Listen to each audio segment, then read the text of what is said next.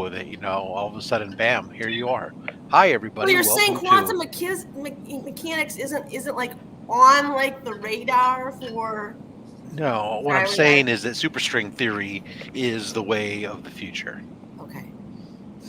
Just a little behind the scenes talk, like That's normal. right. Mad Spidey was trying to explain to us why he was more of a traditionalist and didn't believe in string theory. He was more of a linear constant. But if I can touch it, I believe it. There you are, ladies and gentlemen. Mark from Legion of Comics. So you don't believe in aliens? Not until I meet one. So you don't believe in Americans either, then, huh? Oh boy! I got 30 aliens that work for me. No, I've met Americans. This is going south really fast.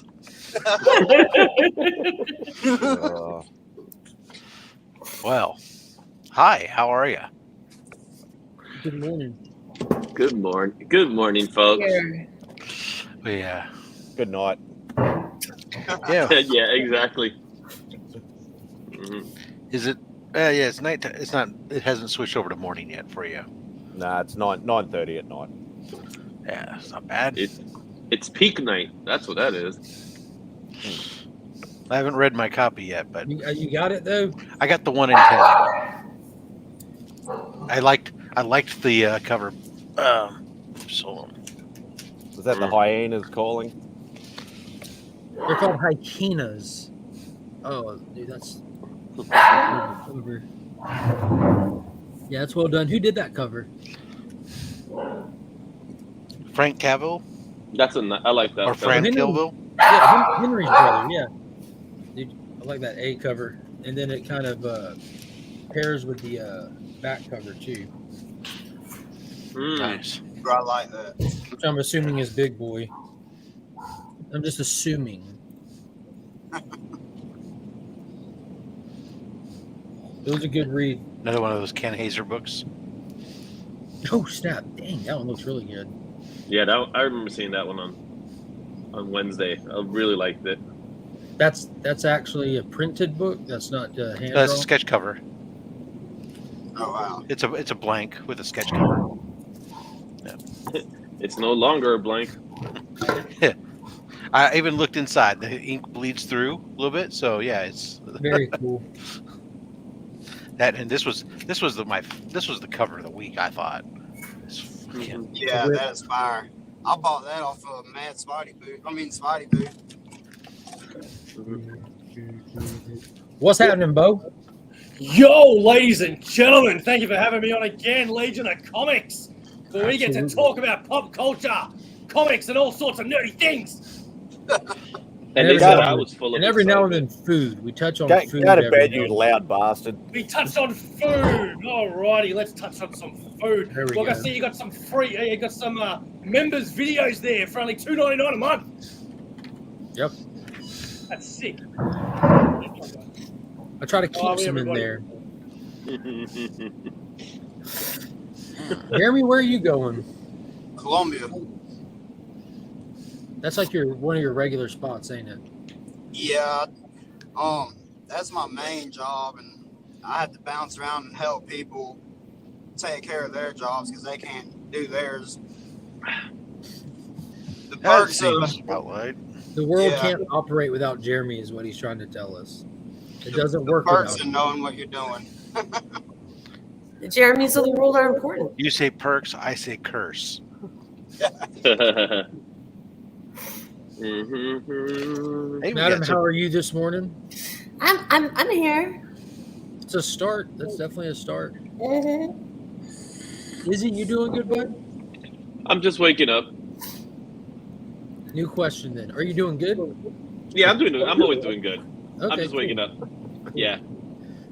Sometimes it just helps to ask the question differently. Yeah, I'm doing fine. It's good to see you. I haven't seen you since last night when you were on Remy Q. But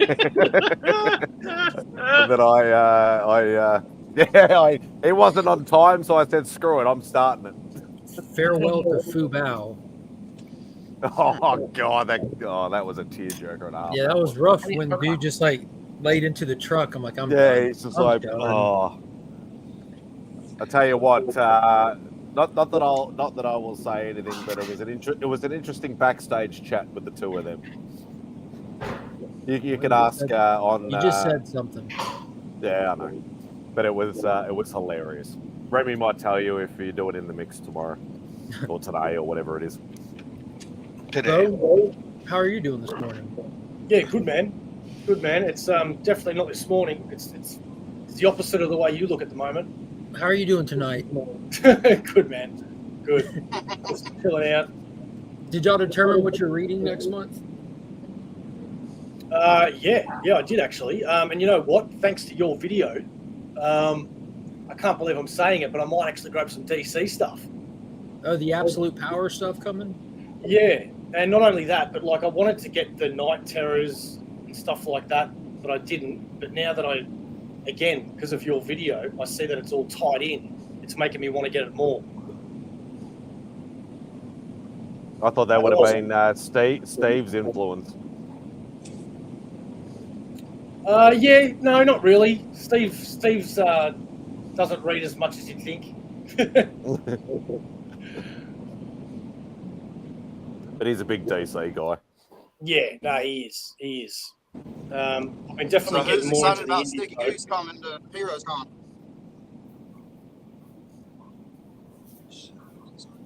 The Sticky be? Goose is going to Heroes. Okay. Oh god. Yeah, he's gonna come to Heroes and hold hands with theirs. And I care because I think he'd be more likely to get shirt fronted, I think. I think he just wants to get punched by somebody. Maybe we should ask if Biggie's going. I guess I missed this whole thing. What is a sticky goose? Is that one that you like put brown sugar on when you bake it, or He's one of those. He's a YouTuber. He's a YouTuber, but I he's think one it's of like those. a redheaded stepchild. Yeah, he's like one of those cancel culture guys. He likes, having a dig at people and causing trouble and all that. oh, that's why I don't know him. Okay, Yeah. he doesn't matter. Yeah, Got it. Exactly. He doesn't matter. I think he has a goal to get kicked out of every Comic-Con in the United States. That is a pretty crappy goal to have. Oh. Well, Some people just wants to watch the world burn. That's a some of good us just line. want to light the fuse. That's it. People just want to dance with the devil in the pale moonlight. It's funny. That was the last thing I watched last night. Was not that movie, but I just kept continuing watching that series on Vice about the making of all those Batman movies and whatnot, which has been quite interesting. They were doing the Taylor. last two movies in the Nolan verse last night. I need I to didn't watch realize that. Hey, It's Vice really- was doing them? Vice, yeah, it's I forget what the hell the name of the show is itself, but it's Oh, this is the one you were telling me about last yeah, it's a documentary. They've been interviewing different casts and stuff along the way, but they're talking about everything from troubles getting it made to some of the production issues. Like with Nolan, they were talking about how some of the interviews with some of the special effects guys and how Nolan was so insistent on grounding everything in reality and real world shots and stuff. And so like last night, one of the big things was talking about trying to flip the tractor trailer end over end and on the streets of Chicago, and they sit there after they finally figure out oh, Nolan, can we reduce the length of the truck? Does it really have to be 53 feet long? And he's like, oh yes, no, you can't, no shorter. It's like, I can't do a 48 or not. Nope, gotta be 53. Okay. And it like come up with a system where they think they can do it and they test it and it sort of works. And then all of a sudden, okay, now we're going to do it in the streets of Chicago because we can't use anything other than pure practical effects. And they get out there and they're like surveying the street and realizing that with all the manhole covers and underground things that there's like a 50-foot target spot which was only going to be that big where they wouldn't punch a hole through the street when they hit the ram to flip this truck over. And then in the truck, he couldn't, you had to, because it wasn't, the trailer wasn't fixed. It wasn't rigged like where it couldn't turn. So when it flipped, it has to take the cab of the truck over straight as well, because they were on real streets and they'd go right. If it deviated slightly, it was going to go through like the Chase Bank that was on the street or something. So it's a bunch of crazy stuff that they were doing. That's very interesting. That sounds cool. But Nolan got it done, did he? Yep, and then of course they were talking. Of course there was a lot of talk on last night's episode was about the Ledger and all his everything that he did on Dark Knight. What was this an episode of? This is the Vice show I've been talking about. That's been. Let me see if I can figure out what the hell the name of the show is again.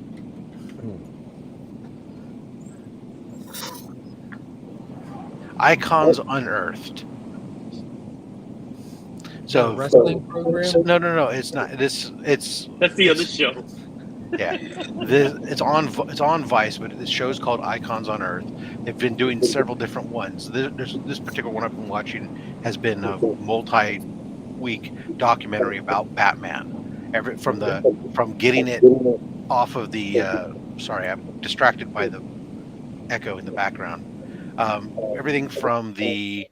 Thank you. The. You have your Bluetooth on, Jeremy? No, I just put mine on mute to see if it echoed. It shut it out. Yeah. It turned it off when you did.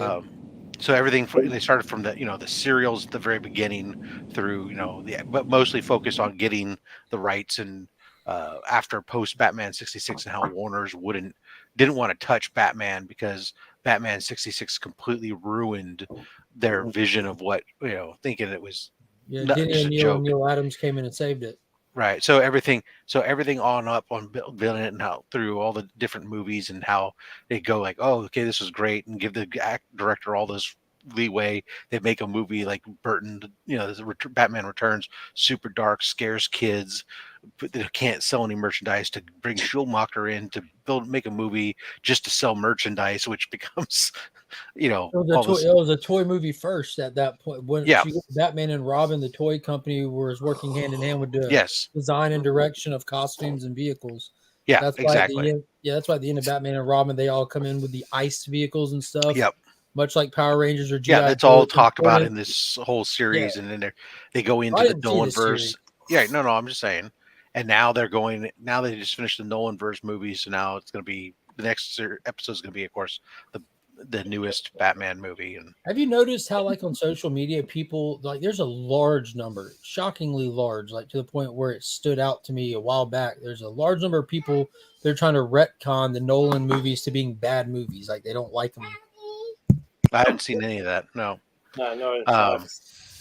And then there's another one of these Icons on Earth that was focused on the whatever Lord of the Rings, but I haven't watched that one because I don't care. That's a Caroline thing. I was about to say you're lucky. Yeah. No, she understands. No, she understands that I don't care about it. That means more for her. They're talking about the Lord of the Rings. The extended cuts are going to the movie theaters. I think that's the first time. Yeah, I'm bring worried. your travel bottles. I'm worried because I know someone who does. Durs was here. He went to work. No, it's someone who lives here. What is going on, Dale? What's up, Steven with the C? How are you this morning? That's right, C2E2. Oh, Kenny that's this B weekend. From the right side of the tracks. Good morning to Kenneth Bird. Taylor, Bird. What's up, T-Dubs? Roger, good to see you in here as well. What's up, homie?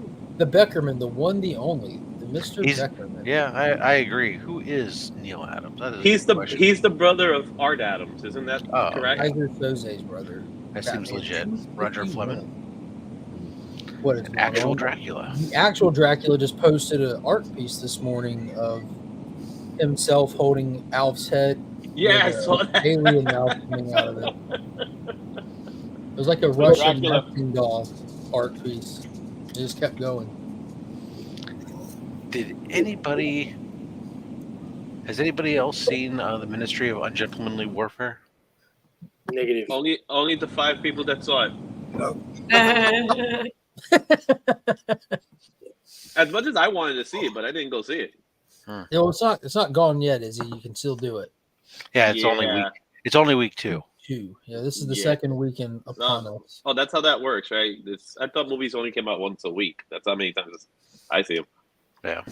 Doesn't Planet of the Apes come out this week? No, we had that conversation. You guys get it. Yeah. No, I was. We get it Memorial Weekend. I was devastatingly wrong. I got up on the weekend, pumped to go see it. Turned around to my missus and I'm like, let's go see some effing apes. And I looked it up and it's not out until May. So she took you to the zoo instead? No, she just made me stand in front of the mirror.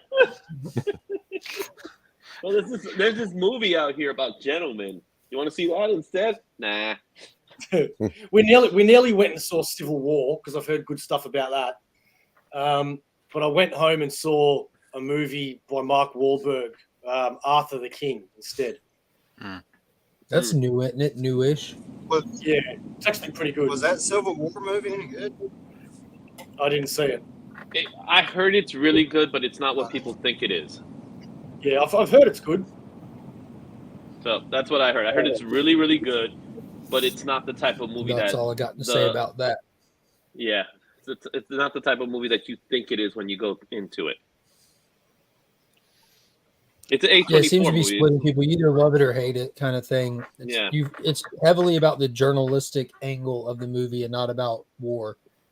I mean, they're in a war zone. You know what I mean? Yeah. And I heard the final hoorah was wild. I will say that for all that Izzy wants to say about 5 people watching it, that I enjoyed. I'm not saying it's a movie of the year, but I'm going to say it was enjoyable. I never said it was bad. Yeah. Would you watch it again, Rob? Yeah. You'd waste a couple more hours of your life watching that, even though it wasn't. You heard it here first, people. Movie of the Alan year Richardson was absolutely hilarious. Yeah. Alan Richmond. I think he could be. There's a lot of talk of him trying to play Batman. I think he could pull it off. They have him play Azrael. Don't get Mark started. That would be even cooler. Get him to play Azrael. That would be amazing. I feel like that would be a layup character for the Pattinson Batman universe, because they're trying to keep it grounded and everything. Like that, dude, that would be amazing. Just do Azrael. Like it would be like a religious serial killer angle that you could approach it with almost, and trying to figure out why these murders are taking place. Find out they're terrible people and have a crazy confrontation on top of a cathedral or something. That'd be insane. He pulls out the sword, flaming. Just what? What you guys think of the new Deadpool trailer? I stopped trying to get excited about trailers. It is, Becker, man. It is the movie with the iceberg from Titanic. Those that don't understand that reference, he's talking about Kirsten Dunst, because there's a time where she was in everything, and it was implied that she even played the iceberg in Titanic. I remember that scene. Yeah, she sank the whole boat. She did. Which then you could say then sank the movie. No, that movie still floats. I love that movie. Yeah, I'm about to say. It's like people can try to, but anyone that's seen it knows you can't clown on perfection. You can try to, but I don't care for the movie. I've seen it. Oh, I've seen it so many times. So many times. I can't even count how many times I've watched that movie. That movie stunk. I'm convinced. Rob It was a doesn't have movie heart. about a boat that sinks. Who cares? No, it was a movie about people that were on the boat. You're talking about the setting, not the And they plot. died. God, it was great at the end, Rob. Come on, when people are like in the water, like wanting to get on the lifeboats, and people aren't letting them on the lifeboats, and they're here screaming. Come on, it was a movie that's good about stuff. Leonardo DiCaprio stealing Billy Zane's girlfriend. That's what. Yeah. How It about the was. fact that Kate Winslet would not move over on her raft to make room for Leonardo DiCaprio? That's was so Showing good. once Why again I hate the movie. why all she Typical cares about selfish is woman. All right. I'm Two with Rob things. on this one. One, it was a door, and two, that argument sinks faster than the boat because in the movie, when they get together on at the door, he attempts to get on the door, and it immediately goes underwater, and he doesn't try again as to Yeah, but not. why put her in couldn't the they? water. Hang on. Why couldn't they just swap like 10 minutes you, 10 minutes me? Hey, It's not that's about. a great idea. It's I not don't- Like about. I don't think But you they- got- like- I don't think like any they of had- that- any of that Like would they have matter. watches to say, "Oh yeah, it's been 10 minutes. Your turn." Okay, so No, they just be like, I didn't- can't feel I my didn't legs. realize- My turn to get on the raft, you know? I didn't realize Izzyverse stood for literal NYC. I'm saying that you can get on there and like just go, like, okay, it's been about 10 minutes and I can get on. My lips are turning blue now. Let's swap. I just have a hard time believing that her having three, like, I don't know, a third of her body on a door that's still getting her wet, bobbing in the water is enough to save her. I think it was a matter of she just outlasted the rest period. Because her legs are in the water and she's like, you know what I mean? It isn't like she's dry up there. She's still soaking Probably wet and because she frozen. spent a large part of the movie naked getting painted that she got acclimatized to the cold. That's a good point. Oh, thank you. I just made that up. I appreciate Excellent it. point. No, she was I'm nude. going with that. Moral of Get- the story: women, if you want to be comfortable in the cold, get naked. That's You why know in the they movie say all the women are chivalry's just dead. stripping down before they get in the lifeboats, right? Yeah, haven't you seen Without a Paddle? Both. The universe is a universe I'm ready to move to. Chivalry is dead. It was a Titanic 2, a B grade movie. Jack's back. Aren't they building like a real Titanic again? That's a very non-smart idea. Y'all do know like every cruise ship ever almost is like way bigger than the Titanic, right? It wasn't that big of a ship. Just It was By just big today's for its standards, not time. at all. The Yeah. time it was. Yeah, but that's like building a spacecraft called Apollo 13. Like, why would you just go over that? or just call it the Challenger 2. Yeah, like, come on, man. You're just cursing yourself.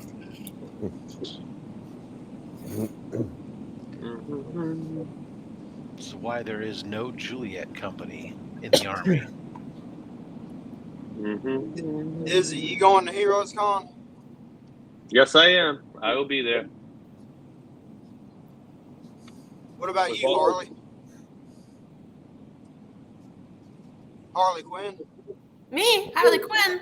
Harley Quinn is Madame. waiting to see if Jigs is gonna partially pay for me to go first at the end of the month to see if I win that, and if not, then I don't know. Just wait for him to fall asleep and just go into his wallet and just grab it from there. We need to get Durs to blow him up like he did Heroes Con for Jane. So Yes, heroes. Jeremy, where are you driving to? 6 weeks away. Columbia, South Carolina. I got about an hour drive. Work? Friends? Just Work. cause? Drugs. I don't have friends. I just work. Drugs. good for you, Jeremy. Friends are overrated. Good for you. They just put you down. Y'all are my friends. What Oh, the you're heck is rough going shape, on? I hope when you say that you use the little F and not the big F on that, because No, I only got one big F friend, and that's Mark. we're so sorry. So many things, so many questions. I think that was more a friend of convenience. Wow. Friend of convenience, isn't that somebody that shows up at 2:30 at the bar? I thought that was a song. Rob. It's closing time. Is my friend of convenience. Closing time. No, it sounds like a I've never cat seen song. anybody so beautiful that I've seen just now. You want to go back to my place? Bouncy, bouncy. Have you used that pickup line before, Rob? That's a Monty Python line. Is it? Just to work for those of you Americans. I watched some Monty Python back in the day, The Life of Brian, and I'm so happy to hear somebody say they watched a movie and it wasn't the first words out of their mouth was the Holy Grail. Thank you. You know what was really, Rob, being obviously you're a Monty Python fan. You know what was really strange? I was a member of the Dead Parrot Society. Yes. Okay. Well, you know what was really odd a few weeks ago? You all know your American roasts that they do. That is absolutely hilarious. Well, I've never seen an Australian one, and our local channel here, Channel 7, had a roast with all Australian celebrities, and Mad Spider will know that means they're just D-list people. Jack shit. But it was Paul Hogan. No, even worse. Crocodile Anyway, Dundee. it was an Australian roast for John Cleese. Okay. Oh, okay. He's great. And I'm shocked at that. Like, John Cleese sat in a chair for an hour while these idiot Australians gave him shit. And then at the end of it, John Cleese got up and gave everyone else shit, and then he walked off. And it was no way near as good as the American ones. Oh, Yeah, and I like John Cleese. I think he's funny. And I'm not sure how you can give him shit. I know. Well, most of the jokes were about his age. Well, okay, fair enough. But in his defense, Low blows. he's been doing this for longer than most of those comedians probably been around. Been alive. Yeah. Absolutely.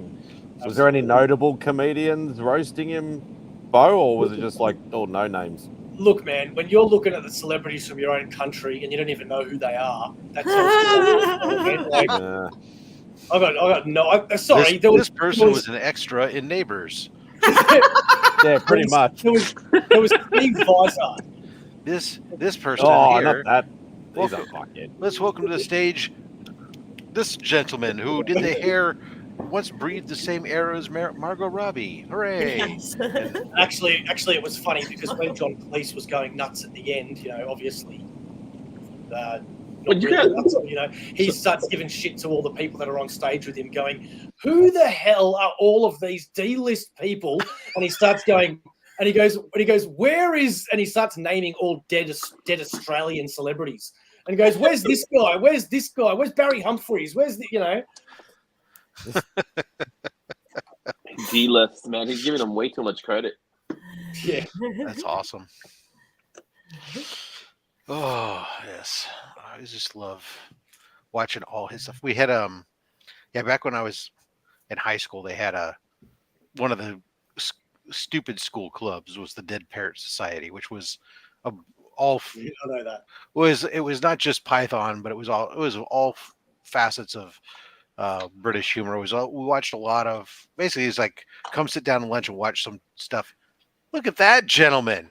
How are you? Hey, That sir hat is awesome on you. I love it. Kidnapped an English child. That is proper. Got his You got shades on. some and business to everything. handle in the sandbox today. Finn is got it on lockdown. He's got his glasses on because he's famous and he doesn't want anyone. What do y'all to got going on at school today? What's with the outfit? Oh, it's hat day. It's hat day. H. Gotcha. Oh, for H, yeah. Yeah, after game is hat. H for hat. H for hat, yeah. And this is what I'm looking I always for. wondered what H was for. Looking good. Awesome. Now you know. Excellent, Finn. Rob approves. Rob hasn't had hair since 1973. I actually have a whole selection of those hats. Rob has a lot of hair. That's right. It all just Yeah, okay, we're not gonna talk about from the how that ears happens. down. Hello here. We're not gonna talk about how we know about that. Make sure you don't rub your jacket on your nose, okay? What was I saying? About how much hair you have. We're talking about the Oh yeah. dead- So it was a lot of watching Python, but also watching we were watching Red Dwarf and Dad's Army. Thin Blue Line I and love Red Dwarf. God damn it, Blackadder. What's that? Yeah. God, no one's recognizing what Blackadder. you're saying. Yeah. Blackadder. come No, on. no, This Bo and and I Spidey do. know exactly what I'm talking about. classic English comedy, mate. Okay. Yes, we're a very multicultural society, so all our sources mainly come from out of the country into the country. Whereas Americans are very American centric and they don't like anything else from any other part of the world. No, we I think the like way it. that you can once really we- describe once that we- is y'all suck and you have to outsource. Yeah, pretty much. It's, Spidey, you're wrong in that we do like the stuff, but we just remake it. Follow-up statement, No. you're You guys are welcome. the ones who chose to for the live on that big island, okay? So I'll say Sometimes, thank you for the sometimes we make kangaroos, it better, though. and sometimes we break it. I don't remember choosing to live on this island. Wow, that's the first time I've ever heard an Australian refer to it as an island. I was They're usually quite fond of pointing out that it is a continent, and it That's is. what Harlequin just said. Thank you I very much. was just throwing shade at Australia in general. I'm sorry. Calling it New an island Zealanders live on an for island. fun. Because, Australians live on a continent. They're very fine to point that out. and I do believe now there's airplanes that can take you off of that island to the rest of society. There's No, also that's- boats. that's- There's also boats, like the Only one if in you're- Titanic. only if you're That's elite. all we don't- lifestyle. We don't classify Tasmania as the rest of society, do we, Bo? I don't even know what Tasmania is. You're fucked. Yeah, no. I've been everywhere in Australia, everywhere except Tasmania, and I'm sure it's going to stay that way. What's wrong with Tasmania? What's in Tasmania? The problem with Tasmania is that The there's devil. probably about 4 people there, and they're everybody all knows everybody, and it's one family, I think. Yeah. If You know, like if the you're- hills have eyes. Wow. You know, like the hills have eyes. I thought it was more like Looney Tunes. yeah, they made an animated version of Welcome to Tasmania. No, You it's can like check it out. it's a cross between Deliverance and House of a Thousand Corpses. So it's a fun place for all the family. You guys have you guys ever seen Wolf Creek? Have That's we an seen Australian- Wolf Creek? Not That's an only have I Australian- seen Wolf Creek, but people don't I'm- know that there was a sequel and a TV show. No. Yeah. And I've met the man himself. Wolf Yeah. Lake, Stop it now. Wolf I- Barn. I did not John. like meeting that man. That is a weird dude, man. He is a- I didn't. So Like- the first con that I brought Claudia to, we just watched Wolf Creek, and I pointed him out, and I've gone, "Hey, look, that's whatever his name is from Wolf Creek," and she goes, John who?" John Jarrett. And I've gone, and he's got that classic laugh. I've gone, Yeah. the guy, right? And he heard me, and he turns around, he goes, "You sound like a dead goat." And I'm like, "Well, fuck you then, man. All right, see you later." Bo, He wasn't trying to be funny. He wasn't trying to be That's right. funny. What's the language of the little ones? Oh, sorry. Oh, sorry. Y'all seen High Tension? Claudia says he was not nice. He's just a weird dude. Like we met him up in Sydney because we were Beck's older sister wanted an autograph. One of those promo photos. Get the autograph for him, and he's like, "Oh, come and get a photo!" And he like grabs us and both puts us in headlocks to get like photos taken. I'm like, dude, I'm gonna punch you in the face or something in a second because you're touching me like this. But yeah, he's just a weird dude. And he's at every con. Yeah, he's obviously got Every nothing better to do. You've Yeah. already established that you only have like about 12 people. So No, that's Tasmania. no, well, I meant 12 celebrities. Yeah, that's true. Well, there's only a few homegrown celebrities. Most of them have been like pinched from other countries.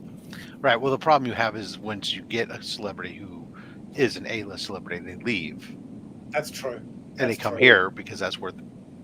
And then you have Work. and then you have the ones that are homegrown here. They leave and then they forget they were ever here in the first place. Like Kylie Minogue. I'm trying to think of another one where they even lose their accents and they don't sound Australian anymore. Wasn't Mel Gibson in Australia for a while? Yeah, No, but we no. don't talk about that. Mel Gibson was actually born in America, and then he came over here when he was younger. But then he went Okay. back over to America. So is he really Australian? America can keep Mel Gibson. Okay, and what about Hugh Jackman? Yeah, Hugh Jackman's born and raised. Chris Hemsworth born and raised. Nicole They're like- Kidman? Nicole Kidman was actually born in Hawaii. and then was brought over here when I'm she not was a sure kid. what I'm scared worse about it. It's all this knowledge that Spidey possesses, or all this knowledge that Spidey possesses about where they're. It's because he watches all of his special features and all of his DVDs. That's why. He's like, oh no, Nicole Kidman was born in Hawaii. Not that I've been researching this. She was 6 pounds 8 ounces and born. If you want to say Where a is shocking, she currently residing? if you want to say a shocking Nicole Kidman, watch a movie called BMX Bandits. I've seen that. That's the first time I saw her, Mad Spidey. Oh my god! Yeah, she was That's about the first time I saw her. she's about 16 with this straggly, curly red hair, and Yeah. she looks weird. Yep, I saw her in that, and she looked very tomboyish. You know, I never really liked her until I saw her in a movie called Malice. Has anybody seen that one? I'll give Malice, it to you again. yes, Claudia. yes. There you go. Alec Baldwin. Yeah, she was so good in that. Which American accent? Yeah, really. There's a couple of them here on display. Your accent is not mine. That's for sure, Jeremy. I never realized how country I sounded until I moved out to California, and then everyone started repeating me when I say y'all. I'm like, dang, I really do sound country. Well, the y'all ain't the part that sounds country to me. It's the drawl. I'm just saying. Good old Southern drawl. Jeremy, just for your accent. Yeah. I'm just saying, you know. Y'all. Again, Izzy with his New York accent. That's right. How you doing? How you doing? When I moved to Arizona, I was from Wisconsin, and I was teaching, and one of the kids raised their hand, and they're like, "Where are you from?" And I'm like, I'm from Wisconsin, and they're like, "Oh, we were just trying to figure out where your accent's from." And I'm like, I don't have an accent. And did you say something like pop or something? I said something like Wisconsin or spoon, Oh, or, you know. there you go. You got that. Yeah. I'm almost Canadian accent going. Got it with certain vowels. And that's when my realization came to me that I was not speaking like the people on the news, like I thought. Isn't that Minnesota? I can leave. Minnesota. I can go ahead and leave the broadcast part of the voice away, and I can go straight up. Sup, brah? Let's go down and hang, man. That was so wrong. Wow, Rob, what are you doing? What was that? We do that. Was so wrong. Just hang out and do the California. What's up? Go back to the radio voice. Yeah, yes. I agree. That was pretty scary, man. Sorry. When I moved back to Georgia, I sounded like a Mexican gangster. Gangster at the top of your what's list. up, fool? Because you've spoken to a lot of Mexican gangsters, and that's what this sounds like.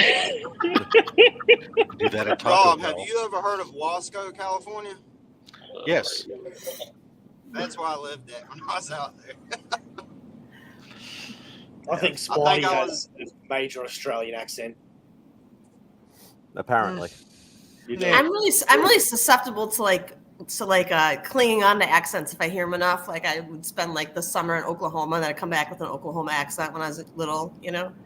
I suspect if I'm on stream with you guys long enough, I too shall have an Australian accent. I used to have that problem so much that actually when I would meet people and was hanging or be, have people would meet for work or something, they'd come and hang out or something, where I would actually apologize to them in advance and say, hey, especially Scottish and Irish. Yeah, some of the various English dialect accents, I would start picking up like without realizing it. I'd start throwing out stuff, and I'd be like, I want to apologize in advance just in case this happens.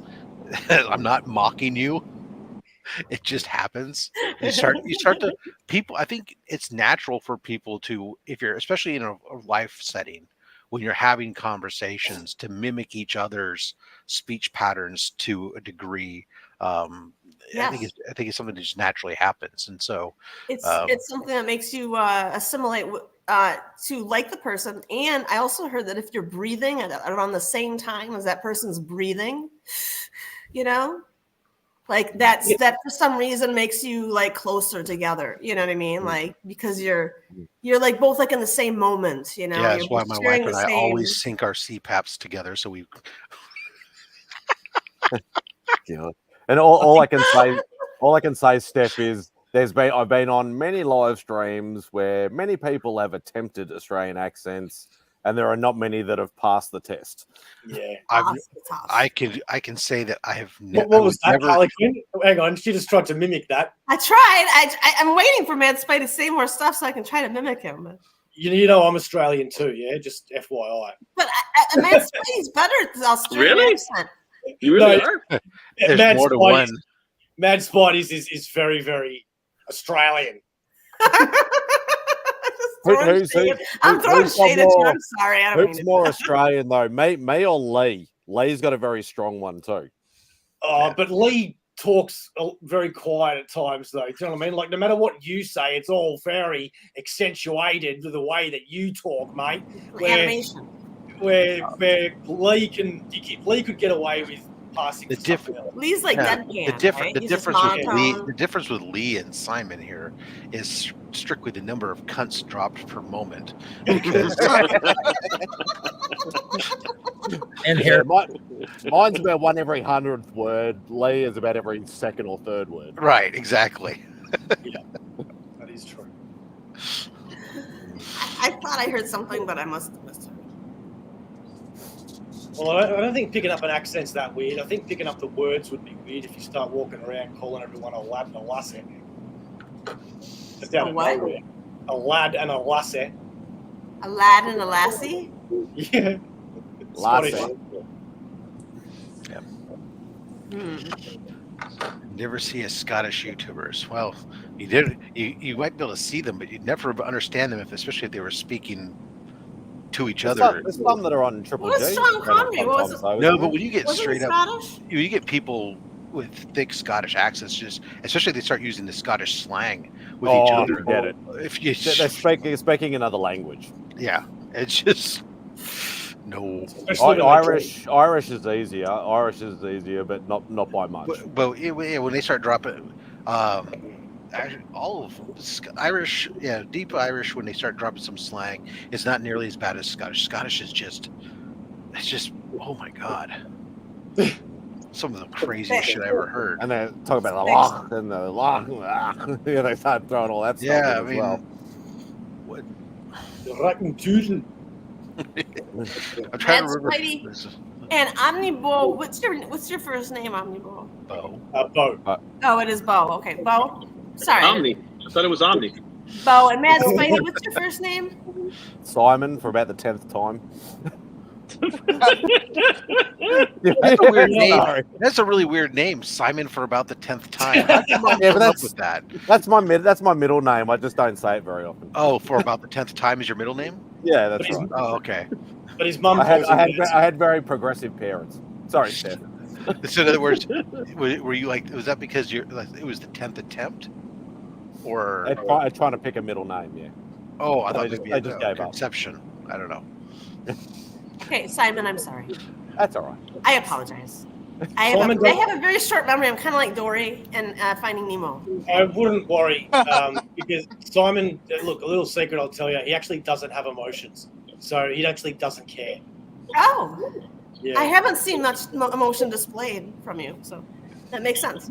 I was going to ask you both, have you ever thrown shrimp on a Barbie? No. And said, I'm about to throw shrimp on a Barbie. Nope. I apologize on behalf of America. To clear that up for the people that have absolutely no idea, and that's the biggest stereotype we get, is that it was used as an ad campaign in the 1970s by Paul Hogan to try and get people from overseas to come to Australia, obviously, and see our country and things like that, and it just stuck. Yeah. Wow. So how much Barbie do you have? We have barbecues, yeah, for sure. But I've never. Hold on. No, don't go there, Bo. I have I'm gone. seen- I'm gone. I You have, mentioned it. I I'm have out. watched the I'm movie The Barbecue out of Australia, and let me tell you guys, Do your not mention it to your Brad Rob. concept of what a barbecue is a grill. That is what you have. Is you have a grill. Why, not a what's your barbecue? Grills are things that you cook over high heat. Yeah. Barbecues are slow, indirect, and long. No, that's you're talking about like brisket and stuff like that, yeah? Brisket Barbecue is and grill is an the same item thing. that you would cook on a barbecue, yes, but the type of cooking, a barbecue, and the device itself is a slow, low temperature cooker versus a grill is a high temperature, quick cooker. Couldn't they be So using you're saying that a whole those two country is terms? wrong. What I'm saying is, like, when I watched that movie, The Barbecue, it was a grill. Is not that a is that barbecue. how they refer to it in the whole movie? The Yes. barbecue. Okay. Yeah. Just checking. Don't worry, don't get. It's not just Australia that gets it wrong. Half of California gets it wrong too. Most Californians think that a grill is a barbecue. What's That's the like- biggest misconception the Americans have about Australia then? That everything's out to kill you. Yeah. I've seen Yeah. y'all spiders, man. No, see, that's just it's absolute bullshit. Like so many people that I've told to come to Australia, and they're like, no, why would I go there? It's so dangerous. Everything wants to kill you. No, that's not true at all. I mean, because there's a type of snake that lives like in the middle of the desert where nobody lives, doesn't mean we're going to ever have that around. Ever. What else are you lying about? That's Nicole Kidman, by the way.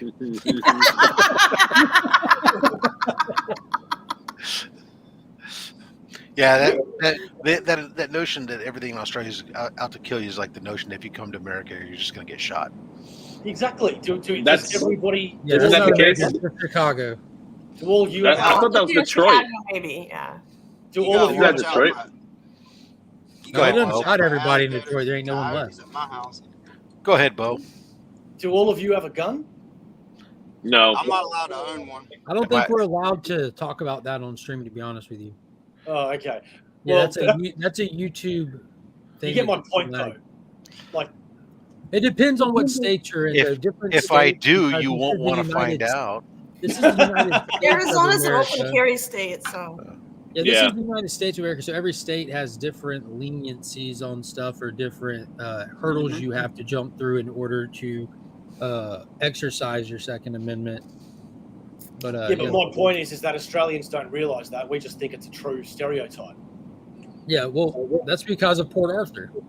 Well, so there's a difference between when you say have or there's a difference between owning versus carrying everywhere you go. Oh yeah, massive Yeah. difference. That's Some good. states have open carry laws. Some states have you cannot Like, do that. like law. Texas. that freaked me out right when I came to Arizona for the first time. I saw some guy with a gun strapped to his hip, and I was like, what's going on here? I was not used to that. The government thinks I'm a menace to society. Everyone be Only because careful. the government's met you, Jeremy.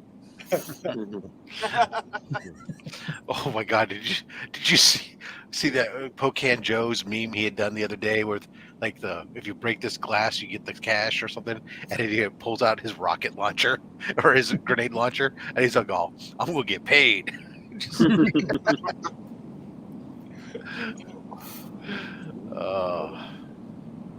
Anyways, But that's because the only news that gets reported mainly from over where you guys are to us is like, there's been another school shooting, or there's been somebody firing in a crowd or something like that, and that's pretty much all we get all the time. right. The Like, problem is that there's something, when you sit there and you go, well, you hear it all the time. It starts to color your Judgment perception. or perception, yeah. But also you got to remember, like when you go and say, and not to be callous or anything about that, but like to strictly say, if you have a shooting and there's like, okay, 13 people were killed. Well, there's 333 million of us.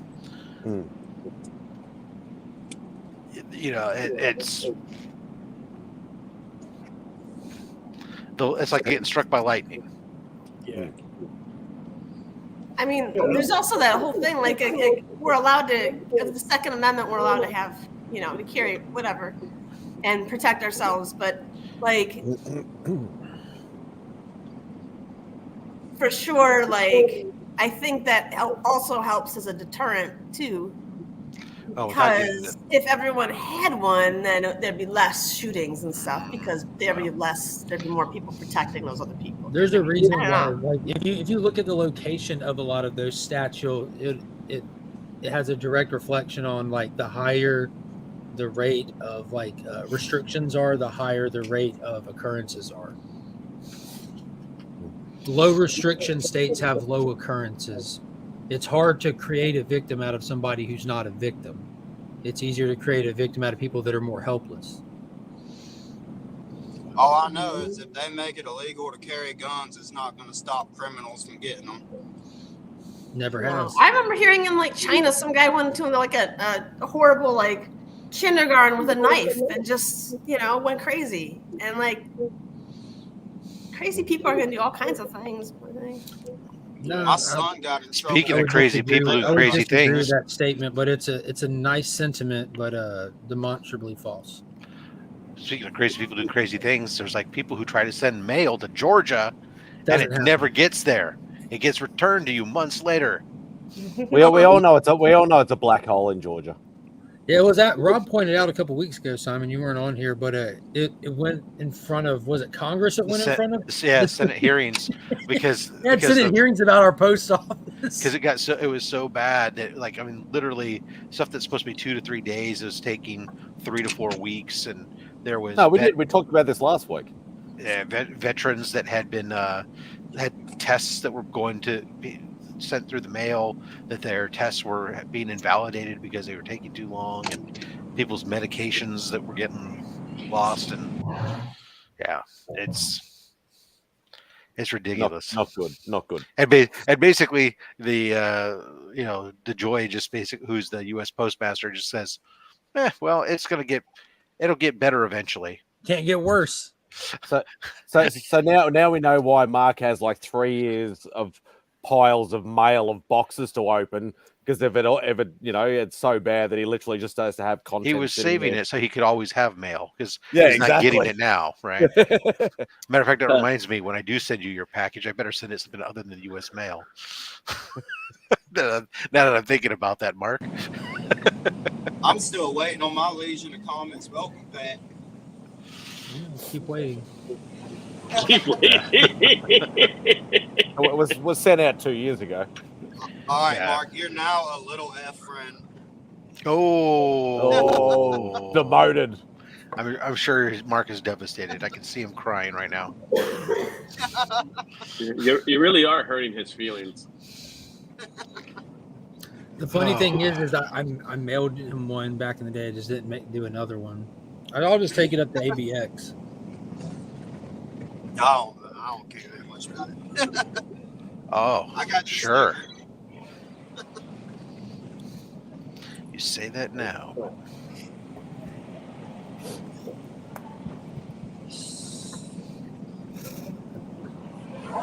Mark, is your dad retired? Yeah. He retired a handful of years ago. He did like 38 years. It's a long time on the job. Yeah. What do you do? He earned his retirement. He was a member, part of the Thin Blue Line. For a long time. I can't believe I've already been working 10 years. What the hell was that? Sorry, I'm having technical difficulties over here. Sounds like you knocked over a whole pile of cans from last night. I hear things like that, and my sister telling me that she can retire next year. I'm like, oh, you bitch. How long do you have left? I have longer. You're than like, that. where's my kickback? Because see, she can retire that early because she's actually younger than me, but she's been on the job for. Retirement just means you're employed by your wife.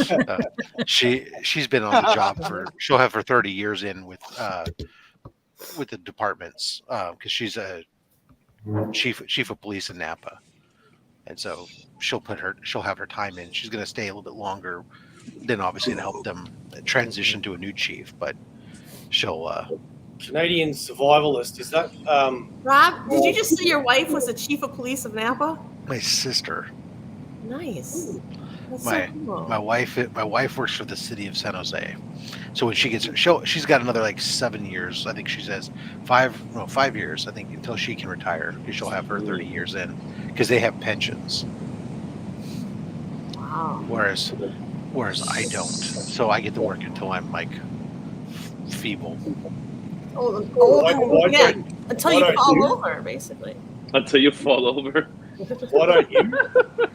So in the greatness that was the late 70s, early 80s, the Americans, American politics brought in the 401k system, which was meant to supplement pensions that were being paid by employers. But the deregulation allowed for the private sector to abandon pensions and instead say, well, the 401k is now your retirement. You're responsible for investing for your own retirement.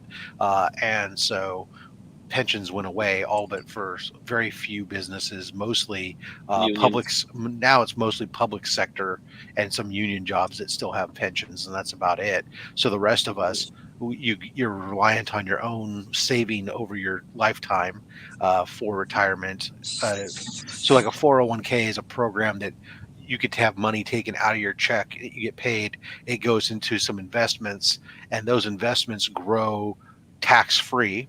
Yeah. You get a tax. You get those investments get removed from your tax. You don't get taxed on them as they get invested. They grow tax-free for now, and then later on in life, when you take them out, then you pay taxes on it as income. Then, in theory, when you're no longer making as much money and you're at a lower tax bracket.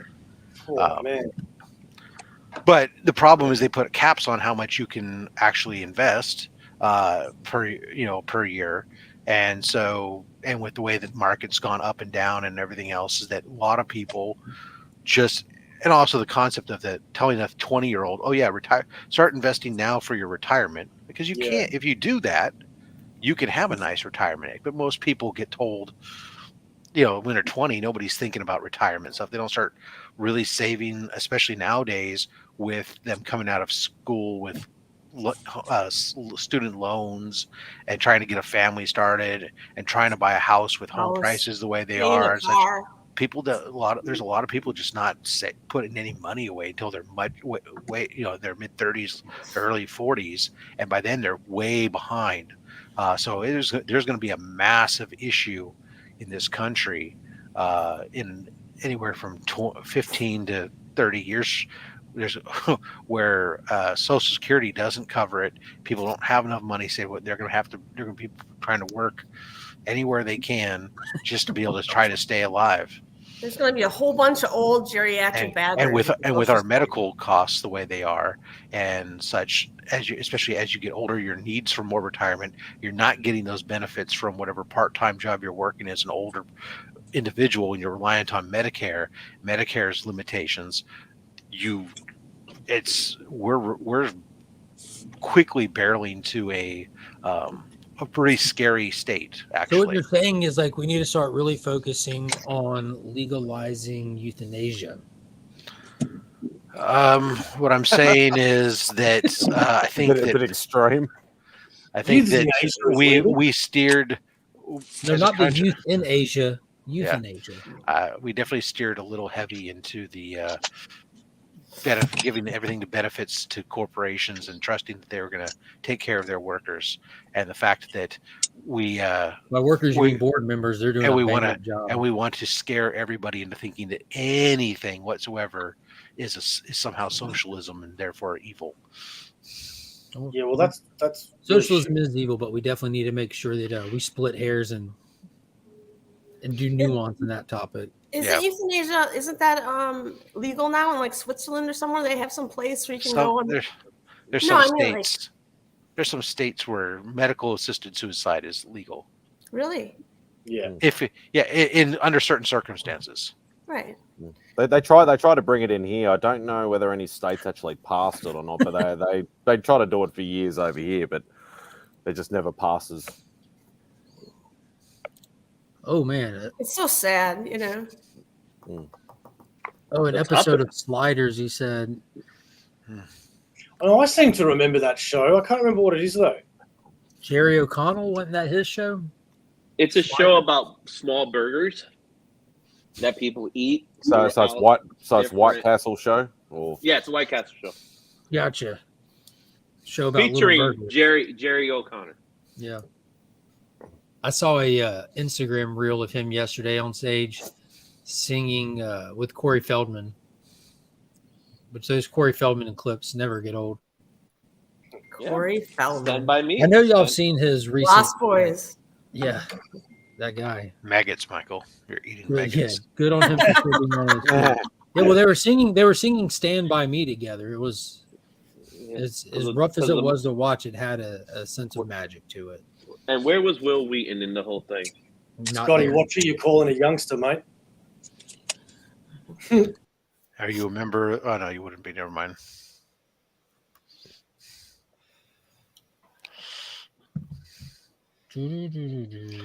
Welcome back, Jeremy. Logan's Well, Run. something that since we talk about euthanasia and everything, something that old people have been known to say. Old people? Old people, what I they remember Thanks. what they You ask could just is- call. My name is Rob.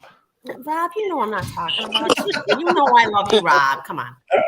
Practically the same age, I feel like. Oh, I don't. Somehow I don't think so. Anyways, Here's what old people do. old people like they universally like have said like once they get Can really you define old. old? I mean, No, don't do it. Don't do it. That's a trap. once you get old, they say that they get upset because if they knew how much pain they would be suffering in their old age because they're living longer now. There's a lot of pain that goes along with that. If they knew how much pain they'd be experiencing in their later lives, they would have taken a lot better care of themselves in their youth. Yeah, I know people say that, but you know what? I'm old now, and I say nope. I still got time. Give Oh, yourself a now, couple Rob, more look at years. you. Look at your baby bald head. It looks beautiful today. Very supple, very like you lotioned it up or something. I don't know. Adam, as the only person here on this panel who's a card-carrying member of the AARP. I can confirm that. oh fuck! Oh my god! You got baby on head. I've considered myself old since 25, which is dumb in hindsight. You don't know anything at 25. Every year you prove yourself wrong, I assume. Every year. Oh, that's great. That was awesome. I love that. That was What is considered over the hill to everybody? I remember. 35.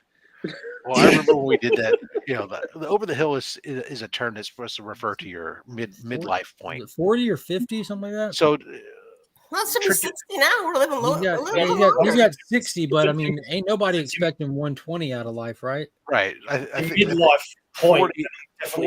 40 is a more realistic midlife point for the average person, given that the average male life expectancy in America is less than 80. So my dad shares like a lot of my same sense of humor and personality type, though I'm more outspoken with it. Mhm. So I remember vividly when I was in elementary school, my mom was a teacher at my elementary school. So my dad, being the genius that he is, had roses and everything delivered to her at school for her birthday. And it was like all black roses and big over the hill card and everything, just kind of prank gift her at work. Yeah.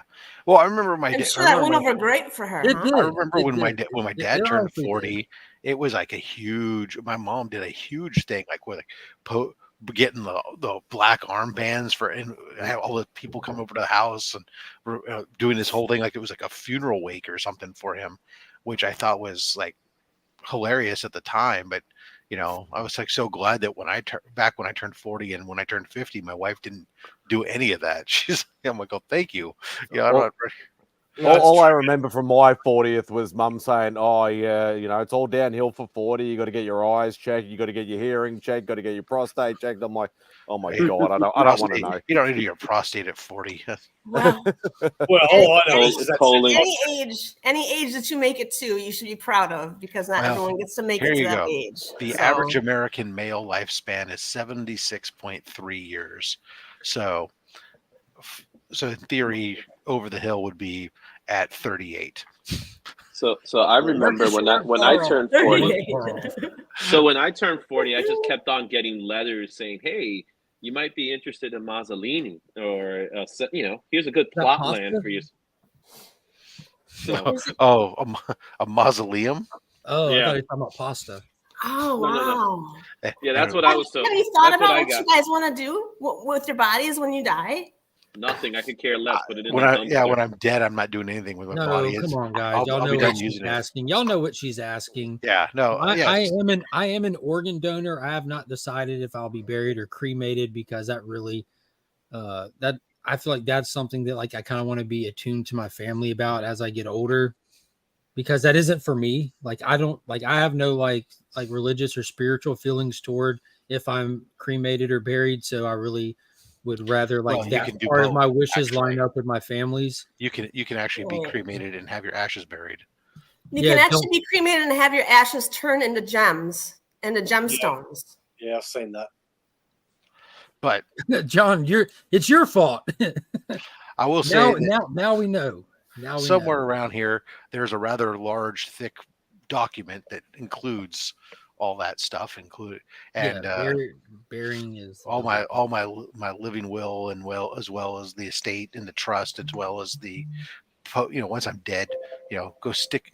There's a local the city owns a cemetery here. I'm just like, oh, you can just put me over there. That's about the same cost here. They've monetized dying a long time ago. Your trust, that's how you get monetized? That's so funny. My cousin said he put up a trust for his kids, No, it's a living trust. He trust. was telling me how smart he is. He's like, I'm going to give him money for every year they don't get a tattoo. Oh, no. So the difference idea. is, so there's all the house and all the property stuff is in a trust, which my wife and myself are the primary administrators of, and that's owned. So all the house and everything is owned by the trust. If you sue me, you can't access. You can't take my house from me. The house, I don't own the house. The house is owned by the trust.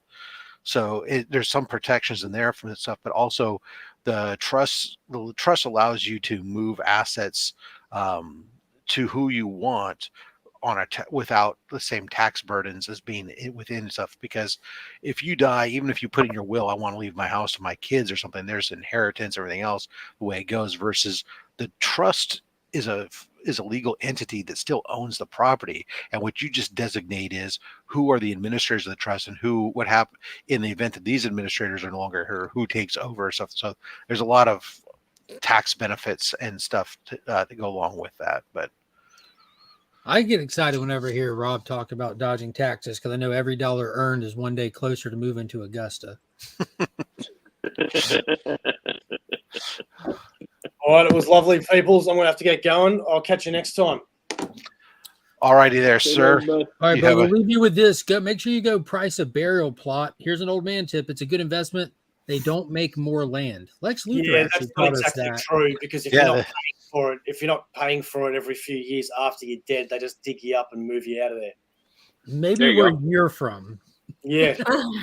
Yeah, no, here they don't. They made, America's leading in everything, like y'all pointed out earlier. They made this movie a long time ago called Poltergeist, taught you not to mess with burial grounds.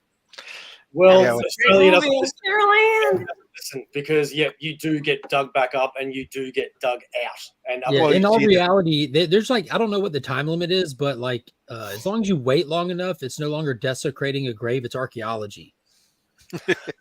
Yeah, there's actually when you buy it, what happens is the way that the things work is when you purchase one of the reasons why the plot costs so much is that you're secure. It's not like a rent that has to be paid in perpetuity. As a one-time purchase, you own that little spot, and that's yours. And then so that's the difference. So depending on the cemetery, though, there are a lot that it's a permanent spot.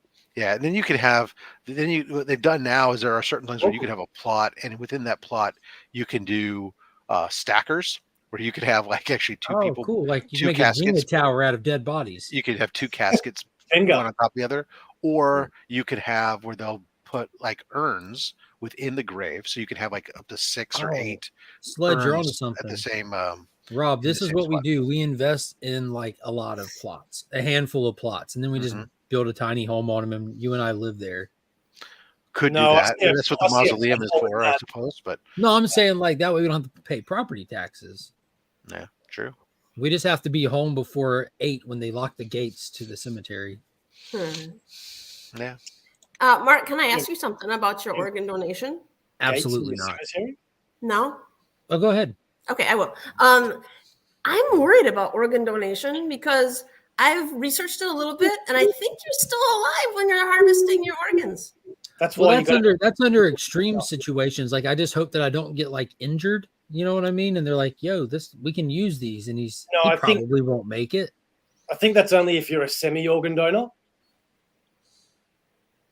But No, she's talking about these criminal cases that have been discovered to be absolutely true, where people have had their organs removed when they probably could have been saved, and there's even more extreme situations. There's this kind of stuff is accessible, like news reports about it that have ran, and they're typically all local stories because for whatever reason in the world, national news never wants to pick up these kind of things. I'm talking massive operations with tons of people arrested, with long-term investigations that have happened into these things.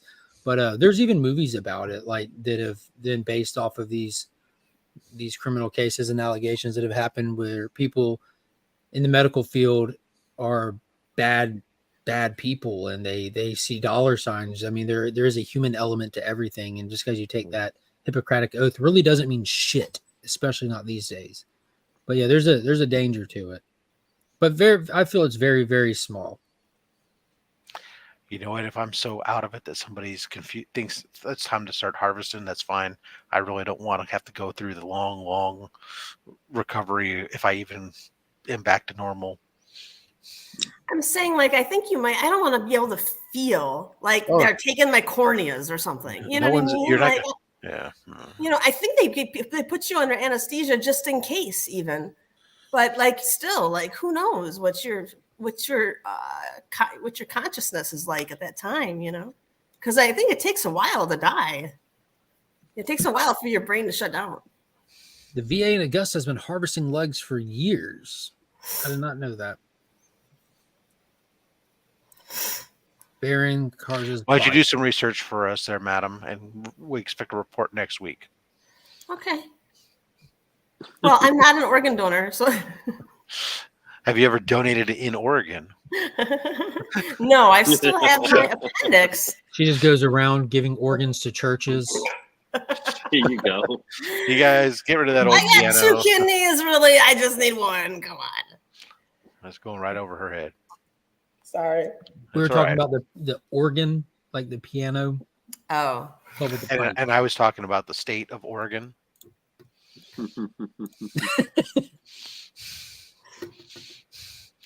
Now, a piano donor. yeah, an organ donor who donated an organ in Oregon. Okay. So that 5 times fast. Yeah. A broken radio doesn't receive a signal, but a signal still exists. That Is that may a not riddle? necessarily. No, he's trying to make a statement, but a broken. It depends on what part of the radio is broken. Riddle me this. If the Before we speaker is complicate this riddle, can you unpack it for me, Rob? Can we get Well, more it's information? there's a signal that's going. If you know, in the purest sense, if the radio has no power or anything else, it's not its ability to receive a signal Mm-hmm. that is not functional. Therefore, it doesn't receive a signal, but the signal is still being broadcast, right? So if you send out a signal, that signal is being sent out, but if the other end your phone is powered off, for example, I might be sending a signal to your phone for it to ring, but your phone doesn't ring because it's turned off. It's, you know, Got you. but Can I say something about MRTN? They highlighted something that says, I just saw the epic Leonardo drawing, right? That drawing DiCaprio? from Titanic, the one where he's drawing Kate Winslet. You know who really drew that? James Cameron. Yes. I'm sorry. I thought I was going to say, but thunder. I thought you were going to say you did it. No, James Cameron drew that. what was I going to say was that depends on what part of the radio is broken. James Cameron's like, guys, I'll take one for the team. Yeah. And I'll y'all wait out here. I'm going to go draw this woman naked. Yep. Mhm. No, he's actually That was ridiculously part of her talented. audition. In order to get the part, she had to take her clothes off. And I mentioned Spidey watching special features. Titanic has some of sadly, the best many things special went that way. features like in anything, especially if you get like some of the newer releases of it. Like go back to like I think like 2013, they did the anniversary and they released it in Blu-ray with 3D options. And they talk about how Neil deGrasse Tyson had a conversation with James Cameron at some event they were both attending, and they were talking about the movie. And Neil, in classic fashion, talking about astronomy, he's like, the movie was great. I will say, James, the star map for that time and place were off, though. Just jokingly critiquing it, James went back and fixed them in the later releases. The stars are in the sky 100% correct to what they would have been at that time and place at the time. Funny. Also, the dolphins, the dolphins at the beginning that are at the front, Yes. those are Pacific dolphins. They've been corrected. They're now Atlantic dolphins. This guy's a perfectionist. The devil's in the details. Yes, it is. Details are everything. That's one thing that's really cool about these movies that really just last for so long. Like, and it's not just Titanic, stuff like Star Wars that's been able to be revisited, and he's able to, like, like I didn't have the ability to do these things before, or I missed something, like, and you kind of update them, add to them, like you tweak them. You have the original, but you also have this, and it's just, I don't know, it's fun. Yeah, you can go through Die Hard 2 and fix all the payphones so they don't say Pacific Bell on them anymore. Yeah, I'm waiting on someone to do that still.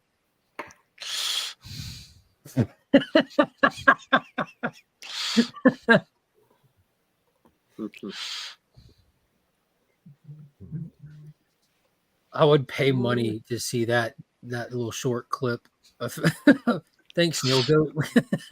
Go Mind your own goddamn business. You know what? When you make your film, you can worry about the stars in the sky.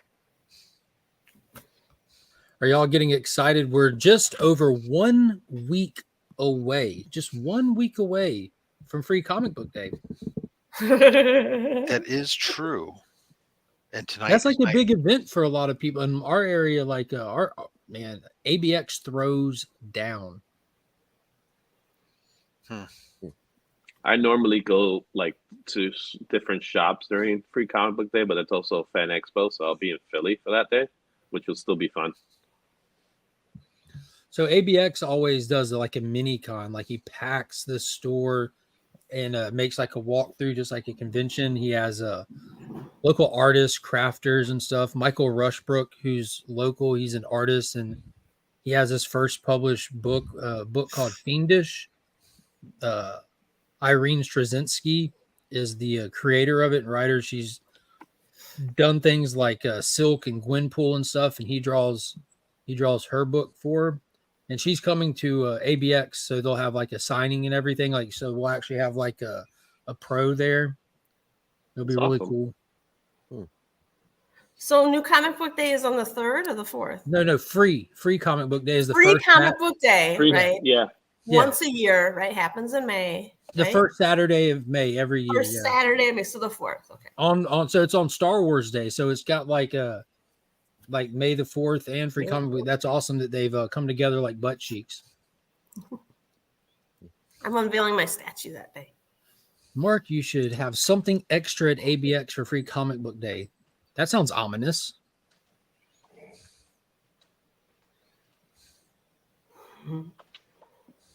I can't believe someone saw that. Someone else has seen that Nicole Kidman BMX movie.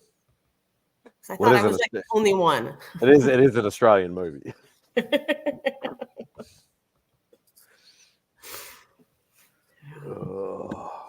Before she started doing it on my IG or Twitch channel.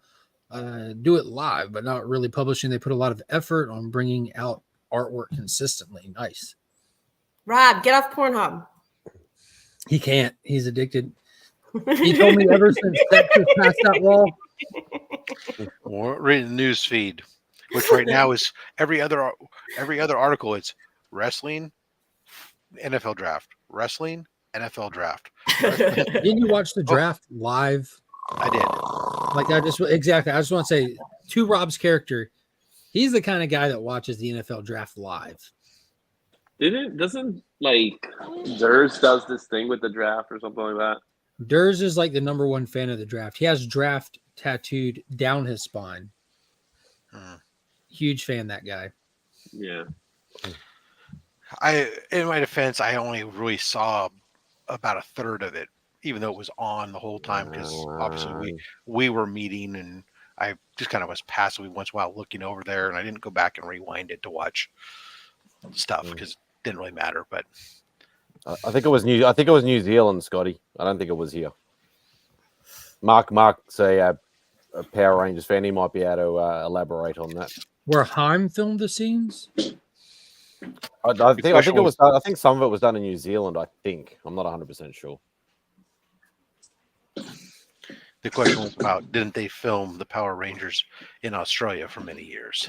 Sorry, yeah, no, I don't think so. The early stuff was filmed in California because all their filming is just on set with the kids out of the suit. They didn't film. There's very little from like the first 3 seasons of the American cast in costume. It's pretty much only when their mask is off. It's all like, even when it first came out, it was like 20-year-old footage from the, was it Sentai Power Hour kind of thing that had come out decades before. Heim was just a genius that thought like, yo, we can make a series if we just license this cheap film, this cheap footage, and just cut the Americans into it. The later stuff probably, but yeah, for some reason I thought New Zealand, but you might be right. I don't know. I never watched it. Joining us live, Madam Harley Quinn. How are you today? I'm fine. Thanks for asking. I just woke up like this.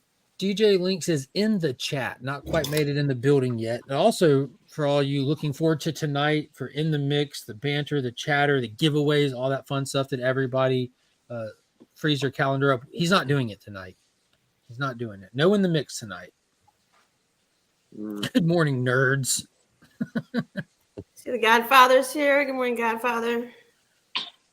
Hey, Brian. Brian just he didn't launch it yet, but he just made publicly and announced that he has his own Kickstarter comic book called Dr. Kevorkian. What's it called? I just saw it say the Doctor or something. The Dr. Kevorkian, okay. But he wrote it himself. He's got his own book. He's going to kickstart it. The campaign is not open, but you can look it up and you can go ahead and follow it. So when it goes live, you can be among the first to pledge your allegiance to the Doctor. That's awesome. Doctor Who? Well, we're going to have to read it to find out, Rob. We're going to have to read it to find out. I got the joke, Rob. I did too, Spidey. No, Brian, thank you. Unless the book sucks, and in that case, screw you. But I have faith that it'll be good. I like the fact that he didn't like blast it out there. That he, you know what I'm saying? He wasn't like, guess what I'm doing, everybody. He waited till it was tangible, you know. Oh, I see what you did there, Brian. Keep in mind, it's also lettered by Justin Birch. It is. Well, that's worth the price of admission. That's lettering will be good. Ringo nominated Justin. You should have led with that. Yeah. Really, that should be like on the biggest thing on the comic. The big letters. It's so hard to find everything on that website.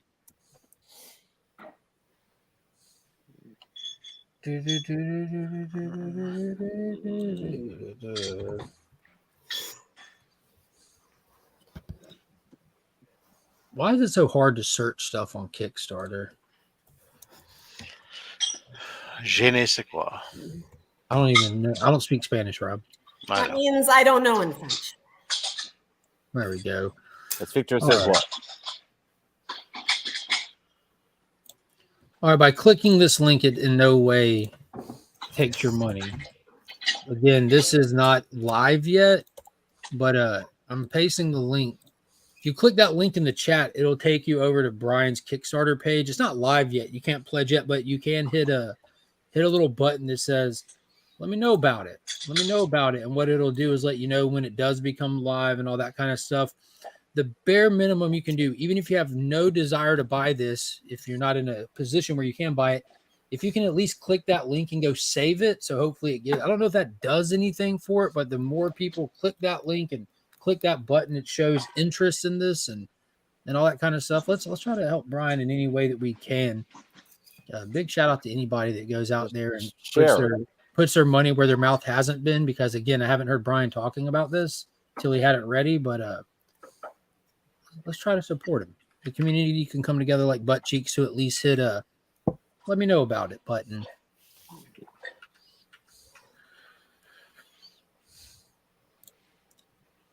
Yeah, Kickstarter stuff. Yeah. Starter of the kicks. Definitely can start some kicks. Kick it.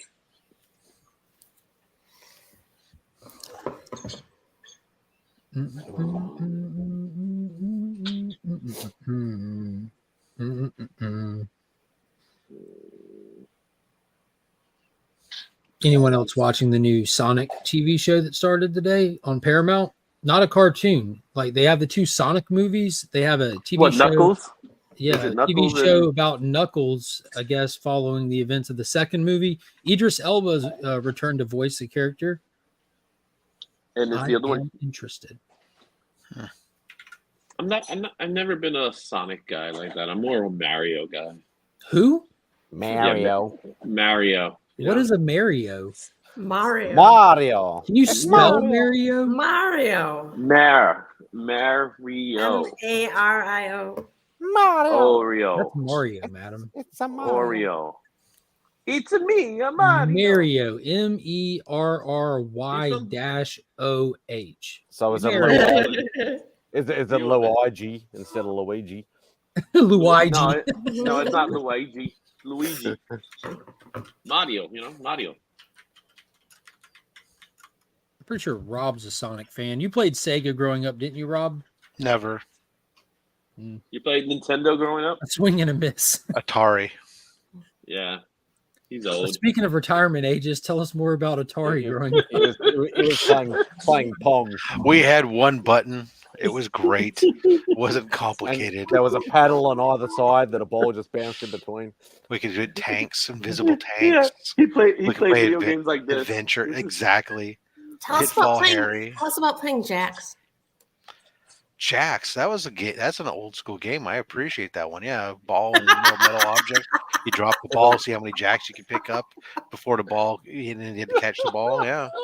Tiddlywinks? Did you have tiddlywinks over there? Sure. Yeah, you dump out the tiddlywinks and hopscotch and rocks. We put cards in our bicycle spokes, and so it sounded like we had motors in our bikes, so we were riding our bikes down the street and then jumping them off of every curb and piece of plywood on a milk crate and whatever else you could find.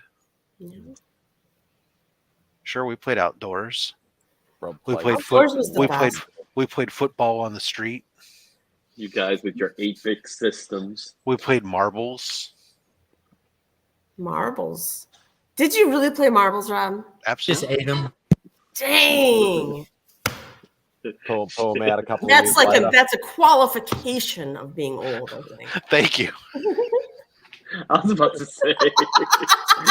I was like, she's really digging into the old side of that's old. That's just old. Retirement's right around the corner, right there. When you go to Cracker Barrel, that game with the pong. Yeah. Those were games we used to have games like that. We would put in the trailer that we'd bring with us when we were going camping. They used to play Battleship with paper. You heard it here. The Sonic comics have an incredible long run and appreciation of their own lore. Yeah, Sega protects that IP very closely. I'm not surprised.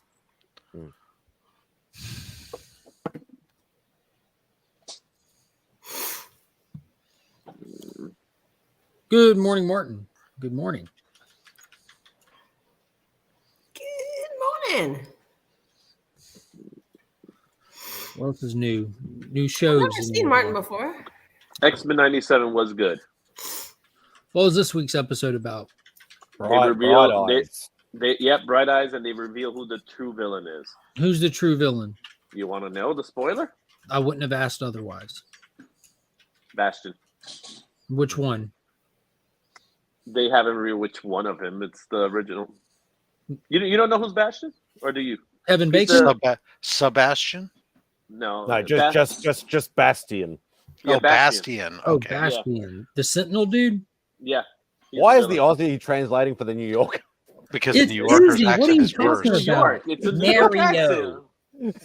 Mario. We have the right to Luigi. say Mario, okay? And Mario. in my defense, there is a Sebastian. Yeah. No, Yeah, not Sebastian. Kevin Bacon. Which is forgotten, apparently. in the First Class movie. Sebastian Shaw. Yep. So he's the villain. There's a really crazy scene in the end, though. And they reveal that someone's not dead. Really? Jayhawks? Really? You're telling me in a comic book story where characters have passed away, they're not actually dead? Yeah, there's one character that did not die. Is it Gambit or Mario? Leech. It's Leech. It's Luigi. Those are some impressive tones, Marcus. They were reverberating. That's the rock chalk chant right there. That it? I had to. That it? Rob triggered me, so I had to. I wish Burke What's up, was here for homies? that. What's up, Mark? Yeah, Burke wouldn't like it. Yes. That triggers him, I think. I represent both K-State and KU, which is really not allowed in this state. You really have to pick one. Oh man, Ruby that's G. unfortunate. Do they compete against each other? Yeah, they hate each other. They absolutely hate each other, which is crazy because Missouri's right there. Like, I don't understand. There it is. It's right there. We could hate them so easily, but whatever. How we doing this morning? We're What's good. up? We're just started talking a little bit about X-Men 97. Izzy said that Bastion is the bad guy. He has bright eyes and someone's not dead. I had to leave and give my son a bath real quick, but I did catch that part. I watched up till 5 because all the hype, but You haven't seen the last one? Yeah, this I'm gonna episode's good. binge. I like binging because, I watched 1 through 5 all together, and I think I had a better time than you guys did week to week. I really do. Oh, I love it. Episode 1 still lives in my head. Like Cyclops doing the skydive. Like I can't get that out of my mind. That was fun, dude. It was kind of cheesy, but it was also fun. It was also that was like the best superhero landing done to date. That's why I say there's nothing wrong with doing something that's been done before, as long as you do it good when you do it. And that was do it well. Yeah. Animation. Even though it's animation, it's still that was just insane. The intensity, the shock of him being nonchalant during the Skyfall, checking on his teammates. I'll see you on the ground. Wait, what?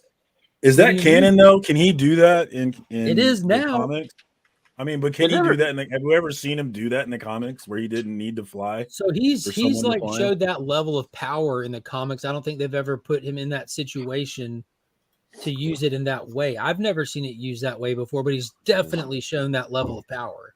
Yeah. If John was here, he might be able to answer that question. But I know people love to hate Cyclops, but he's been because cool modern comics have used him as a men bad character kind of thing. They've kind of crapped Cyclops, which is crazy to me. I think they're going that route. He wasn't that guy. Yeah, he wasn't. They're going that route. They're definitely going that route because it sounds to me like season 2 is going to take A versus X as a storyline because Captain America's in this one too. Well, he popped up in the original series too, though. Yeah, but they're doing this thing so where did Spidey, so did quite a few other characters. Yeah, so they're doing this thing with this episode where Cap is talking to Rogue, and Rogue is saying, "Hey, are you with us? Are you with us?" And he's like, "Well, I can't really do it because I need clearance."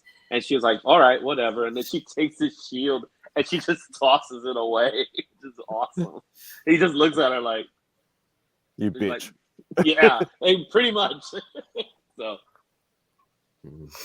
but you do get to see Rogue go nuts, and that was Rogue fun. She has the in the video game when she does that super kick, they do it in the episode, which is really cool.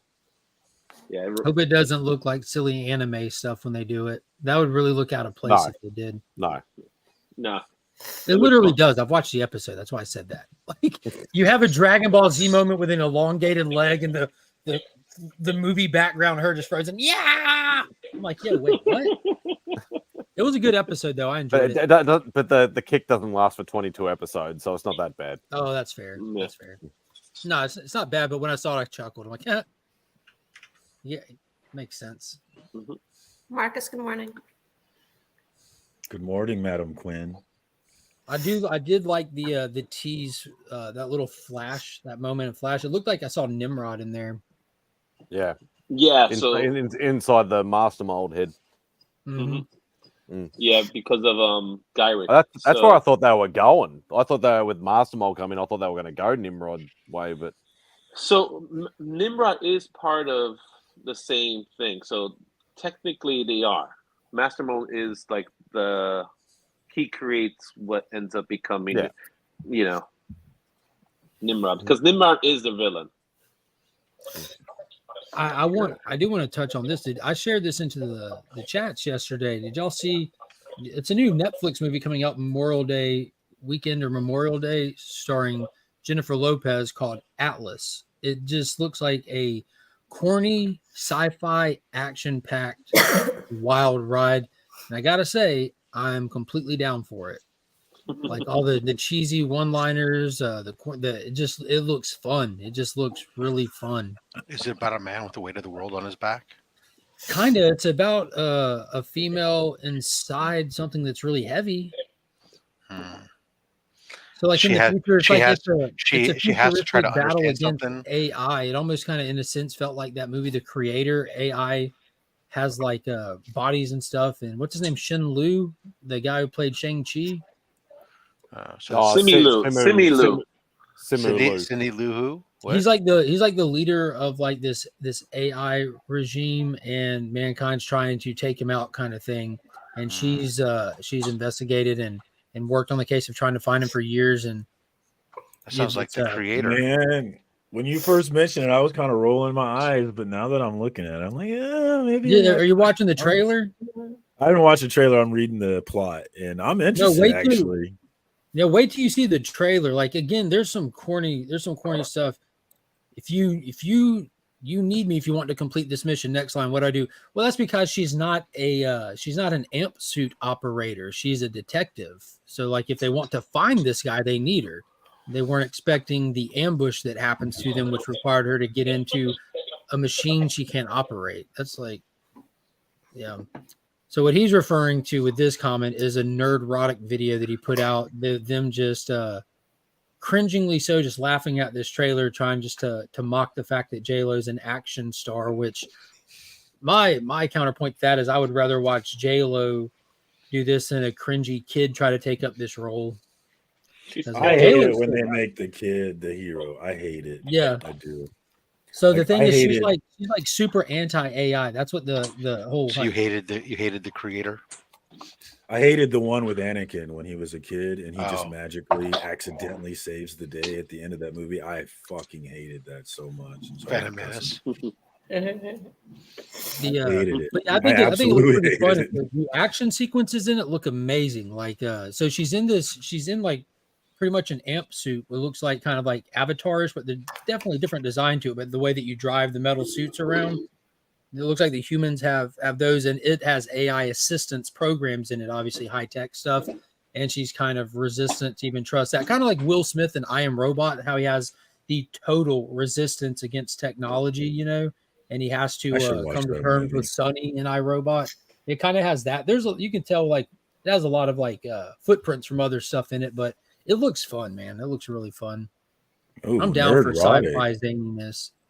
Nerdrotic with 1.02 million followers. How have I never heard of them? That's crazy. I don't know. Like he's what's a gigawatt? Like one of the biggest YouTubers that talks pop culture on YouTube. Watts. Now he's completely on one side of the culture war. He's literally the leader. He's the leader of the culture war on his side. Like No question about I it. don't care if you're picked a side. I just care if you're constantly fighting it. I'm not interested in watching you fight it. Yeah, that's what I'm pointing out to you. Probably want to enjoy it. Because like I said, the little clip that they uploaded of this movie, which that's how I found out about it, is like I didn't even know it was coming, but yesterday in a suggested video Atlas thing was on there. And I started watching it for a second. Then I'm like, no, and I turned it off and went and watched the trailer myself and then shared the trailer to the group because I think it looks awesome. But I couldn't stand watching this video of it because they're all mocking it by laughing, but you can tell it's completely not genuine laughing that they were doing. You know, I'm like, they're dude, this is so cringe. Yeah, I don't super like that. Cringe. There's a lot of performance in the culture war, though. On both. From everyone involved. Performing. I hate it. I hate it so much. Fantastic. Caroline, I'm glad you're here now and not earlier. Oh, really? Yeah, Rob was talking Cash Money shit about Lord of the Rings. Yeah, he was. Rob needs. I'm throwing Rob under the bus for sure. He was talking smack about Lord of the Rings right now. He's just like the Phantom Menace just gets better with time for me. Like I enjoyed it when I was young enough, but it has gotten so much better. Caroline, the truth. Are you joking? You're serious? I hated the end of that movie. What's Sorry, the truth, Rob? The truth was, I said that I don't care for the Lord of the Rings. But Lady Marcus, knows I'm a that, and that's prequel fine. stan. I never said that it was awful. I just said that I don't care for it. So no, translates too. I'll deal with it. I only had a problem with the first one. I didn't have a problem with the next. I mean, they weren't. No, good, like I have the a biggest hot take in the world when it comes to Star Wars, and I'm completely okay with it. But Episode 2 is my absolute all-time favorite one. Attack of the Clones. Yes, ma'am.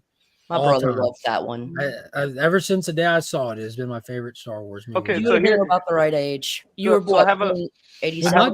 It gave me the biggest what was that in? Like had to be like 2002. I was in my teens and stuff, but the fact like the connections they made, like finding out that Django, like being introduced to Django, changed my life for one. Finding out that Boba is a clone. Finding out that all the stormtroopers were Boba Fett literally changed my life. Watching the Clone War kick off. Clone troopers, not the stormtroopers. Yeah. So here's a question I have. Here's a question I have. Where do you? So for a kid that says they want to see Star Wars for the first time, where would you start? Watch them in release order. I'll tell them. So you would start with Episode 4. Watch them in release order, because that way, when you see Luke talking to Ben for the first time, like, yeah, I've fought beside your father in the Clone Wars. You won't have to wait a lifetime like a lot of people did to see that war kick off and feel the importance of that starting, and hearing the Imperial music for the first time and seeing the Imperial Army for the first time, or watching Jango Fett beat the shit out of Obi-Wan. Like there's like you need the original that really sets you up the importance of the prequels. I agree. They need to be seen in the order they were released. Mm-hmm. Machete order. Machete. Machete. I had a hard time enjoying the Lord of the Rings movies because I hated Frodo with all my heart. I just had it. What did you? So I hated Frodo. Elijah Wood? No, he didn't say Elijah. Elijah. I hated him, dude. He said Frodo. No, the character Frodo. I hated Frodo. Frodo's a tough character because little bitch. He I'm a Samwise fan myself. Sam is the true hero. I hated Frodo so much. He carried that. Sam was awesome. He's got a point. So Frodo, the thing is Frodo never wanted the burden, right? But he had to, because apparently the Bagginses can just carry this bitch and be fine. You know, Frodo got run through the ringer, and it makes you wonder how clueless must Bilbo be, because he carried that bitch around and really didn't much happen to him. But like Frodo, 3 years. That's the length of this trek, this Lord of the Rings trek. Before he freaking years. Also. 3 years. Oh for my God. Yeah, I'm sorry. 3 years. Yeah, I know this is a joke in Clerks too, but I know. I didn't realize it was that bad. So much walking. If you read any Tolkien, basically all of Tolkien is many little treks and then an adventure. Little trek, adventure. Little trek, adventure. That's it. That's how but that's what. Anyways, all of that to say, Frodo is a bitch. All that, right? The pushback will be is that we're not giving him any credit for carrying the burden of the ring, which if you read it, he's wrecked. By the end of it, dude's got to go to Middle Earth because he can't. I mean, not to Middle Earth, to Arda. He has to sail off on the ship and go to the west because he's been touched by like a Morgul blade. He's seen evils. He's like, he'll never rest. He's never going to sleep well. And he only might sleep well, like, or even live with himself and die happily if he goes and has like, lives among the elves and stuff. And that's not even guaranteed. So he's broken. And then Sam's just like, what's for dinner? Yeah, that's this is 11 yet. I'm going to go get the big titty bar wench. Yep, and he does. He hits it and quits it. I've been waiting on this for I thought Spidey was saying that he was leaving. He makes babies with her too. Yeah, it's Rosie, I think is her name, Rosie. So Caroline, did you hear that they're gonna release the extended cut in theaters? Of what, Izzy? Of the Lord of the Rings movies. There are already extended cuts. There's footage. No, they're releasing. They're bringing them back to cinema. The theaters. Oh, God! Now I'm fine. That was the even whole. Even you can say, yeah, no. That's what precipitated this whole conversation. Nah, I've got them all on extended. I'll do it in my home. Yeah, I guess that's right. I was talking about that Icons Unearthed or whatever. And I said we were talking about the Batman one I was watching, but I wasn't watching the Lord of the Rings ones because I didn't care. That's fine. A lot of people. That was my slander of Lord of the Rings was that I didn't. It's not care. for everybody. Yeah, it's not. Well, I enjoyed Lord of the Rings and the Hobbit movies. So. Yeah, I think they're masterpieces. I do too. I have the extendeds on DVD. Same. I mean, I've got the extendeds on HD or whatever for whatever. And I mean, whenever I feel shitty, like everybody's got. You're gonna have to tell me your movie, your shitty place, like a comfort movie. Shawshank Redemption. Yeah. So when I feel shitty and I need to like anchor myself or ground myself, I always have to go back to the Shire. The Shire's my safe place. So what are y'all's safe movies? So Circumstances said prison is his safe place, which makes a lot of sense. So no, that's a good movie. It is. Just probably one of the movies I try and go back to the most because there's several, but probably the one most is probably Smokey and the Bandit. Mm-hmm. Just because it's just dumb, goofy fun, and don't have to worry. It's shut out everything else. Just Smokey and the Bandit's a great one for that. Leaving Las Vegas with Nick Cage, yeah.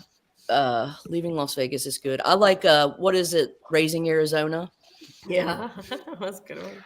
Really That's like Heartbreak Ridge. That's another one that I just. What about you, Legion? Do you have a feel good movie? Snyder Cut. Snyder Cut. I've watched that movie more times than I can proudly admit to at this point. Like I absolutely love it. Everything about it. That moment when they're all in slow motion when they come together at the end, like it steer make up excitement.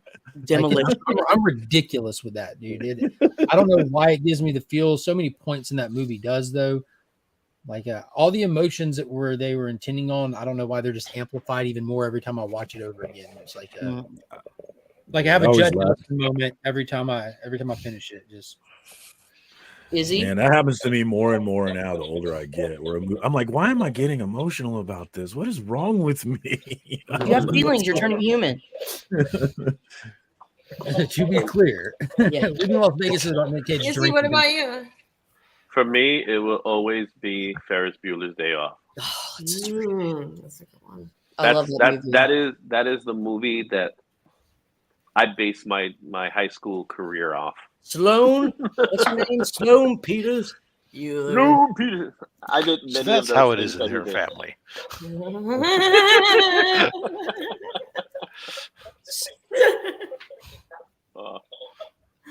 Rooney.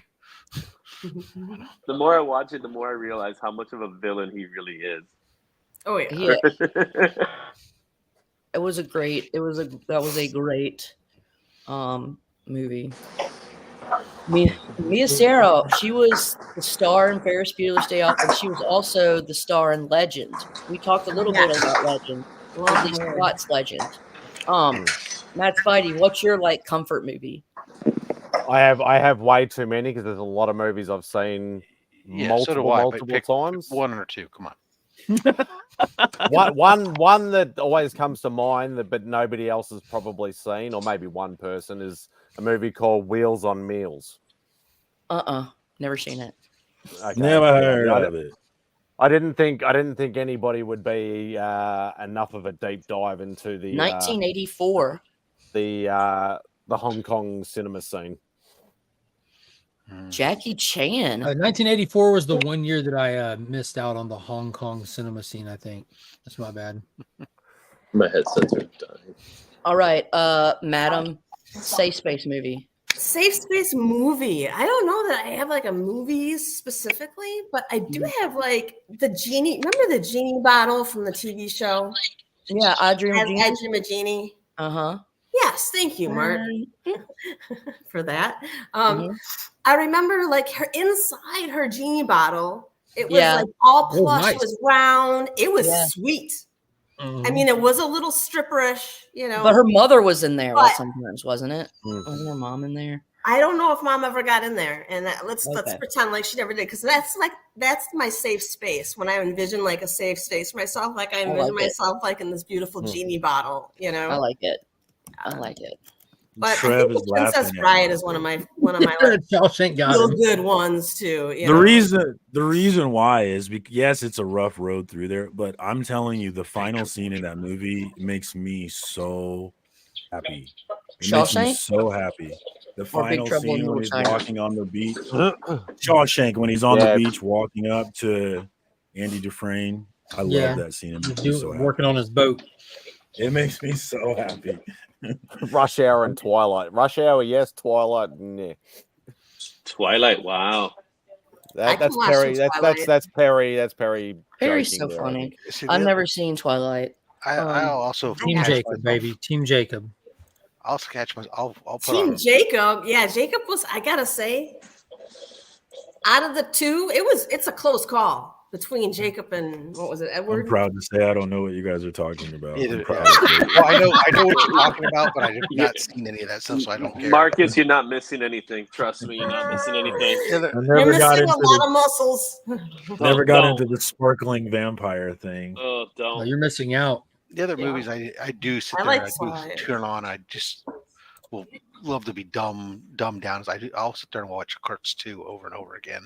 Yeah. Clerks 2 is great. And I'm probably like, the other one is the Jay and Silent Bob reboot. For some reason, I like that movie. I know a lot of people don't care. I still haven't seen that one. The one from a couple of years ago. Yeah, the reboot one. For some reason, I really dig the fuck out of that movie. I think it's funny as hell. Spaceballs. Because there's so I'll watch that shit over and over again too. Have you seen the new Clerks movie yet? Yeah, I've seen it a couple times, but I'm not as. I mean, it's a nice send off for everything, but I'm not. It's not as. Is it a fourth Clerks? No, it's the third. It's the third one in the trilogy. No, I haven't seen that one either. It's a very different. It's a very different film I mean, there's a lot of homage stuff throughout the whole thing, but it definitely wraps up everything on a bow on that one, and it's a very different tone. Yeah, it's based off of pretty much what Kevin Smith was going through during that time, where he gets he gets some kind of heart attack or something like that. Spoil it, is he? No, I'm talking about. Oh, don't worry, Rob. No one's going to watch it. It's Clerks. When I was younger, I don't think you have to worry about that. A safe space movie for me also was Fantasia. Oh, good one. Yeah. I've never actually seen that. Fantasia. Bro, it's a good musical. You could get some herbal Jesus lettuce and watch Fantasia and be in a place. Have you seen? I think I want shrooms. DJ Links asked in the chat. He said Clancy Brown in Shawshank was one of the greatest performances ever. Who was Clancy Brown? He was the guard. Have you seen Pet Cemetery 2, Starship Troopers, Highlander? Clancy Brown. He's one of my favorite actors. He was the Kurgan.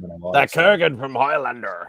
Just tell me who he was in Shawshank, because I'm very familiar with Shawshank. He was the redheaded guard. The redheaded guard, right? No, he was the main prison guard that he ended up doing his taxes for. That's right. Doesn't he have red hair? Yeah, the asshole. He was the jerk. Yeah. Yeah, he didn't have. He did not have red hair. Red hair. No. I think you need to adjust your color on your No, TV. but But he was the main Dad guard. did. Yeah. I've Yeah, seen the Fantasia sisters. 2000. It wasn't. I didn't like it as I much. hate the sisters with a red hot passion. I Which hate them sisters? so much. Sisters The in ones that Shawshank? they jump. The Andy ones that Dufresne. violate Andy on a regular Yeah, basis. I beat hate him them up. so much. Oh my god. There's 3 movies for me on this list. It's obviously Shawshank, and then I've seen the movie Friday and Dazed and Confused. Oh, I've seen yeah. those movies. Dazed and I've seen Confused. those movies in insane. Debo! amount of time. I Debo! watched them over and over again. I love them. You'd be a lot cooler if you did. Yeah, like, I say that's one of my go-to lines. Actually, I say that all the time, and of course, I do love Slater. This is how I Check know you it's over with later. Check you this whole thing. later. The first movies I pulled out of this list were in the 70s. That was Seeing Ben Affleck in that younger role, it's With a paddle, running around beating people with a paddle. Yeah. I think he got held back just so he could do this again. Couple of probably so. You guys know Benny, who is a redhead. Benny in that show. One thing that blows my mind is the Benny from Dazed and Confused is that dude in Yellowstone, the crazy chick's husband. That's Benny.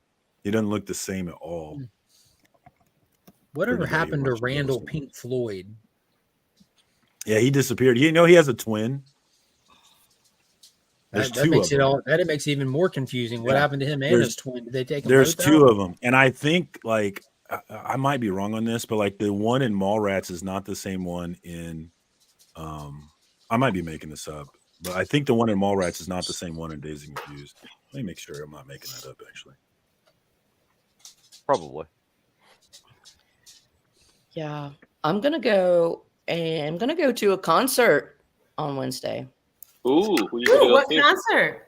I'm going to the Ryman Auditorium to see Waxahachie, and you guys, that is the name of a creek in Alabama, but it's a chick and her band, and I totally knew that.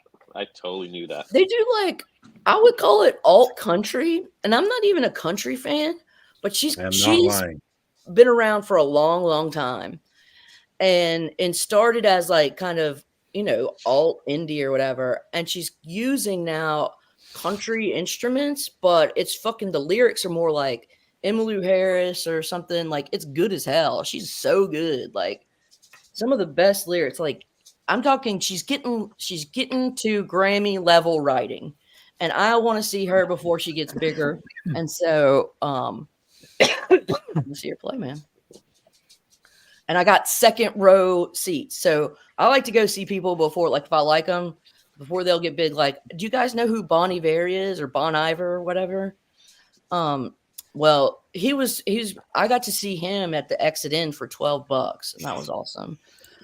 But I paid a little more this time because I've never been up close. And so It's nice to be up close. You're I know gonna what have you're a talking great about, time. Lady F. The first time I saw Rammstein, they were out front handing out copies of their CD because nobody knew who they were. They were opening up for a band called KMFDM.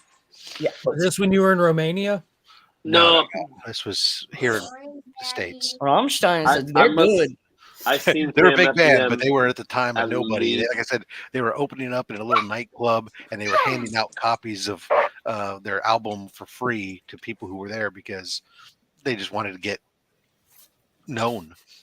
Yeah, I saw It's from somewhere. KMFDM like at least 10 times in like a 3-year span. Yeah. And Rammstein was one of the bands. So yeah. Yeah, Rammstein. I saw. Have you guys heard of Meshuggah? Yeah. Meshuggah. Give me some sugar. Give me more sugar. They were opening for Tool when I first saw them. Ooh, nice. Yeah.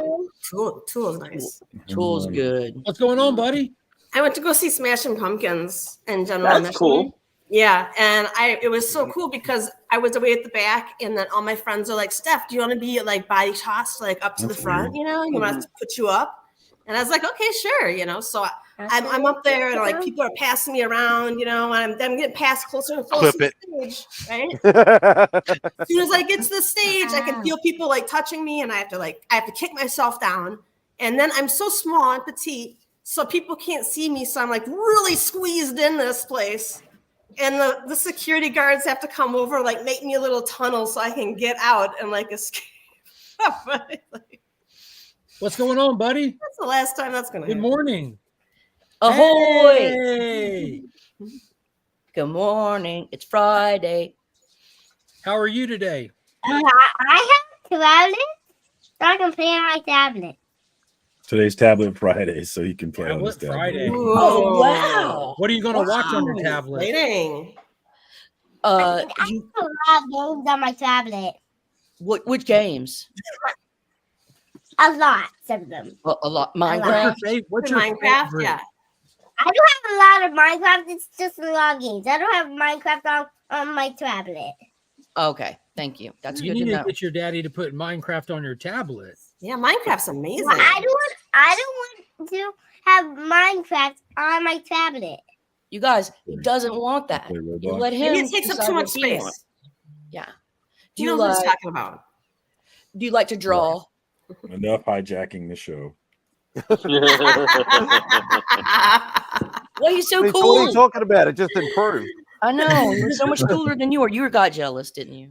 You get him some Minecraft. Get this My man kids some did some crazy Well, stuff on Minecraft that just blew my mind, and I was like, "Oh my god! Like I can't believe this game is Stephanie, so." he drew boundaries. He said he didn't want too much stuff of Minecraft on his tablet, just games. He got serious about that. I was like, whoa, Love calm it. down, buddy. He doesn't amazing. know. He has guys. Minecraft on my PlayStation 4. Hi, man, so he Spidey. does have it. Hi, Spider. Simon. Later, Bye. Simon. Have a good night. He Simon. plays Bye, Roblox Simon. more than anything.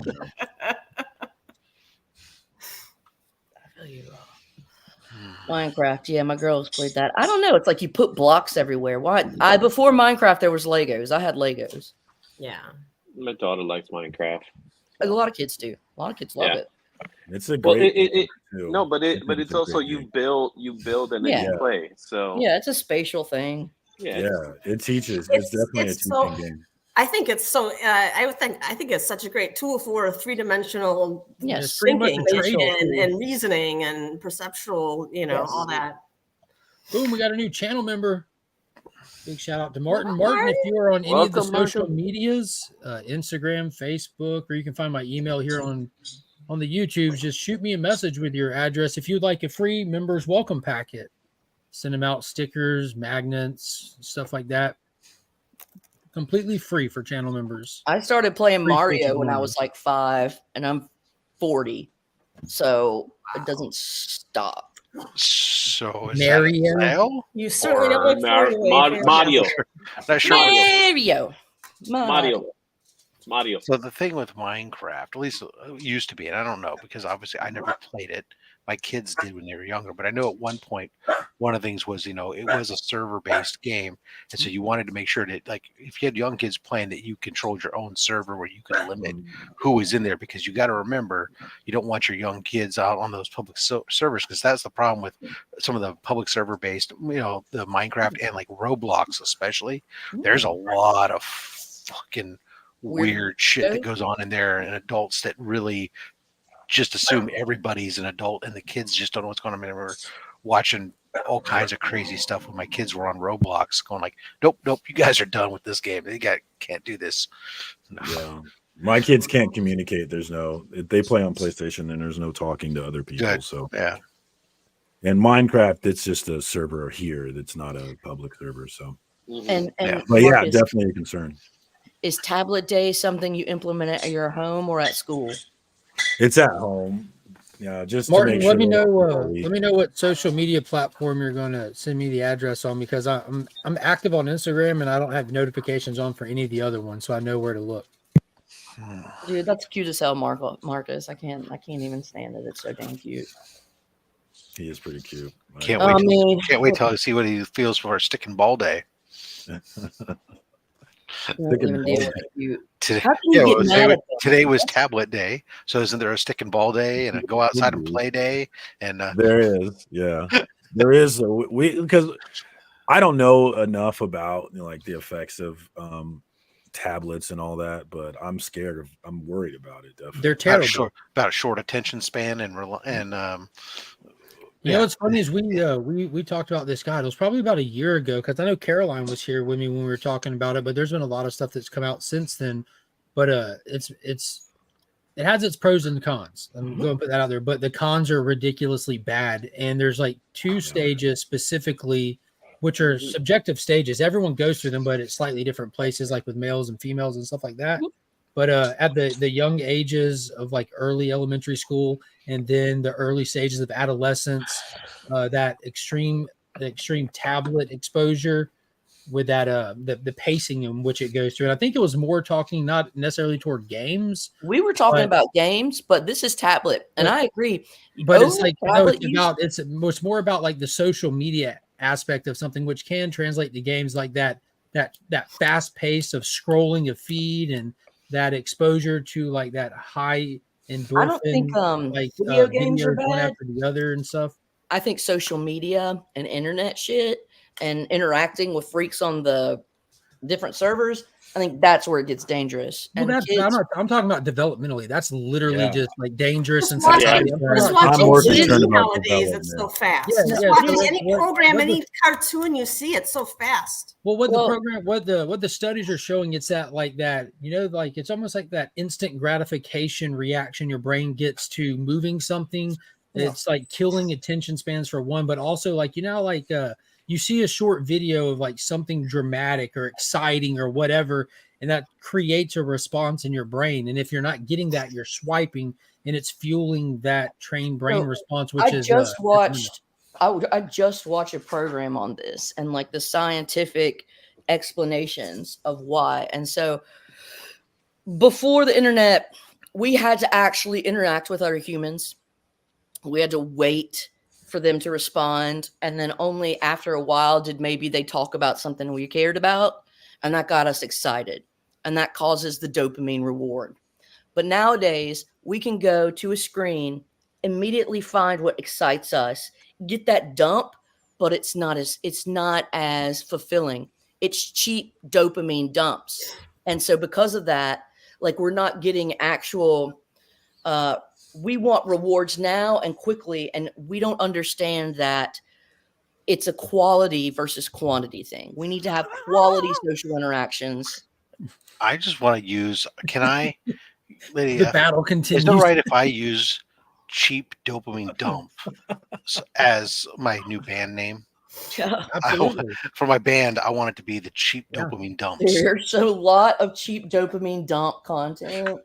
Yeah, you can see people starting to make changes and safeguards. Like not saying I'm for it or against it, but I think it was Florida that set age restrictions on social media in their state, if I'm not mistaken. Like you have to be 14 with parental proven consent or something. I don't know how they'll implement it, but I believe they're starting how do you enforce that?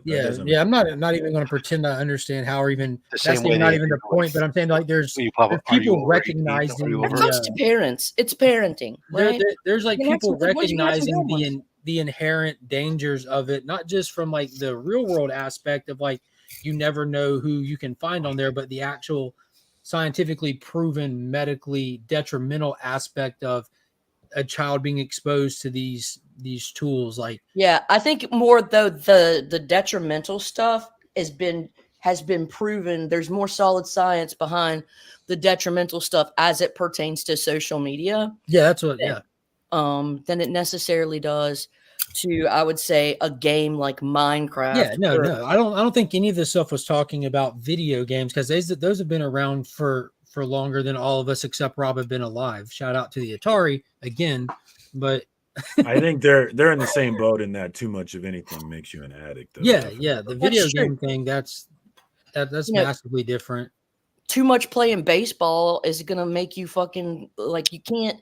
I mean, unless you're Otani. Like, good morning, Big O. How are you today? Yeah, too much playing baseball is going to make you extremely healthy and athletic. You don't want to do that. And really good at baseball. Really good at baseball. If you only played baseball and you weren't any good at it, you just fucking not have a life. You're going to improve. Yeah, you'll still be massively healthy. It's healthier than but you won't have like a fucking. I mean, look. I feel like I get what you're saying, but that was a terrible example. Don't be superficial and stupid. For a minute.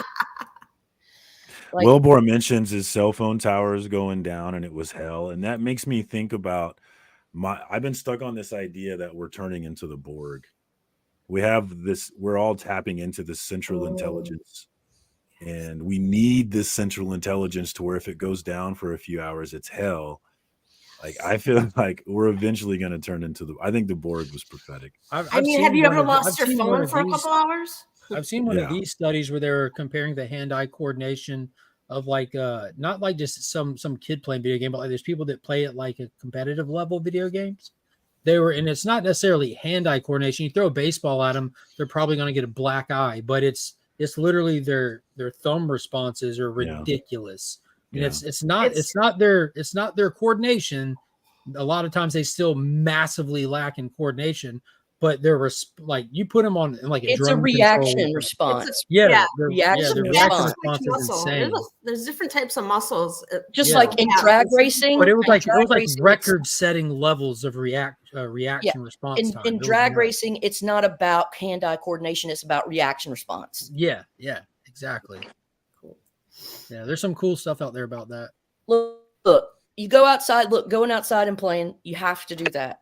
Play is essential for adults and for kids. You've got to play. I feel like Rob has fallen asleep a couple times up there. I don't know. He needs a dopamine dump. I woke up early this morning, earlier than normal. So, yeah, I'm hitting dopamine dumped out. Need more coffee. I'm almost out, which is a scary part. Need another cup. 7 cups was.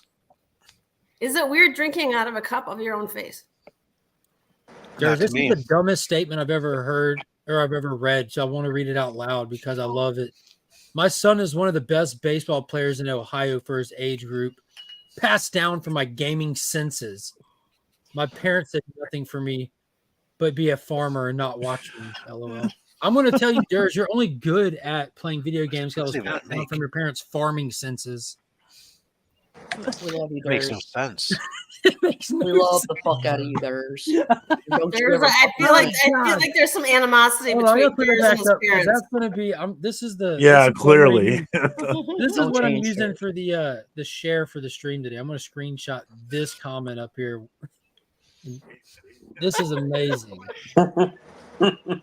I grew up on a 150-acre beef cattle farm, and I loved getting lost. I would not stay inside. Like, it would come dark time, and the deal was my mom would scream my name for about 5 minutes, and then I'd, like, show back up. But, like, I loved being out.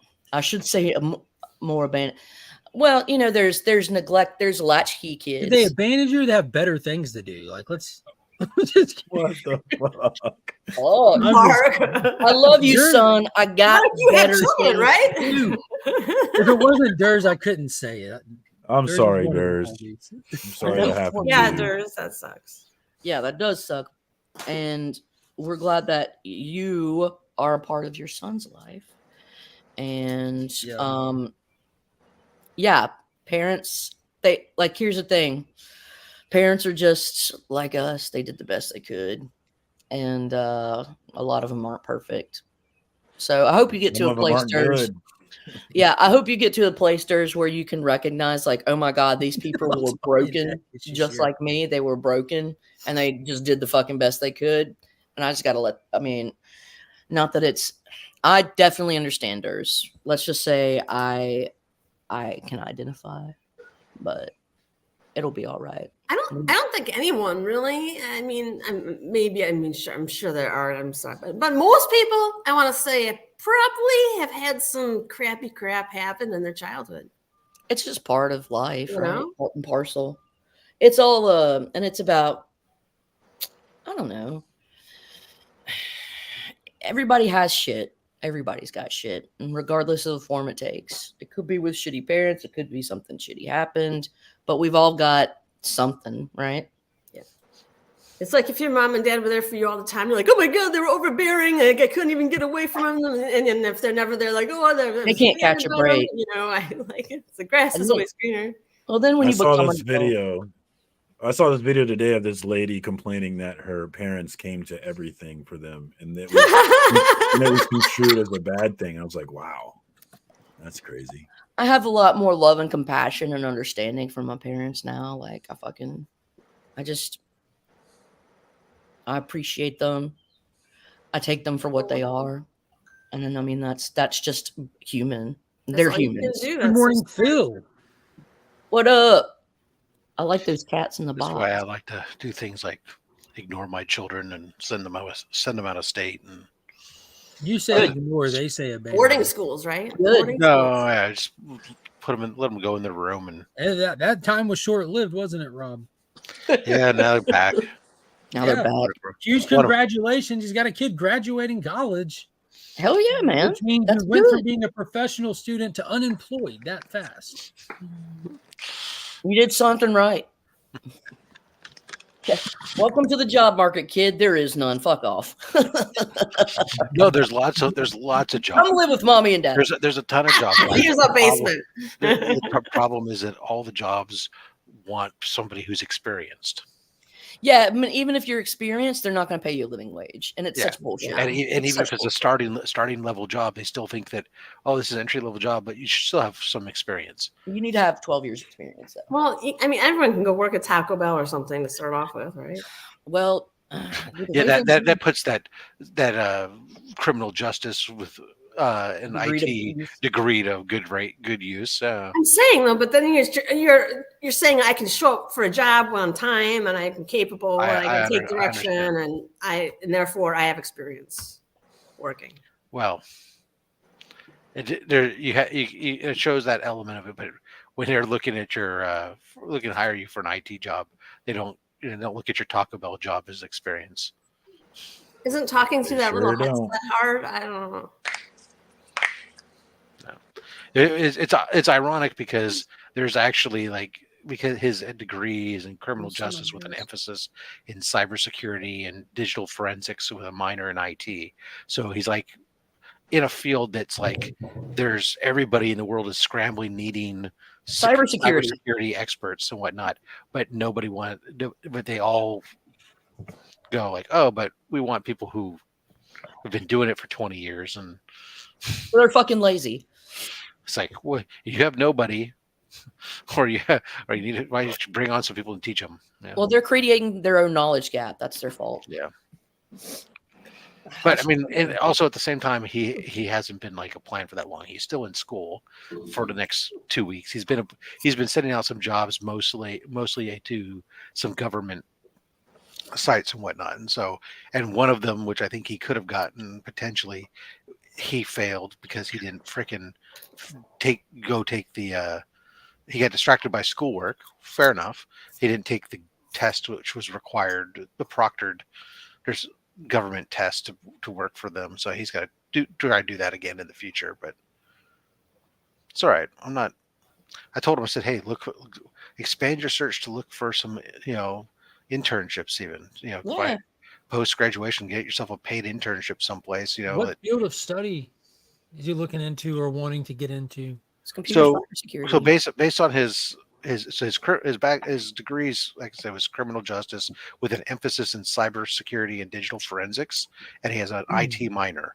So he's this is completely serious statement. I do want to tell you that about 8 years ago now, one of the East Coast most massive cybersecurity things was built here in Augusta. It's a government job, massive cybersecurity specific job opportunities here. So when you move here, A, you should come sooner than originally planned, and B, bring the whole family. Oh, I would send him first, but okay, we'll send him first to test the waters. He's like a canary in the coal mine. If he dies, I know. Okay, I will be his Sherpa in Swamp, Georgia. So he's looking at IT and cybersecurity type stuff is what he's looking for. So I told him, hey, go look right now. You're coming out of college. Start looking at internship stuff. Get yourself that experience. That maybe it turns into something too. So, and he's specifically looking more towards the public sector rather than private sector because he understands. He's willing to exchange not making as much money up on the upfront in exchange for pension and job security. Yeah, you have taught them something. Good God. Yeah, that's a plus. I would also say, Phil's Treehouse. Phil's Treehouse works in cybersecurity, and the company he works for is across the nation, and a lot of it's remote. So if you want to talk with Phil, and because I remember when I was looking my brother does the stuff too. So it's just I'm letting my son lead his own. You're right. I mean, that's fair. Oh, it ain't what you know, it's who you know, man. I think you should definitely hook him up. I think you should. If you got connections, you should definitely use them. Yeah. Well, I mean, yeah, I tried doing that for my daughter or my youngest today or for this summer for an internship because the CEO of my company said, "Oh yeah, get them in here for an internship," and got passed over to somebody, and they went through the whole process and just got told yesterday that, well, thank you, but we're gonna bring somebody else on as an intern instead. And what kind of job was that for? That was for marketing, social media marketing and whatnot for my youngest. There's a lot of people looking into that. I remember, God, it was probably about 10 years now. This girl that I knew, she started doing that for herself, and it was like, I guess like semi-early, at least for this area, it was early. I hadn't heard of it, like just running people's social, and it was for businesses. It wasn't for like individuals, like influencers or stuff like that, which I'm sure pay massive for that kind of stuff. But she's like, yeah, they pay me this much money to make this many posts a week. They'll send me any sales or info or stuff like this, and I create the graphics. And it's a graphics because they're so Chemic is a emerging media and digital arts major, and it is working on a biology minor.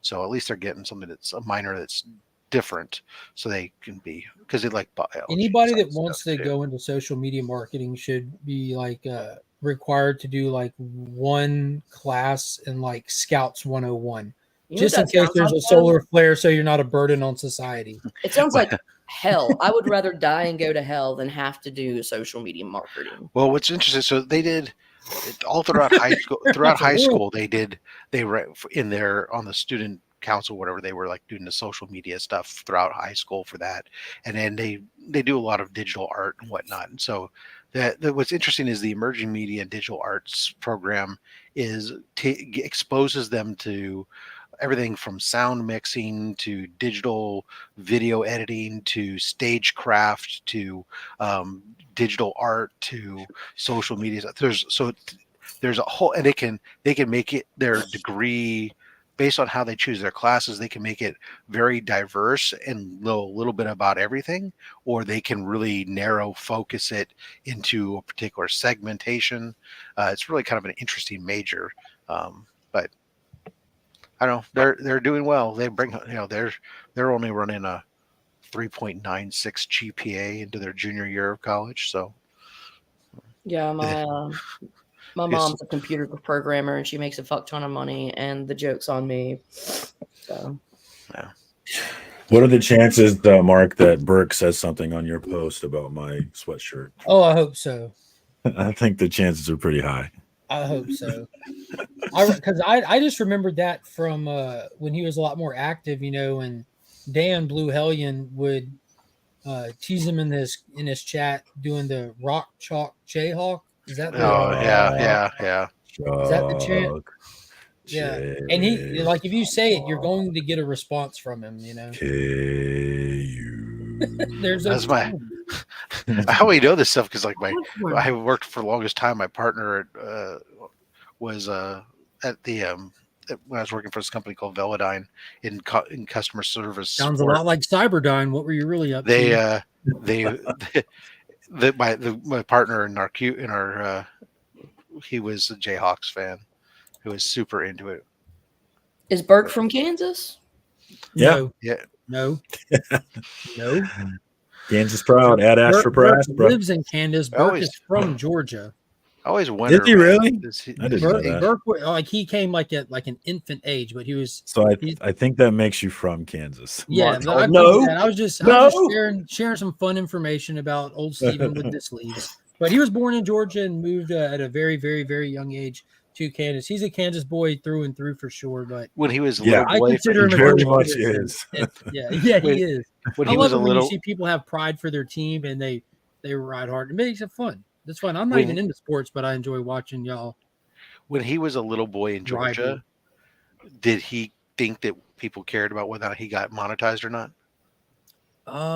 Probably. Like before you could even formulate words, you had to worry about monetization. Like, I'm monetized again. I'm back, baby. All over the woods. Like nobody can care. I'm excited to see Can how I ask long you a question? Yeah, what's up? Do I need to send you a shirt? For what? You- Oh, He loves that no, shirt. it's so comfortable. I wear it all the time. It's like really soft. No, I like Leave the literally. man I wear, alone. it's like my. I'm It's like like a- my. It's like the third time I've seen night- him, and he's wearing the same shirt on. It's like my. Do you not night shirt. understand highly sensitive people? There are certain there's Listen. certain textures, and if you're highly sensitive, Oh, and I you- know. It's softness Look how matters. I know. faded it is. Now, listen, Kyle. fine. I'm saying It's it out fine, of Kyle. love. All right, I'm I saying it know, out of love. I I know. will send you a shirt if you need one. Just it'll be soft. Okay, I'll make sure it's soft. All I need is another one of these. I need two so that I can. TaylorWinder.com. Hook him up, guys. That's so funny though. I didn't realize I was not even paying attention. Yeah, we saw you on a Friday and you were wearing that shirt. Then we saw you the next day and you were wearing that shirt. And now we're seeing you today and you're wearing that shirt. So there's definitely a pattern going here. Tell me you sleep in the nude at least, please. Why do you want those visions in your head? I want him out of the shirt at least during that time. It depends. I don't know. It's not every night. highly sensitive to laundry detergent. I don't know. I took a bath yesterday and then I wore the shirt. All the HSPs, holla. Get your costume. There you go. TaylorWinder.com. Oh man, Taylor is the grumpiest man in. That's in what you comics. should have said. I agree with ABX. You I need definitely a should have just said, I beard. got 10 of these shirts. hat. Don't trip. I got 10 of these. I've one. That's it. Taylor Winder. I need one of those shirts for sure. So when I win Jig's giveaway to Heroes Con, I can wear it. There you go. Or even better, you can go to robsfatsacks.merch, pick up a Comics Curing Cancer shirt. Fatsnacks.merch. That too. Pick up a Comics Curing Cancer shirt to help kick cancer in the dick. And Dude, I've done that twice. They look great too. They really Yeah. do look great. Yeah. Comics Curing Cancer shirts though are awesome. AR says, you're better than 6.0. Stop doing this to yourself, Kyle. Yeah. Yeah, stop underestimating yourself. He would be better than 6.0. You're if a he did believe 9 point. himself. You're a 9.8. Come on. Wow. Listen, this is so funny. Here's a meme. Jury duty is a wild concept. Whenever the government wants, they can just be like, call off work, bestie. We need you to solve a murder. Here's $15. Here's $15. you forgot the sack lunch. 15. And a Man, one put that shit one. in my hand. I've never been asked for jury duty. Have you guys had jury Yeah. duty? All of you? It sucks. Yeah. Really? I did Had it it, like- at least 4 times. Yeah. Same. I here. wonder it's because my last name starts with a W. I don't know. I've never been selected for No, jury duty. my wife has never been called. She's super upset about it. I can't be I got trusted. called once, and I'll and just I go was in and be one like, of the, guilty. Guilty. Yeah. got I did called it once, 4 but I was times so- I and was 2 so times. pregnant. Yeah. Yeah. 2 times I Really? had a case. Yeah. I've never been selected. They just tell me to go home. I would too. They're I like, went "Eh, once and they told you me can to go. I'm like, thanks. I think it was All because you I have to was do is studying for stand up and finals say week some the really entire time. obnoxious stuff. You got called when you were studying during finals week? I got called during finals week, and I spent the whole Wow. time studying, so they did not select me. I, Hey, that's I cool. got- That worked. I got selected once to go in, but Mhm. to report. But that was it. Never got this when we were sitting in the courtroom. They settled Oh, right there. It was like, okay, go home. You're like, My this wife, is gonna be a nightmare. my wife, however, Mary got selected and had to sit on a murder trial for about 2 weeks. really? Ooh, cool. There was that shooting at a Jewish center in Kansas City years ago, and I actually got called for that one. I didn't get selected, but I got called for it. That would have been crazy. I got called for one, but I was like 7 months pregnant, and so I just stood up, and they're like, "Why can't you do it?" I just stood up. I'm like, "Cause it's supposed to take like 8 weeks. I don't know." Like, I always have said I'd like to be seated on a jury to go through the experience at least once. Although I'd prefer it to be something short. I don't want it to be something that drags out for months and months and months. But I'd like to go through the experience. I think it'd be interesting. It's the American thing to do, right? That's right. I've never been summoned. I've never been summoned. Yeah, everyone understands that. What CJ. is going There's on, no one Allison? confused about that. I'd love to be like on a really like Well, high. I will like, cast the circle and high-profile summon you, Carol. Oh God, thanks, buddy. So we had I did 2 cases. One was a case involving one was a case where the guy he had a terribly maintained van full of scrap metal, and I mean full of scrap metal, and he has 0 brakes, and he went downhill and he hit a school bus, but he also hit a meter maid who happened to be pregnant. Oh my! Oh damn! Yeah, you couldn't have come up with a more sad scenario if you. It was rough. It was. No, there was a bunch of puppies crossing the road. Yeah. First. Good God, Izzy. Yeah, Thanks for lightening the mood, asshole. Well, you asked. You said. All right, I'm going to mentioned it, Romania. so that was that. Smoke bomb. Bye. Bye. So that one was rough. I want to get an And 8.0 the other one was a guy it was an assault and battery case, but it was based off of like gang war and stuff like that. So those were the 2 that I had. Don't be insecure about your shirt.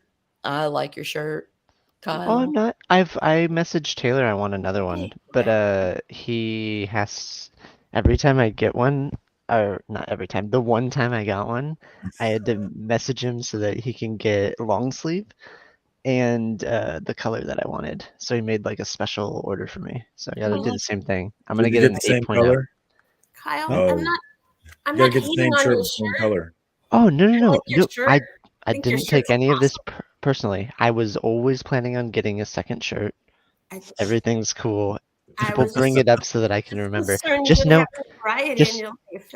that when I buy this shirt, I'm not gonna buy the Comics Curing Cancer poster because I'm gonna use that money to buy a shirt. So cancer's not gonna get cured Kyle, anymore. Thanks a lot, madam. You're saying because you still haven't bought the print yet. That can be the takeaway for today. The madam on a stops bed of curing lies. cancer.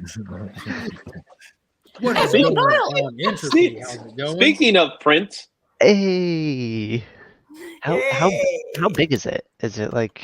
If you buy one, you can find out for yourself. Answer my no God. questions from Kyle. 8 by 11. Kyle, did you give Jigs your address? so it is as big as this top loader. That's how big it is. It's the top loader slightly bigger than the actual poster, if that helps out.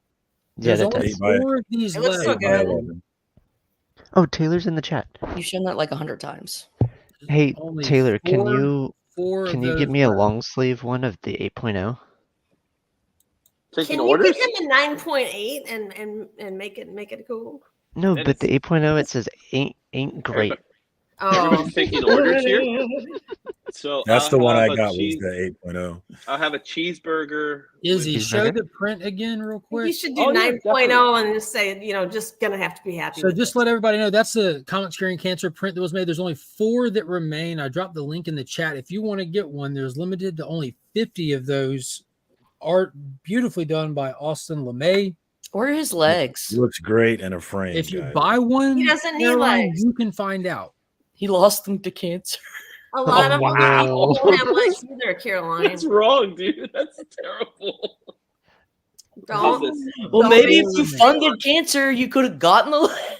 Stop it. If I would have bought one, he would have had legs. The legs are $20 extra. Kyle, There's did you mine send on the Kyle, wall. did you send Jiggy your address? Marcus No, I has didn't. got his right there. Mine right up here. Dope. Nice. It's very cool. Very, very cool. Oh yeah, also got the new Plastic Man hanging by the Spectre's hand. Looks like Very I like excited about Spectre. Kyle, Yeah, what's you up? should tell these people about cancer, about the modern ways that cancer is addressed. Yeah. Okay, so I went back and forth. So I'm never mind. There's a new treatment for cancer where it basically attacks the proteins, and there's an enzyme that will literally degrade the building of the protein. So like it's like putting like a pause button on cancer. So like as the cells keep growing and growing, there's enzymes that break it down. I forget I It's an forget the E3 name of it. ligase. Yes. Yeah, E3 ligase. It recruits the natural cellular proteasome to degrade the protein target. A specific protein though. Like it's not just like Like the chemotherapy where proteins, you yeah. like yeah. You're not And blasting the then whole thing. You're being a strategic strike, if you it's will. exactly. It's freaking wild. And Like the it's MYC protein. MYC, MYC is there's so many cancers that the MYC protein is implicated in, and it's okay. starts with that protein dysregulation of it, and that causes the cancers downstream. And so a lot of proteins they're trying to create towards the MYC protein and do this. But since the MYC is a very smooth protein, it's very difficult to get ligands to bind to it. And so this technology is ideal for those quote unquote undruggable targets. Is this done in Russia? Canadian survivalist asks. No, this was done in America. America. How dare you? Yeah. Yeah. Anyways, and then there's also immunotherapy, where you find an antibody against the protein of interest, the Irish object to your slur, Lady F. Which is also kind of cool. And then the other thing we started talking about was the Hadron Collider. Oh, the Hadron Collider. Yeah, that has to be like how much bigger? Or it needs to be 10 times. It needs so it's 20. The current one is 26 kilometers, and they're like, oh no, it's not 10 times. It's 4 times, and they're like, the next one has to be 100 kilometers. Which I is mean, nuts. but that's why you build it to find out these things, right? Like, oh, Yep. To be fair, it has to be longer for what? To create the acceleration, the rate of faster. For what? For what? Collision of electrons. I know what it does, but I'm saying they've discovered the Higgs boson particle with it in its current state. So they're wanting to make it bigger for what ultimately? When you collide them, if you can have them bigger, then you can use a larger centripetal force for collision. And then they're hoping, and what I don't think will happen, but this is what they're hoping, is that they'll somehow discover with a greater force when they collide them, more particles will be discovered. I think that they've completely come to a standstill in theoretical particle and quantum physics because they're looking for more particles, and it's like, you guys just want funding. There's no more particles to be found. Yeah, because just to see what's next. But typically, if you do anything, you have like, if we can get it bigger, we can discover X that we're theorizing is there. And I don't think that that's what's going to happen with this. That's what I was asking. What is X in their scenario? Because they want to find more particles for more for papers, and I don't think that that's where physics is going. But like, I'm not a physics person. I'm a fucking biochem nerd. There's a really great movie with Antonio Banderas, Sam Elliott's in it. It's called The Big Bang. It's kind of about it's almost like an old school homage private detective style movie in modern times, though, where the LHC is the ultimate end goal of it, which was pretty cool. Like you don't expect it to go there. Particle Man. But it has a really cool twist ending to it with the Large Hadron Collider. Shit. It's big as shit. The immortal one. What up, Biggie? What up, Biggs? I like how it literally went to like multiverses. There's that one dude that said, "Oh, when they collided the what was it, hydrogen or something, that it Yeah. sent us into like a different universe Well, or yeah, because reality." that's the hydrogen bomb. Like when you split a hydrogen atom, that's what they were want. That's what those dicks were wanting to do after Oppenheimer.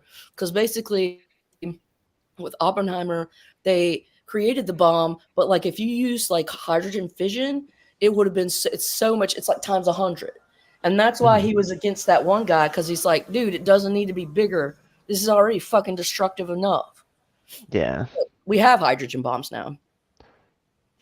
Yeah. Sorry. Homelander survived one. Homelander? He's some dude. Highlander? Yeah, Homelander. the Highlander Oh, Homelander's the dick from from The Boys. Boys. Yeah. Yeah. And Highlander's the narcissist.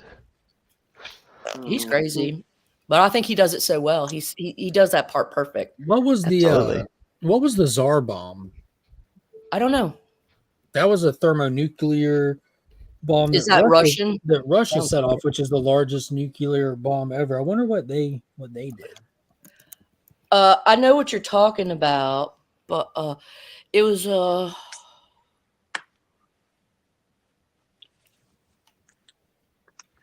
thermonuclear aerial bomb and was the most powerful nuclear weapon that was ever created and tested. I'm gonna go. The destruction, the radius was 150 miles. No one's gonna survive the AI bomb. It was 100 megatons. You said the radius was 150 miles. The radius was 150 not the miles. diameter, the radius. That's huge. The radius, so 300 mile diameter. 50 megaton bomb. No, 100. I think it's at 100 megatons. I like Comic Journey's comment. That's just the equivalent Hopefully, of we like, all TNT. survive the AI bombs that have been getting dropped on us. I'm sorry. I think you might be able to blame me for this version of Comic Journey. I'm sorry. You Are look you to blame for this? For sure. I might this be. is You Marcus have the from link Comic on the Journey. rant from man. FOC. Hop on. If You you want to cannot hop on blame CJ, Marcus. Biggie, I sent you the link. It's your fault, Marcus. Good, thank you. I don't want to be blamed for this one. Oh yeah, God, you he know, talks. Comic This one Journey might be just worse. Comic Journey. This might be worse than the bags one. I blame don't know. CJ's mom. I think he was bottle fed. Yeah. There was a lot of stuff going on. There's a in lot. I CJ's think life. honestly, the world would. No, I'm just kidding.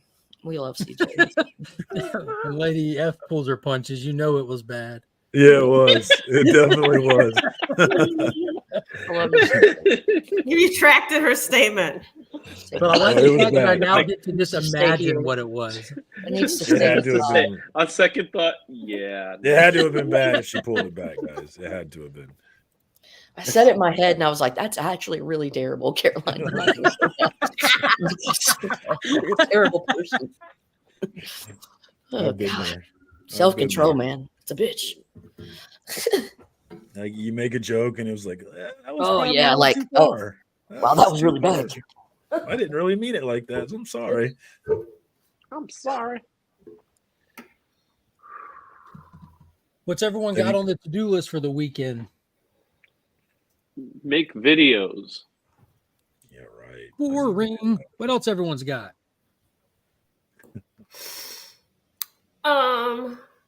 I am going to unveil a statue next week.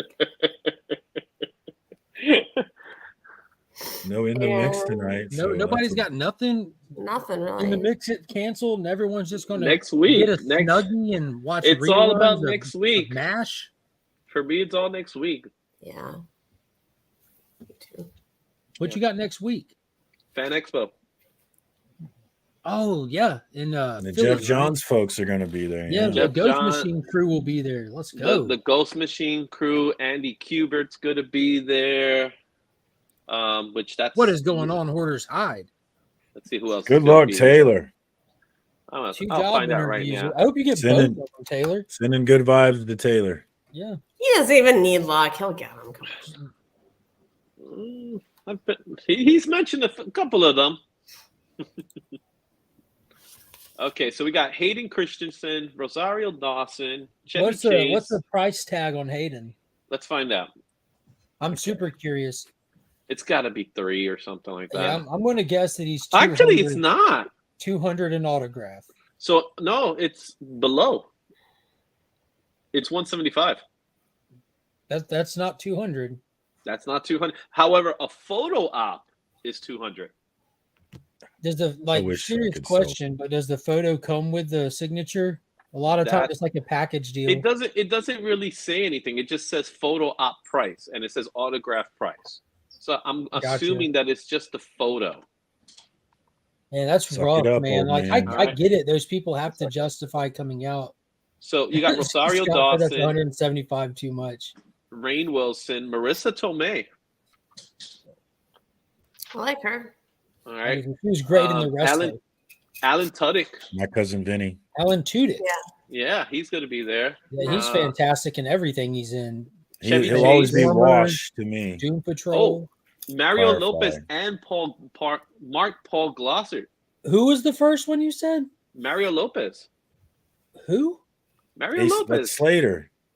Oh, Slater. Mario Lopez? Yeah, Hey, Mario Lopez. Bell.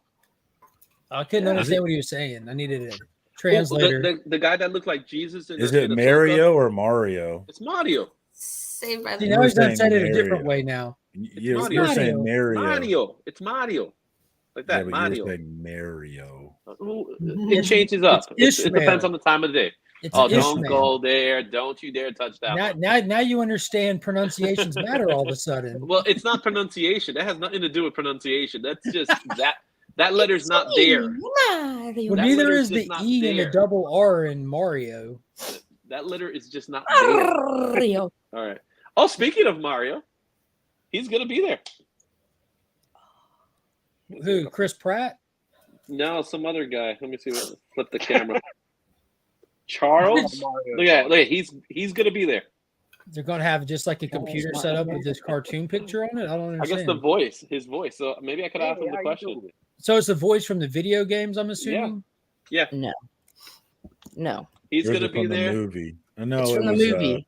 Also, Chris the Pratt voice. was Chris Mario. Pratt is the voice of of- him in the movie. Yeah. The voice of Sonic is gonna There we be go. there.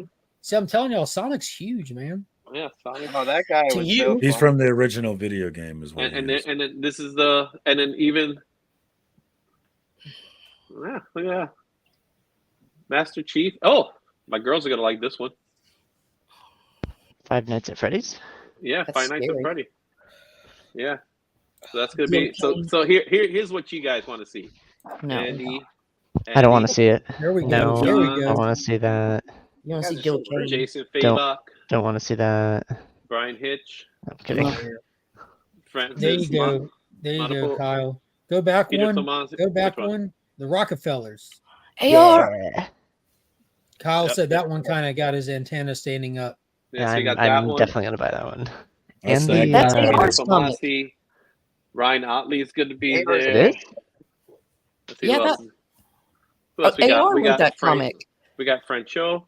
Timeout. Aggressively relaxing. How are you doing today? Hey, fantastic. Can you guys hear me? Yeah. Yeah. You sound like you're a little bit far away, but that's probably because you're a little bit far away.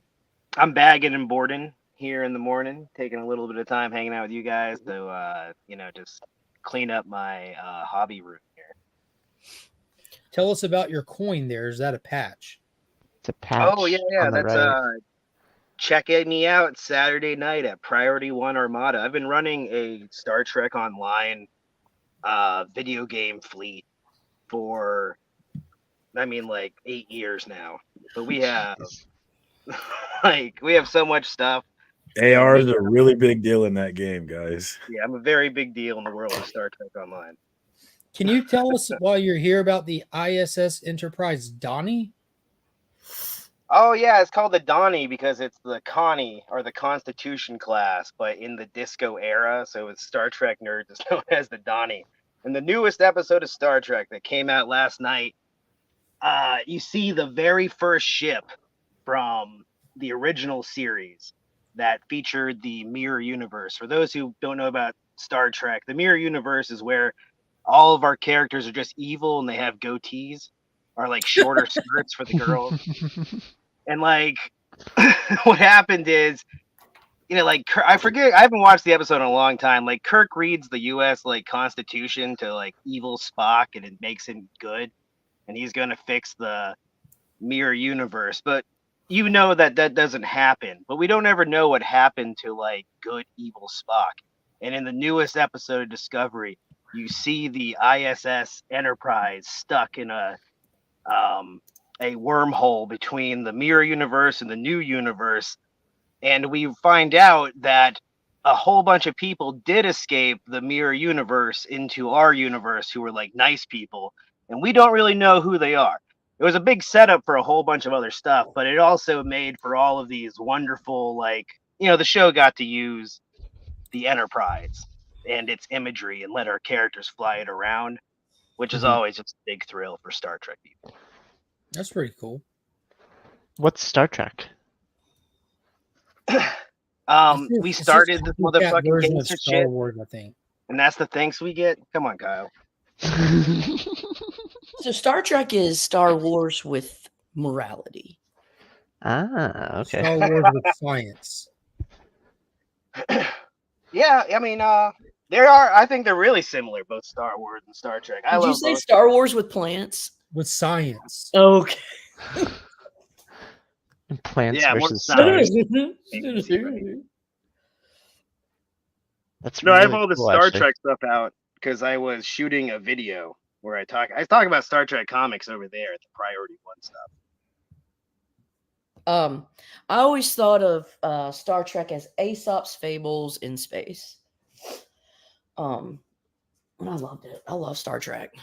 I'm probably Star Trek dominant. I gotta share this. I'm sorry I've shown it on my thing, but like, I got the nicest copy of this. It's so sexy. I'm sure there's not a nicer one out there. I know there is. Good morning, Biggie Shack. But the nicest for me. Morning. Hey, Biggie. Hey, what's up, Biggie? What's up? Aggressive. Y'all missed it. Biggie dropped his weekly top 10 comic book commandments video last night. Oh shit. Sure to check that out. If you have no idea what I'm talking about, all the more reason to go check out the immortal Biggie Shack. Check out his top My 10. poor audio. Yeah, if my audio wasn't so trash. In all sincerity, you got to ditch the Bluetooth thing. Yeah, I think it it's might hard be to tell very if heavy. it's working or not. Yeah, I don't know. I'll start pushing my channel harder whenever I get my laptop. While I'm just in the phone era right now. Yeah, well, other people will push it for you till you get there then. Yeah, but my top 10 is fun. I love that shit. That's awesome. Thank you for saying that. Here we go. Hoarder's Hide says Star Trek is kind of like Star Wars without the incest and bestiality. Got it. Okay. Is that accurate? Aggressive?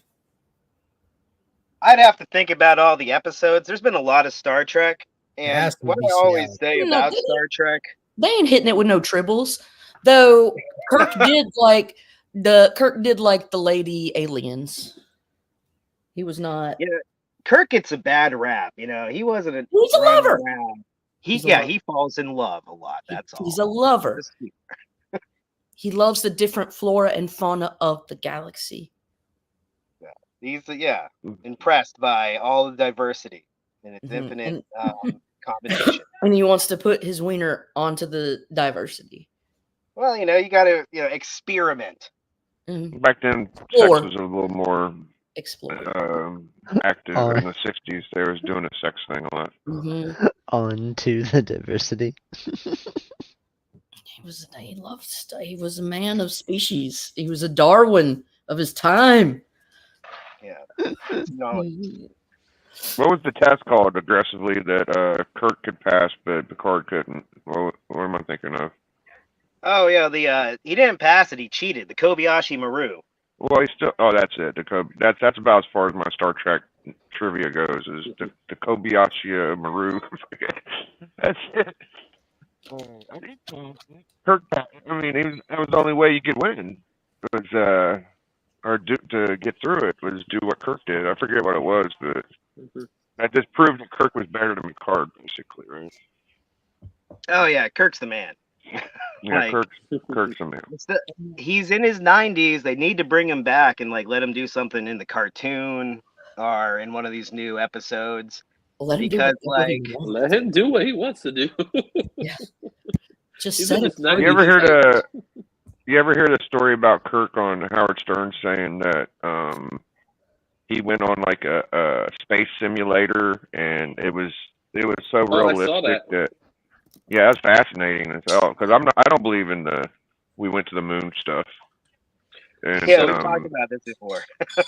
yeah. So I ain't gonna go in he this got full, into but a ship. They got into a ship. It was like a couple of people, and all they did was just fly up, got to sea, and then fly back down. right. But he You said it was think that shit was felt staged? real.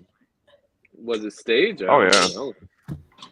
I mean, we've I been go to ahead moon and stand on since. this. Picard is better than the rest of them.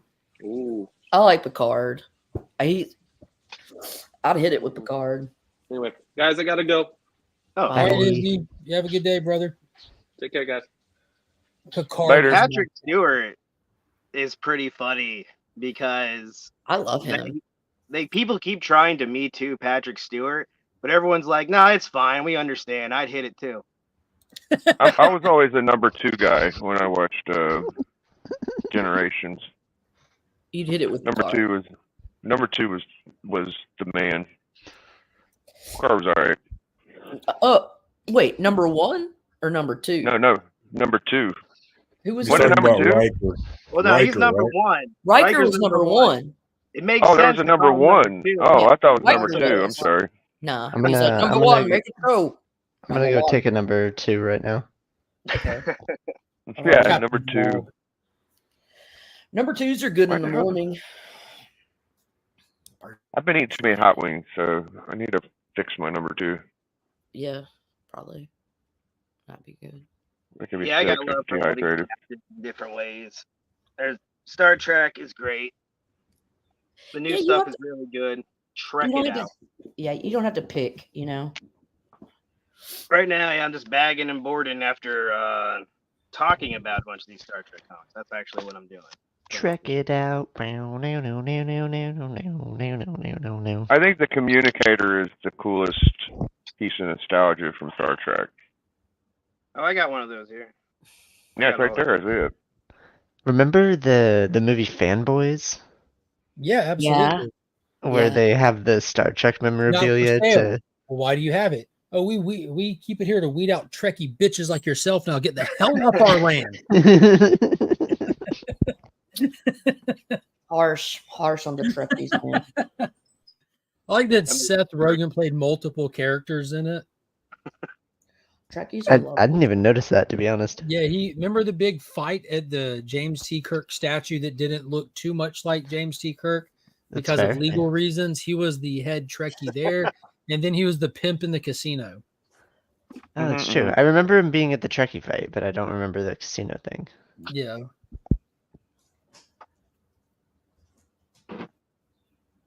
You guys are talking about Alan Tudyk. Has anyone seen Resident Alien?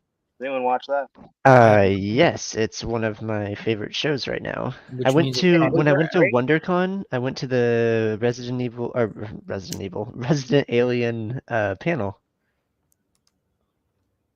Yeah, I'm Phenomenal really loving acting. that show right now. It's great. Yeah, they're about to finish season 3, 4, 5. And I guess it's based off the comic book. I have never seen this book though. I've read it, and the answer is sort of. I don't know. There's definitely some different liberties. It's close. The comic. Awesome. Yeah. It's in the 70s. Now I want to look it up though. I want to buy Resident Alien the comic because I'm loving the show. I bought They have the one. trade paperback for my mom, and I sent it to her because she really liked the show, and she said the comic was kind of different. I don't buy many trade paperbacks, and I got an Alf trade paperback, and I was super confused. I'm like, what the fuck is this? I'm looking at it. It looks like episode 1 or issue 1, and it's actually, of course, I didn't open it up. I just went by cover. I Google image searched it, And finally, Callie had to tell me it's a trade paperback, bro. I'm like, oh.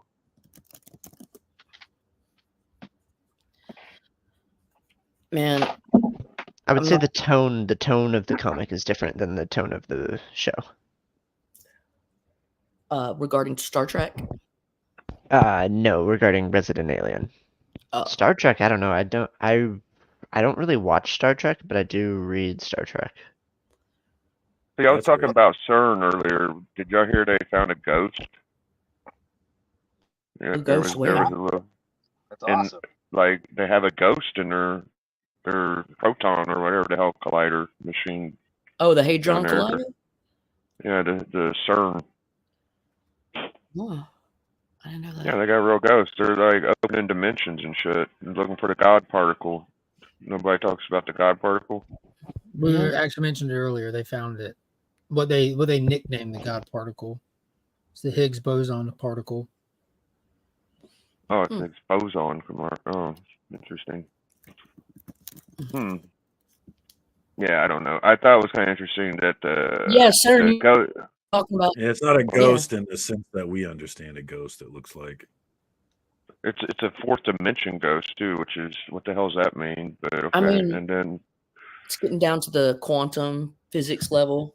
Yeah, we talk about particles. They've shown where particles exist in like multiple places at one time and stuff like that. So like Marcus just pointed out, like it's not necessarily supernatural. It's just beyond our understanding. So it's like just speculating that we don't understand how quantum physics works because it's outside of Newtonian physics, and like what we see in our natural world, what our eyes observe is Newtonian, and we still have not defined what quantum is. Go ahead, buddy. But they're saying that studying black holes, they're learning about quantum physics and black holes. I don't understand that either, but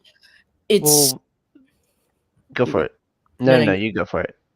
Okay, so the way that I think they're using black holes to understand this is because black holes consume all matter, and I think they want to see, like, on the most resolved level possible, what is matter and what things are going away in the presence of this, and that's how they're learning about what particles may be there and not be there. But like I said, I think particle physics is dead.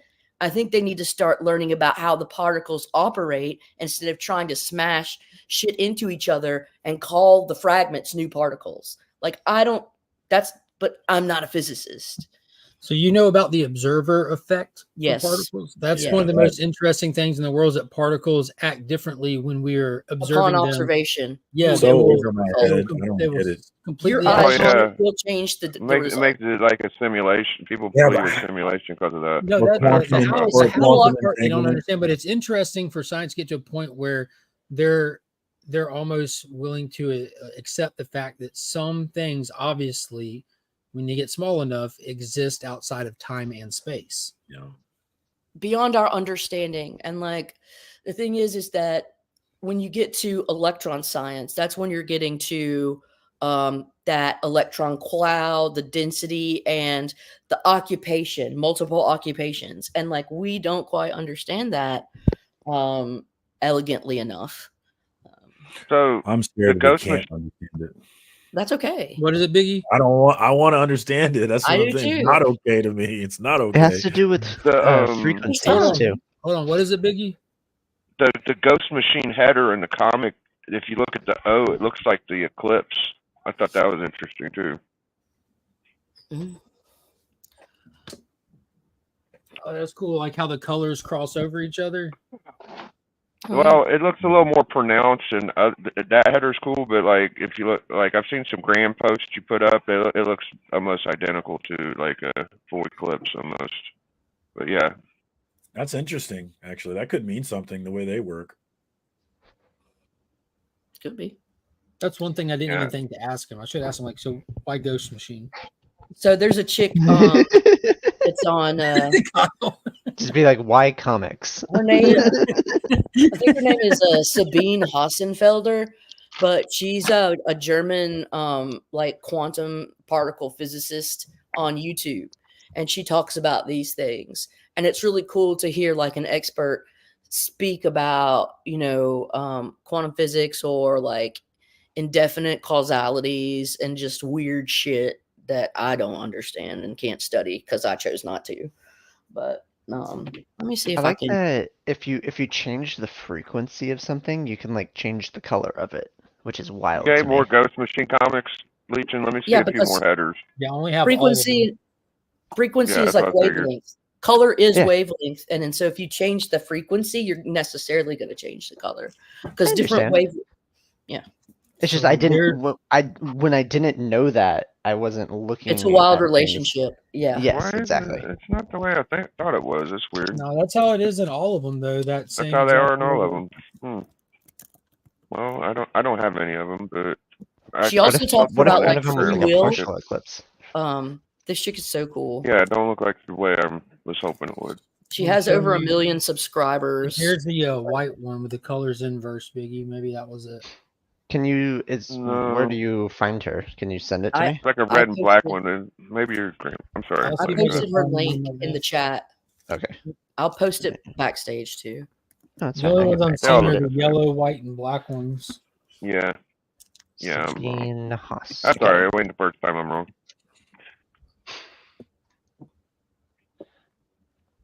Yeah, I was learning about different frequencies and different wavelengths and shit yesterday while I was Like- taking a bath. Yeah. I like her thing on how she does a video on how she doesn't believe in free will, and it's really interesting. And I was Of like, course, free will exists. You have no choice but to accept that. okay, that's not what she thinks. I don't think you caught what I said. Did you say, of course, free will exists? You have what? You have no choice to accept that. See, It's a paradox. Free will is a paradox. If it exists, it's a paradox. You have to Of course, believe I that believe it in free will. exists. I have no choice but to. You have no choice but to believe that free will exists. Yeah. It's a paradox. It's a fun paradox, but it's a paradox.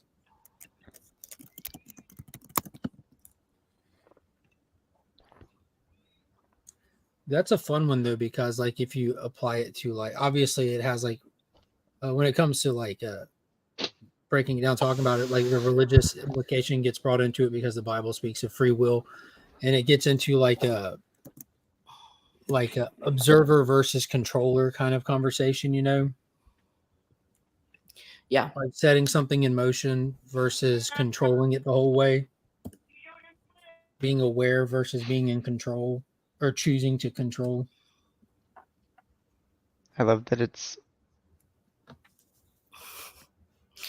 One of those is like when somebody commented on her video on free will. Whenever what is it done? What did they say? Whenever I watch a Sabine video about free will, it is never done by choice. Can we discuss Vanilla Sky? Had Tom Cruise, Penelope Cruz, didn't watch it. Done. Next. Paul W.S. Anderson film, wasn't it? Not sure. I want to be known by like a really long name, Like promiscuous time traveler. but longer. Put D in front of it. Esquire. Yes, put Esquire at the end. Esquire Derulo the Third. Throw a junior in there. Sir Junior. Promiscuous time traveler. Esquire the Third. Okay, Vanilla Sky. Fucking Batman better than Vanilla Sky. Oh my gosh. Scott really dislikes that film. I hate him, but I hated Vanilla Sky. Cameron Crowe. Cameron Crowe was the director of Vanilla Cameron Sky. Crowe was on that one. That movie was dumb as fudge. YouTube Carl Sagan Flat World. That sounds dangerous. Carl Sagan's great.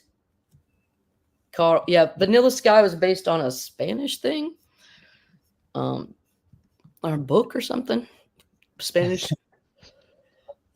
Carl Sagan's excellent. Anything he does, I think he was like the great scientific arbiter of our time, and we lost him too soon. I've been to his grave, in New York. Like, he's a fucking hero of mine. I love Have you Sagan. watched Disney's new movie Wish, Lydia? No. Kyle watched it. She said she liked it. As a fan of Carl Sagan, there's a song in that movie that you will just love. I won't ruin it. Totally check it. Okay. Because they've made Extraordinary claims require extraordinary explanations. Was that the song? I think it was called "You Are a Star." Oh, yeah, you know the star stuff. Oh, Godzilla Power Rangers. Volume 2, Kyle. Yeah. If there is a fourth dimension, I think my calculus 2 professor said that the likeliest possibility of it would be time as the fourth dimension.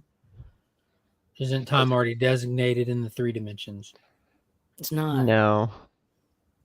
It's we really it's don't a know fourth what vector. time is. It's We a really fourth don't know what it is. It's all it is we know is a delta. It's a change. That's all we can say. And so within that change, you can point out like that's how you have that fourth dimension. And if you want to get more resolved, you say, okay, well, time is infinite. Where on this, asymptotic or like infinite line do certain things fall? Like that's a fourth vector. Does time exist without someone observing it? So time is a very human descriptive, construct. not prescriptive. Time is a human construct, but like, you think time is a human construct? I So think does the Canadian way survivalist. I think we experience it specific, like the way we experience time. Well, you know what? No, time like, is something. That's just our way of describing something that exists. Our way of labeling an existing something, whether it's tangible or not, isn't relevant to that. Like it's our way of labeling a unit of measurement. Time is going to exist regardless of what we call it. Yeah, so it's descriptive. Yeah. So it is a vector. It's a thing. We call it one thing. What it actually is, I think we don't actually know what it is. We can't understand yet. We just don't have the tools to. I have a watch. Yeah, time is a human concept. Like the way we conceive of time is not the way that thing actually is. It's just we've got a sack of flesh and like water and a weak electrical current. We've proven that it's manipulated by strong forces such as gravity or something, so it definitely does exist in some form or fashion, right? It's a thing. Also, I have a strong electrical current. Thank you very much. I believe that. Aggressive. I believe that. Like in the quantum system, you can like speed up or slow down, but time is nasty.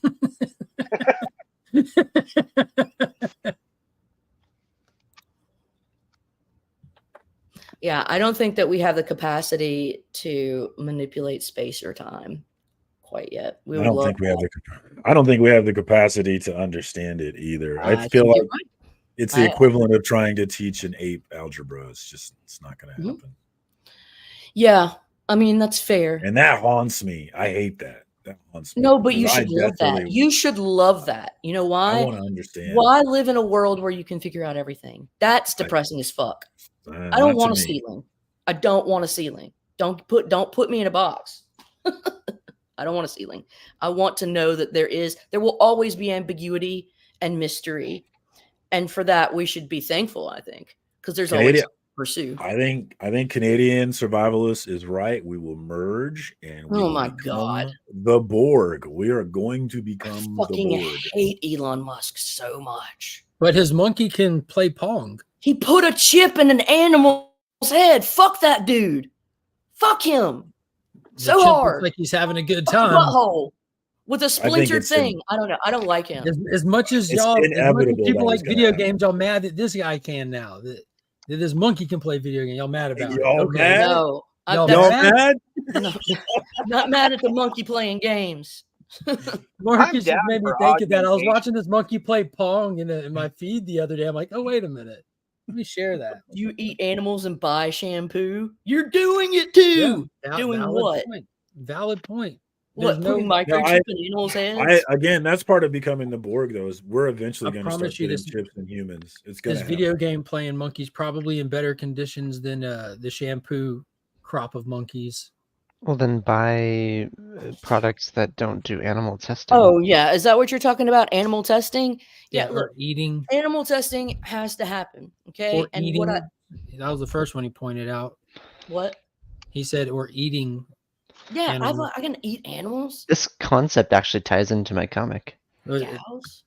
Oh yeah, I can't fucking stand Elon Musk. He's such a piece of shit.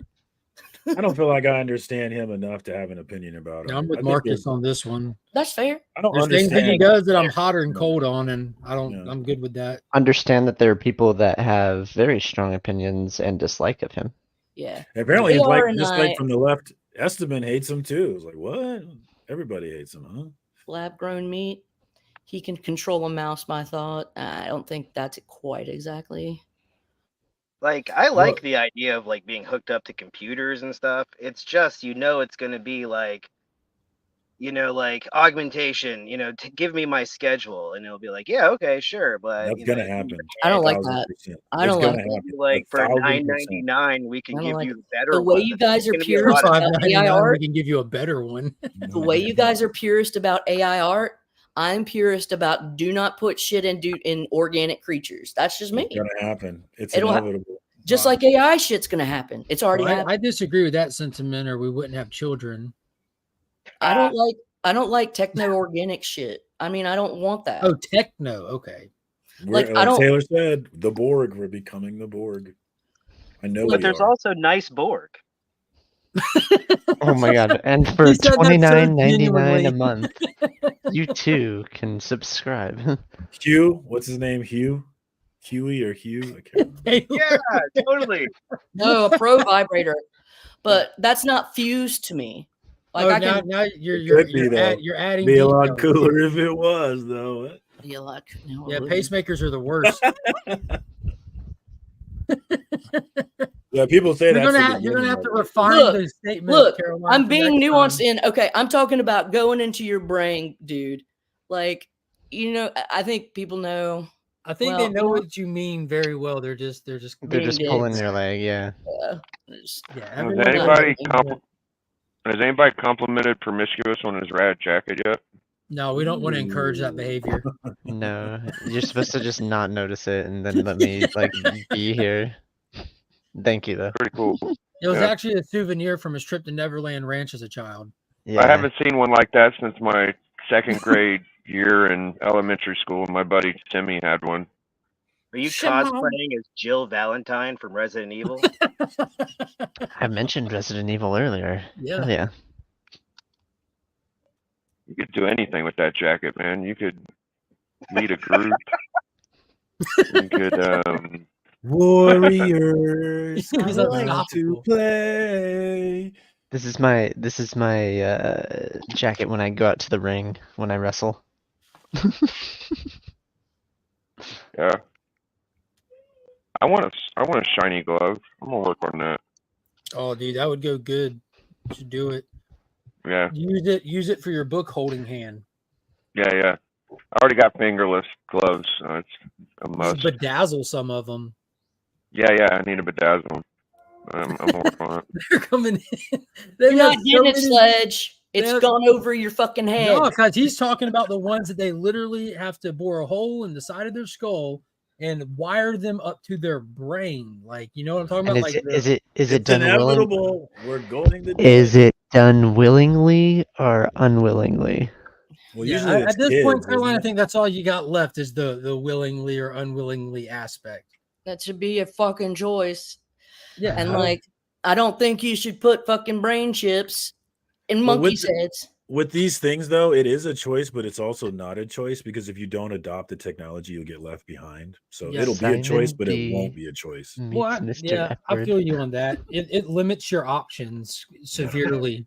Like it'll still I be don't a think it's choice, gonna but you're happen in our choosing to have timeline. limited options. And Like, Well, Yeah, 'cause everybody like- uses collector apps, so This is what I pretty much believe it. in. yeah, that's a I good believe point. in with all of I us here believe in Tea science and Collective. technology that ameliorates suffering if one is and it has a disease that it can't be addressed. If something ameliorates suffering, if something lessens your suffering, I'm for that. All right. Well, I'm telling you right now, this monkey playing video games, his suffering was lessened, whatever it was, because he's having the time of his life. And you can ask Durs, you take away video games, that's a form of suffering, whether you know it or not. So this monkey, he's living the dream. What were you saying, AR? Oh, just the horrible future of like brain computer. Play me a Taylor Swift song. Buying you tickets to Taylor Swift. No brain computer. Fuck. You're out $3,000. Like playing the Taylor Swift song, but you want you to know for only $10 more a month, we'll be able to give you Elon Musk's full collection of Taylor Swift music and play. Yeah, like I don't. No, stop brain computer. Do the advertisements that you can't skip playing in your head. Oh, that's all of that. So all of this technology that helps people, none of it Elon Musk has had anything to do with. What? Have you ever noticed that there's no boy name for Alexa? You, but like the pushback gets absurd at some point.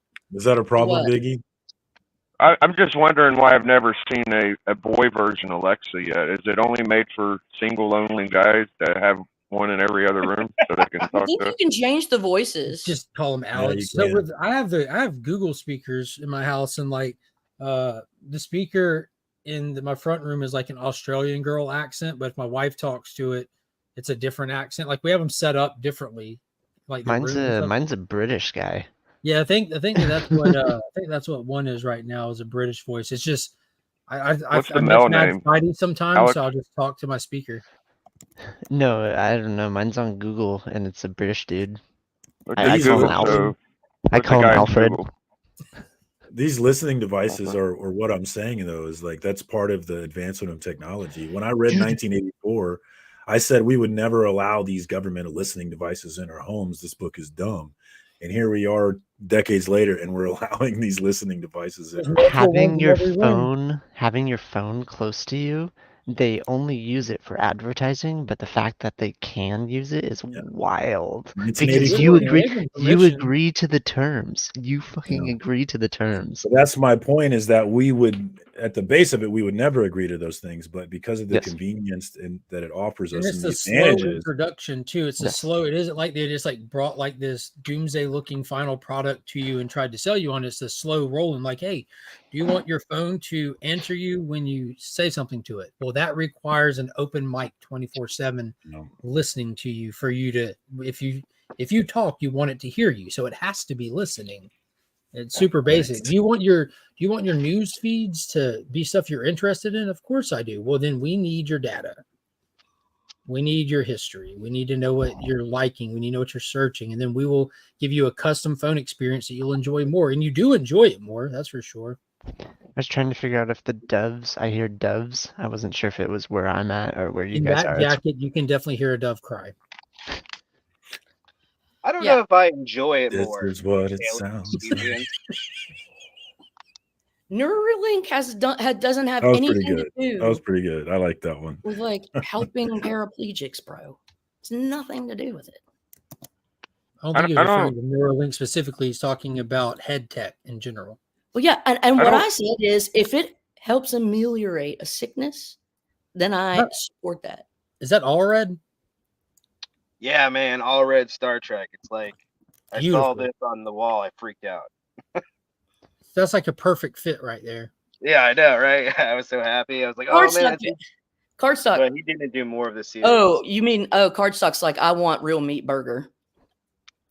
That's true. Yeah. I mean, a lot of countries. I don't want to say a lot. There's been because a lot of countries. It's not even relevant to, but there's been a handful of countries, bigger countries already, that have outlawed that lab-grown meat because of. Let me tell you a story about that. So, the former chair of the biochemistry department, he left to be the CSO, chief scientific officer, for the meat, which it's what's called the miracle meat that's not actually that sells. It sells. Impossible Burger. Impossible. Yeah, Burger? Impossible. Yeah, Impossible Burger. He went to go be a CSO at Impossible Burger.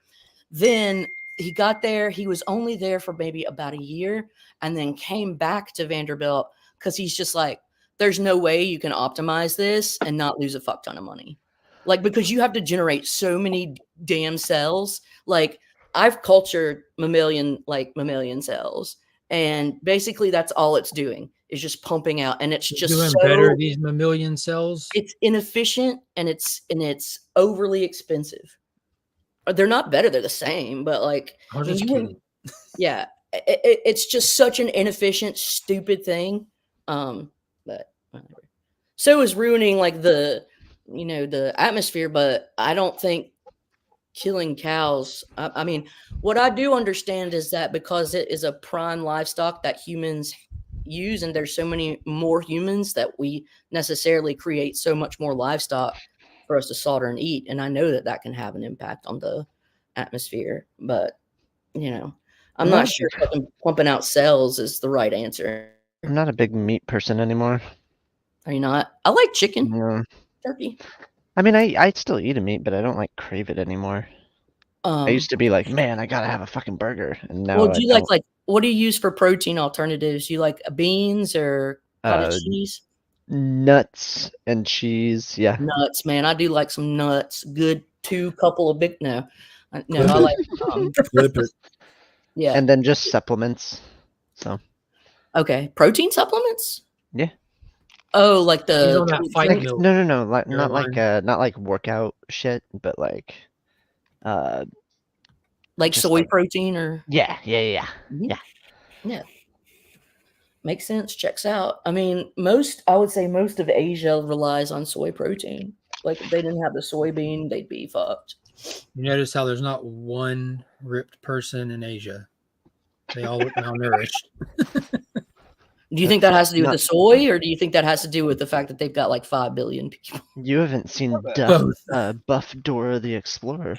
Buff Dora the Explorer. I've seen like there's definitely always exceptions to the rule. The vegan beast is like a bodybuilder on an all plant-based diet. I've ever seen painted with. Yeah, I love meat too, dude. I mean, I don't want to get rid of meat. Like what on my bucket list is eating at Rob Fatstack's barbecue party one day, and I can't give up meat until then.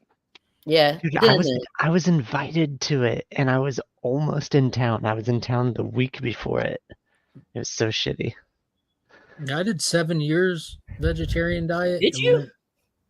You didn't? Yeah, I didn't start eating meat again until this past February. I was a vegetarian for as long as you knew me. Yeah. Oh fuck! I didn't know that you started eating meat again. Holy shit! Yeah, I like slow rolled back into it and took my wife out for Valentine's Day, and I've always said it just kind of was didn't have any like huge reasons for doing it. It's something I just kind of like rolled into naturally way back when.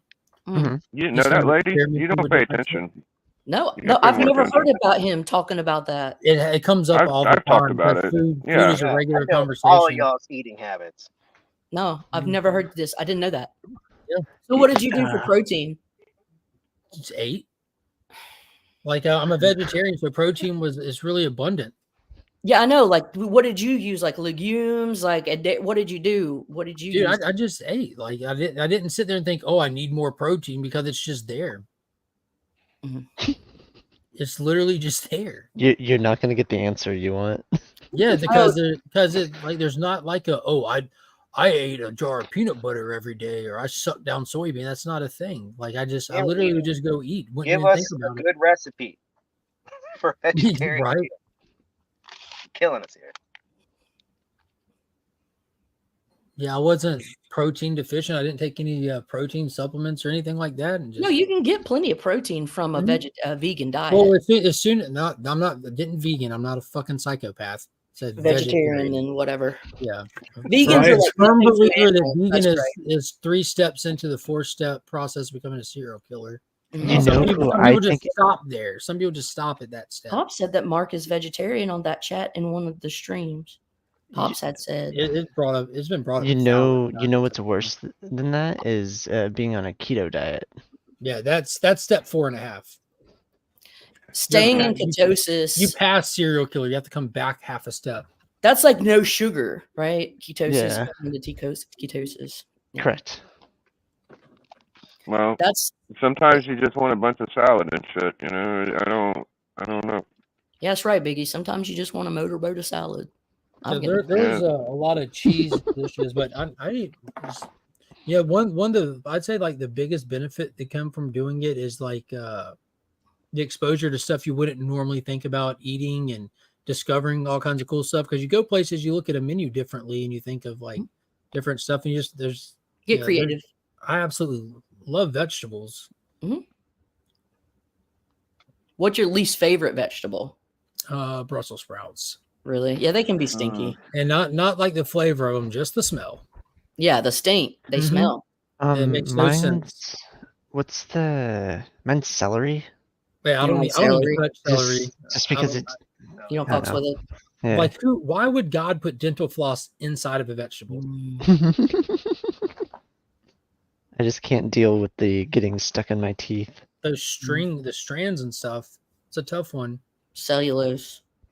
Yeah, and this is an awesome comment. Like I know it's slightly meant to be funny, but rabbits eat salad. I eat rabbits, and that's the difference between first-hand and second-hand proteins.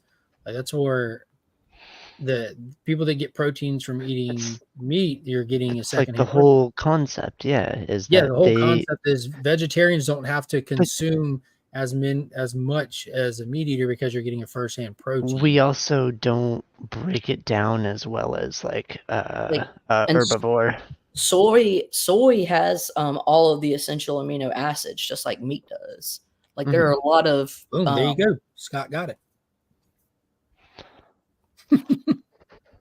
Nailed it. You love Brussels sprouts, Esteban. The smell is what gets me. Like he said, it literally smells like a fart. Like if you say otherwise, you're just lying to yourself and us. It just smells foul. I like broccoli. I like it raw. I like it steamed. Ooh, baby, I like it raw. Like it raw. Ooh, baby, I like it raw. I like most of my veggies raw. Like if I'm gonna be honest, I prefer them to be raw or just steamed where they still got a little crunch in them. Yeah. I don't like them to be soggy. Unless they're beans. I get those steamed bags where you just put them in the thing, they poof up, and then they steam all your vegetables in there nice and crunchy. Yeah. Yeah. I like a soft outside, inside crunch. Just saying. I didn't know Mark was a vegetarian for 9 years, 7 years. 7 years. Yeah, you're a terrible listener. We established that. No. Just kidding. Not true. False. Yeah. Mark's backstory is super interesting. He was I know that this is what I do. You dealt with Uganda or something. I know he was not raised in Uganda. You really don't listen? Bro. Yeah, Pops found him in like 93. He was right before my 5th birthday. He's what's known as a dolphin boy down there. Got him back on feet.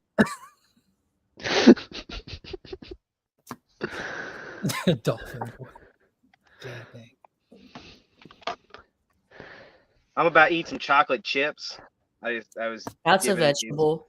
That looks good. That's potato. They're so good. Pomme de terre. The chocolate chips and showed literal potato chips in chocolate. I can't help myself. One of my favorite comedians is, Carrot Top, big Gallagher fan. So, yeah, but green chocolate potato chips are so good. I'm about to eat one. I wish you guys could have some. Let me see these chocolate chips again. Yep. Literal chocolate chips. Yep. Chocolate's a bean. Wellbore said it. Chocolate is a bean. Potatoes are tubers. You're eating veggies. That's a vegetable meal right there. Vegan. Yeah. All the way. So you just decided. Now I have a question. You said that you did. You wrestled with some issues with alcohol and you got clean. And when that happened, is that when your vegetarian lifestyle occurred? Or you talking to me? Yeah. You talking to me? Definitely not a vegan. Just want to make that clear. Vegetarian.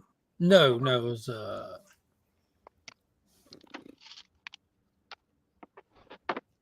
didn't know vegan was such a bad word. What's your suggestion? I just like vegan lifestyle? Mark? No, Mark likes to like promote or provoke people. So it Yeah, was a I'm just probe happy. that he sent out into the world in case there's a vegan here, so that we can have controversy. Thank you, Kyle.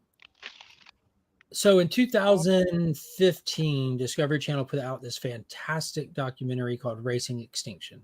I love document. I like gathering information, like that feeling Marcus had talking about quantum physics. I need to know. Like when there's information, I want to know it. And oh, look at that. That's a good one. And in there, one of my favorite quotes got mentioned by the end of it, and it's better to light one candle than curse the darkness. And the whole point and message behind this movie was, like doing anything is never too small, like as long as you're doing something. And they talked about some of the impacts that we can have on the planet, and they put out a challenge at the end of it that if you're capable of it, try riding a bike to work just one day a week. If you're capable of it, try having a vegetarian meal once a week. Something as simple as spaghetti. That's a vegetarian meal. There's no, I mean, you can make it with meat, but it's simple things. And if you can, try keeping the light, this, that, and the third. They can't have all these little examples of ways that people can help. And I thought to myself, like, I ought to try that just for fun. Do that, yeah. And I'm like, well, I'll do it because like my favorite pizza is just plain old mushroom pizza. There's a lot of veggie stuff I already like. I'm like, well, I'll go a week without eating meat just for fun because there's a lot of people that ain't going to see this, and some people that are going to try and fall off. I'll pick up some slack. I'll go a week with no meat and see how it goes. Curry pizza is the best pizza. Interesting. Hold on, let me kick Kyle real quick. All right, so I decided to go a week, and what I noticed is after about the second day, I had massive headache. I felt terrible. And I went to bed that night. And when I woke up the next morning, I woke up feeling like Superman, feeling like Mark McGuire. I'm like, I feel juiced. And I'm like, that feels pretty good. So I went. And that's Mark McGuire. Yeah. Yeah. So I ended up going for like 90 something days just on my own. And I ended up going to this really expensive dinner with somebody back then. And she just demanded that I try the meats on the meats appetizer. So I hopped off the diet because I wasn't really that serious. It was just me just doing something. And then I immediately felt the difference, and I got back on it. Got back on it some time later and just stayed on it. I mean, that's cool, man. Whatever. And then I kind of just legitimately just kind of got bored with it. Yeah. And decided to see how I felt coming off of it. See if I still have those same, you know what I mean? And I felt no different coming off of it. But at the time, there was definitely a difference I could tell with, I don't know if it was my age, my body chemistry at the time, my schedule or what, but maybe I was just lacking in certain areas with my diet back then that helped increase and balance me out better. Now I'm a little bit older. I don't think I think about it, but I think I naturally pay more attention to what I eat. I'm not sitting there smashing chips and eating ice cream and stuff like that. That's not really my jam anyways, but I think I'm just more naturally a more conscious eater now. So maybe that made a difference. That's good. I mean, it's nothing wrong with any of that shit. But recently I've been developing a chip to put into livestock's head without their consent that draws them to my house so I can slaughter them myself and cook steaks all day because I absolutely love steak. There's a whatchamacallit, a parasite rocking with that makes yeah, I want to show a few books before I leave. Go ahead. What are you saying about parasite there, Promiscuous? There's a parasite that gets into like bugs and makes them like go into the water so that they get eaten by a bigger predator, so that the parasite can go into like things like frogs and shit. It's really cool. That's smart. There's a cat. That's probably my favorite. I forget what it's called, but there's a parasite that gets into mice. And makes them not afraid. I'm sure Lady knows the name, but it makes the mice not afraid of cats, and so the mice will run right up to cats and get eaten. And the purpose is the parasite can only reproduce in a cat's stomach. So that's wild. Have y'all heard of the Lone Star tick? There's a Lone Star tick. And it's called that. Where'd you get all this shit? Yeah, I got it from my $20 box from the guy at the LCS. That's my LCS nice. went by. You got some bangers in there. Damn, bro. Yeah. So got those two were probably the biggest. I already had one first rogue, but I got a second one, and then I got some green foily. Green foil for Never the had. win. That's cool. I never had the Hulk 30th one. That's pretty cool. I love any Hulk 1 homage, so that's nice. And this guy down here looks really buff with the hair chest. Absolutely, Sledge. I did not know that. Absolutely. It's not half bad. And then Ethan Skyver's Cyberfrog #1. Never thought I'd have that bad boy. Is that the so OG one there you go. back in the day before Comicsgate, or is that the modern one? Oh, this is the first, not the first Cyberfrog. The first Cyberfrog's like $100-$200 book I'm looking for now, but this is the first solo series Cyberfrog. It does have a first after he appearance in went it. solo out of the community. This was his first Cyberfrog run. He did another issue that had a cameo of Cyberfrog in it, which I'm trying to find now, but Nice. I don't think I'll ever find it. From what I understand, that's a character that he created back in the 90s, right? Yeah. Yeah. Yeah. I'm not too It's the versed, first but- appearance of Ashley or some shit. Yeah, there's a you chick in here. First line.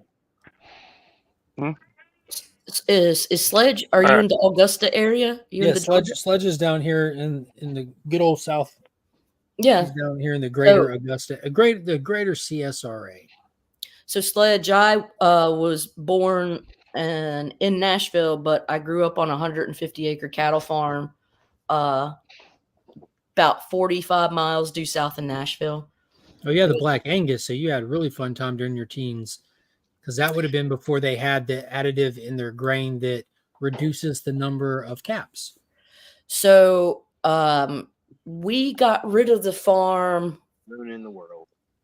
I was probably about 12 when we got, because it got to be too much. My dad worked full time at GM, and just being a farmer is a lot of work. It's a full time job, and he was really upset. But he had to, we decided to sell the farm, sell the cows, and then move to the city.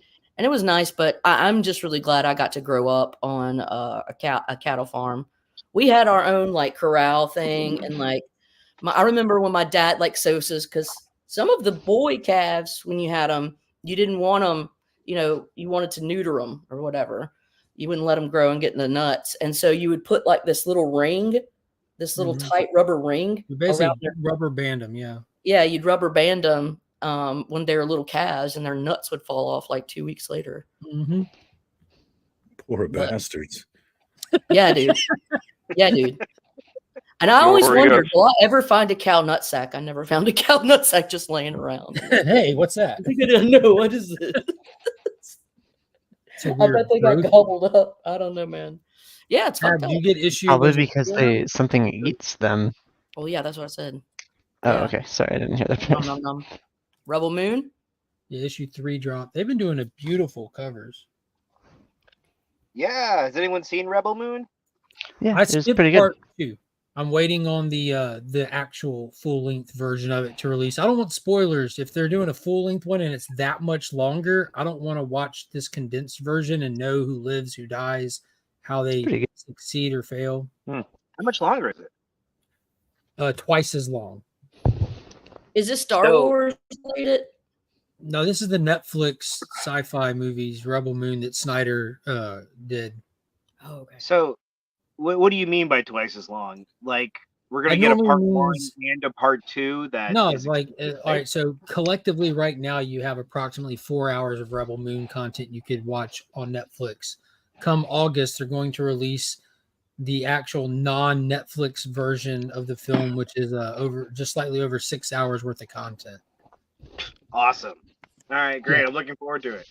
Yep. So I'm just waiting on A lot that. of extra content.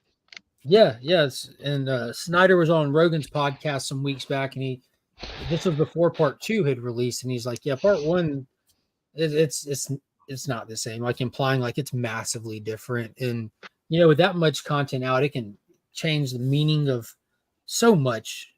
And I just want to see the proper one first. I can go back and watch the condensed one later, but I want the proper one first. I already did the proper thing second with the Snyder cut, and I don't want to do that. I still think Joss Whedon's was better. All right, hold on. Let me kick Ag. All right. Aggressively relaxing is in timeout for at least another 3 seconds. Definitely not allowed to say that around here. You can Pack say it it, up. but you're going to get 7 seconds of timeout. I'm firm on that. 7 seconds. I'm not coming down from that. You're a real disciplinarian. Thank you. Get your backpack ready. Get your I like backpack packing ready. people up. Yeah. Pack them up. Now All right, I'm going to pack myself up. I'm going to see y'all later. Right, I will have you got the club tonight, right? Special episode, first time. Yeah, no comics tonight. We're doing toys, guys. So bring your vibrators and your nipple clutches. You're and all invited, them Lady things. Fantastic. I'm in. Mm-hmm. Kyle, you No, too. it's going to be Pops. Gonna be Final lots Pops. of pink and purple. Oh, just Funko Get Pop my tonight? vibrator right here. All right. Why haven't I thought of that? Funko Pop. Handy. He had it handy. Yeah, promiscuous. That is way too close to you for you to not be weird, dude. I'm always I'm weird. just grateful it was that far away from him for once. It's always next to me. What are you talking about? I Bye, mean, baby. he uses it for bone spurs. Funko Pops tonight, guys. Funkos. Funko All tonight. right. All right. I don't got no Funkos. I got one Funko. I have like I 300. actually have a bunch of Funko Pops, but I've never put them on my. I collected tons of Just Incredible Hulk, Superman, and Jason David Frank centric pops. Like I've got Green Ranger, White Ranger, the Dragon Zord, the White Tiger Zord. I've got a singular Funko Pop. It's of Miss Marvel, Kamala Khan, and it's signed by G. Willow Wilson. And I Nice. have it in a little plastic container thing. My buddy Tacoma sent it to me. He hooked me up because he's a big G. Willow Wilson fan and sees her a lot. So very cool. Yeah, it was super awesome. All right, I got to get out of here and Don't do you my. do it. Don't you do it. I got to do it. Don't you do it.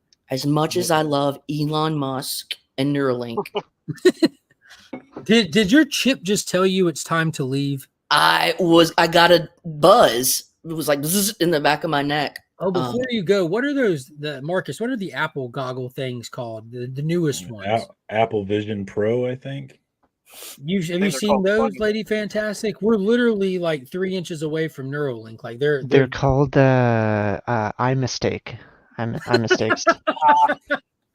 I watched this Instagram reel yesterday, and it probably had a level of stage to it. Just making shit we don't need. It was at a sneaker convention, and this guy walks up to a booth wearing those, and I think he saw like the Back to the Future shoes, and he sits there and checks the price of them on multiple websites by like waving his hand in the air like a music conductor, because he can see and use his hands to touch and manipulate numerous different tabs and stuff, and then they haggle the price, and then he Venmos and everything just right there on the spot. It was fascinating to see. Like it legitimately was fascinating to see. I gotta find that and send it to you just so you can see what I'm talking about. Send me the link. It's not anything that you or I would be like, oh, I need to do that, but it's still interesting to see. You know what I mean? Mm-hmm. All right, I gotta go. Take care, y'all. Talk and to you later. Elon, we Appreciate trust. you hopping on. Elon. Later, I would ride in one of his rocket ships. Beam me up. I don't know if I would trust Elon's first or Jeff Bezos' flying dildo that didn't William Shatner ride on that one? Yeah, he did. Went to space. Yeah, dude. The fact that like Jeff Bezos got Shatner to space, like I think that's awesome. Yeah, Shatner was, he's, seasoned actor. So when he came down, he starts giving like this beautiful speech about how, we're all one. He saw the earth as being little, and we're all brothers and sisters. But then Jeff Bezos started spraying champagne everywhere and kind of like cut off the thing. Oh, and he looked really annoyed. And they're like, "God damn it, Captain Kirk is speaking. Shut up, Bezos." Yeah, you fucking nerd. So Going to He space reviewed it. is the same as joining the Navy for me. I can't swim 10 miles if something happens, and I know I can't survive in space if something happens. That's fair. Yeah, that's super fair. At least you won't get attacked by a shark in space. That has that going for it. Well, we don't know. You know, depends. Oh, that's true. Can't count it out. All right, who What did is it that better? one? Right? Star Trek. They make me Defiant. think- Yeah, so this is Star Trek's Lizard Eye cover, and then like a month later, Star Wars Lizard Eye cover came out. I'm seeing a trend here. Same artist, different artist. It looks like Different artists. One's realistic, one's kind of a little more cartoony. But Lizard Which one Eye. does it better? I don't know. I like the Defiant one. I just like the color patterns on it a lot better. I like that realism.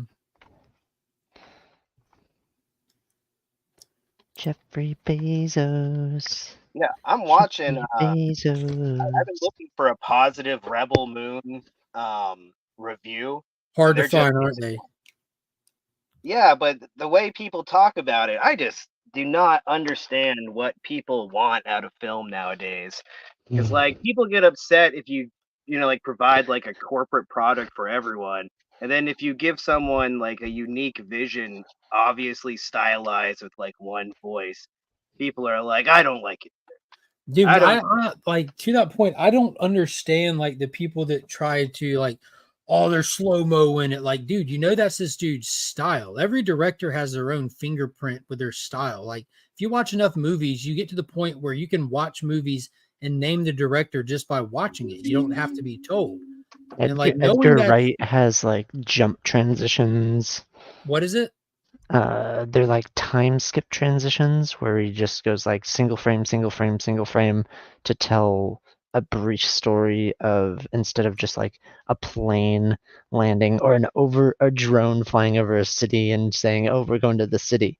They show like him picking up his keys, him going to the bus station. Like it's like bam, bam, bam, bam, bam. Yeah, basically everybody has their own style. Yeah, and I don't get how anybody like this far into it can like try to negatively critique Rebel Moon for having slow-mo scenes. I'm just happy they're letting like artists spend that much money to do something interesting instead of something that, we got to do it this way because that's what's successful. Letting people make weird things. Yeah. And because like I can criticize Rebel Moon from the point of view of like, Good morning. like storytelling and what you should do if you want to be the most clear to like, children watching your movie. But I think he's earned the ability to make something like more interesting. And yeah, it's like, because like all the stories the people tell of their backstory, it reminds me of like reading the back of a piece of cardboard on the back of a toy. Like this is what this guy's backstory is, this G.I. Joe, and now you're gonna get to All see it's missing is a stat sheet. How tall is he again? Exactly. And that's what you keep seeing in it. And it's just like, it was just so much fun. But people are, people have weaponized understanding how to make a movie to like penalize anyone being creative and doing it wrong as perceived, even though it gives it like a different flavor or tone that's unique to them. And yeah, the quickness to jump on explaining something that's different is bad. Especially with Rebel Moon, I found really lame. So yeah, I'm gonna try to do a positive review of Rebel Moon to explain why I'm smarter than everyone else. I can do a positive review. Like I thought it was a pretty good movie. I Did you enjoyed watch it. part 2, Kyle? When did that come out? Last week? Fuck. No. Not the No, there was- pool part 2. It's just only part of it. Yeah. I didn't know there was more. I thought that it was super stylistic and like refreshing. Yep. I like I'm interested to the see what happens next. the sentientness of like, I don't know. It's good at developing backstory. Yeah, there's a lot of cool stuff in it. I'm ready to after seeing part one, because I've only watched part one, but watching how it ended with like Jimmy in the cornfield, like, and he's like fastening to himself a crown and stuff. Like, I cannot wait to get some story with the android, the robot, and seeing the trailer for part two and seeing him like going ham in battle and stuff. Like, I'm very excited for that. That's exactly what I'm saying. Is literally there's like a backstory of a war, and now it's like a seasoned veteran robot. I don't know. I'm just like intrigued. Yeah, you have like the whole thing with the original emperor getting assassinated, all Anastasia style and stuff. What if they turn, but they haven't, and they're like being peacekeepers, but then also if they see something wrong, they decide to make decisions. Like, it's just fascinating. The pain in Kyle's voice.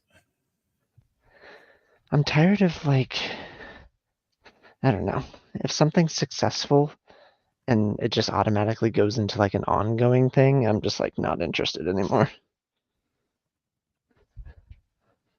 I think that's, if a movie's really good, Back to the Future was really good, and so people were like, "Hey, let's do another one." It's a natural thing that happens when people like something. That's the main reason I don't like something is killing the children.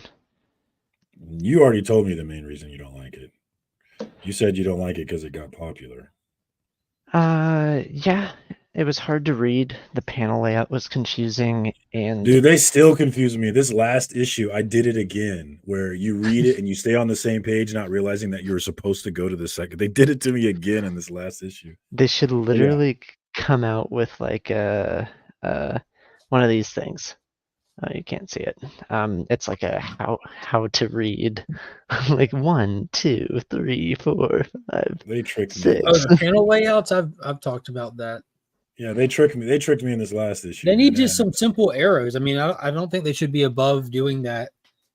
Yeah, because it takes me out of the story, and then I'm just like, all right, well, fuck. But at the same time, I'm with Marcus. I think your hipsterness sometimes get in your way of enjoying stuff. Yeah. You remember what was it? Even that though, Was it James last month? and You burnt your mouth on your coffee because you were trying to chug it before it got cool. Still drinking coffee though. I agree with Sledge here about the length of Dune.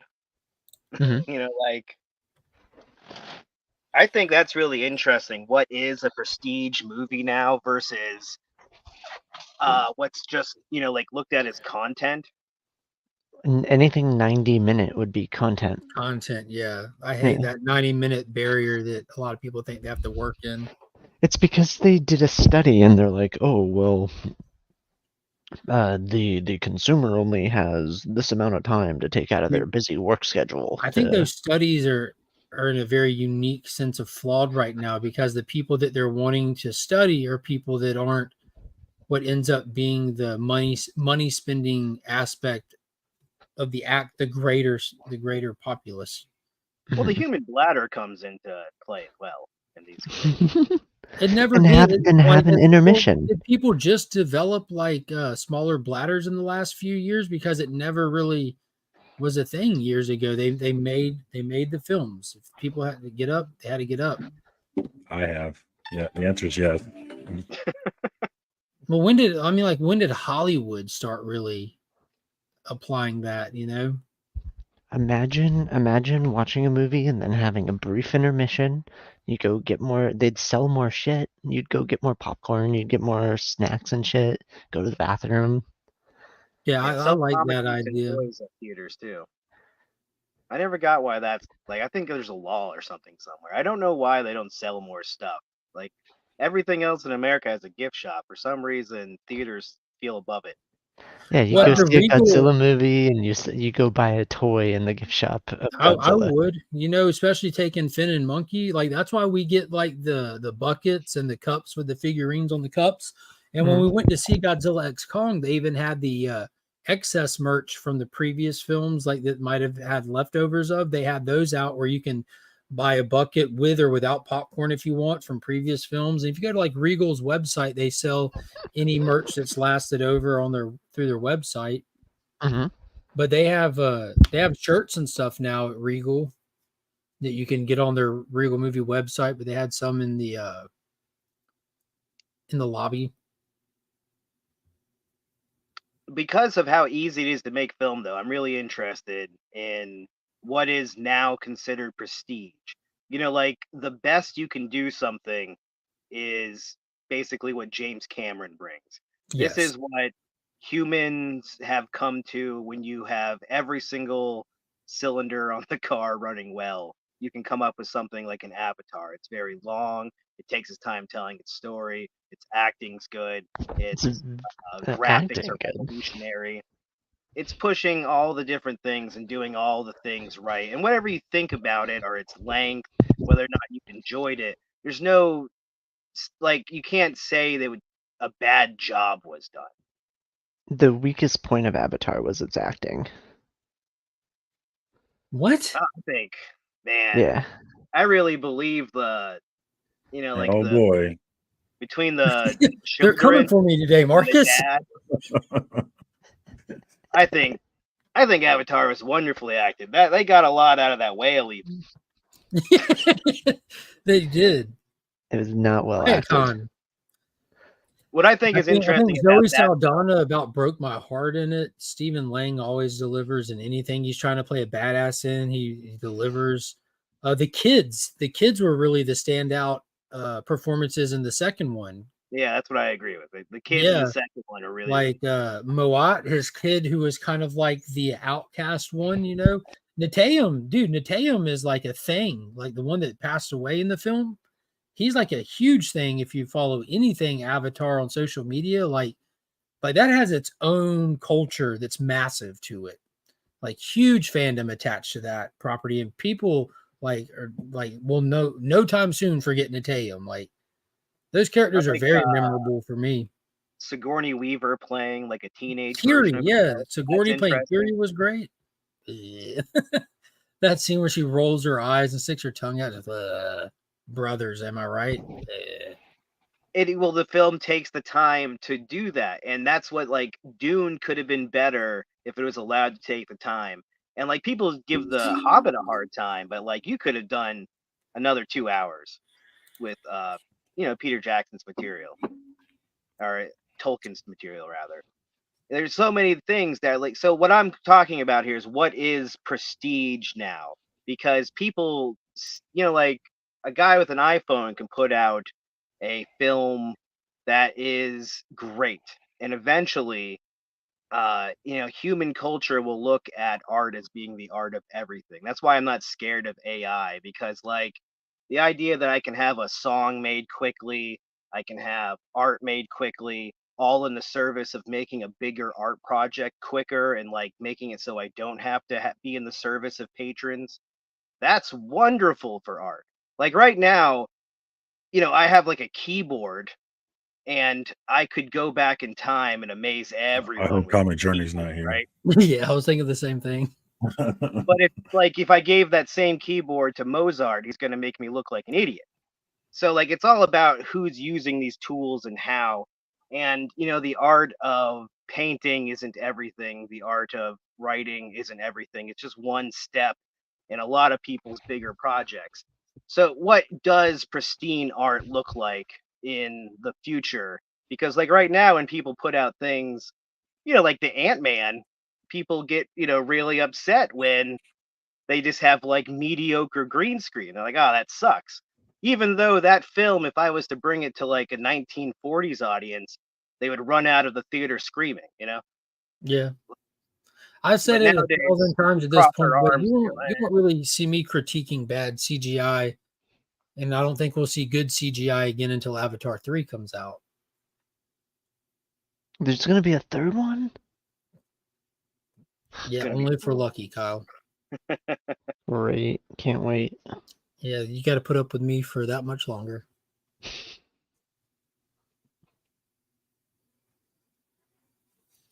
Dude, this is such a creepy book. I love it. Yeah, you do have some of the masters of their craft, like Christopher Nolan, and it's like almost like a trend is getting built around it. How he's shooting for IMAX, but he's shooting on 70 millimeter. And there's been a couple movies since Oppenheimer that I've seen that were advertising that it was shot on 70 millimeter. So I think it's becoming like a little prestigious badge of honor if you're able to boast that with your film, which is kind of taking a step back to look like you're ahead of the curve. Well, a lot of people don't like the higher frame rate.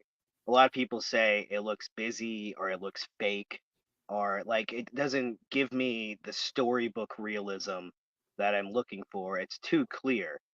Like when you watch, Harry Potter on a new TV and you're like, that castle's made out of styrofoam. Well, you're thinking the higher pixel rate.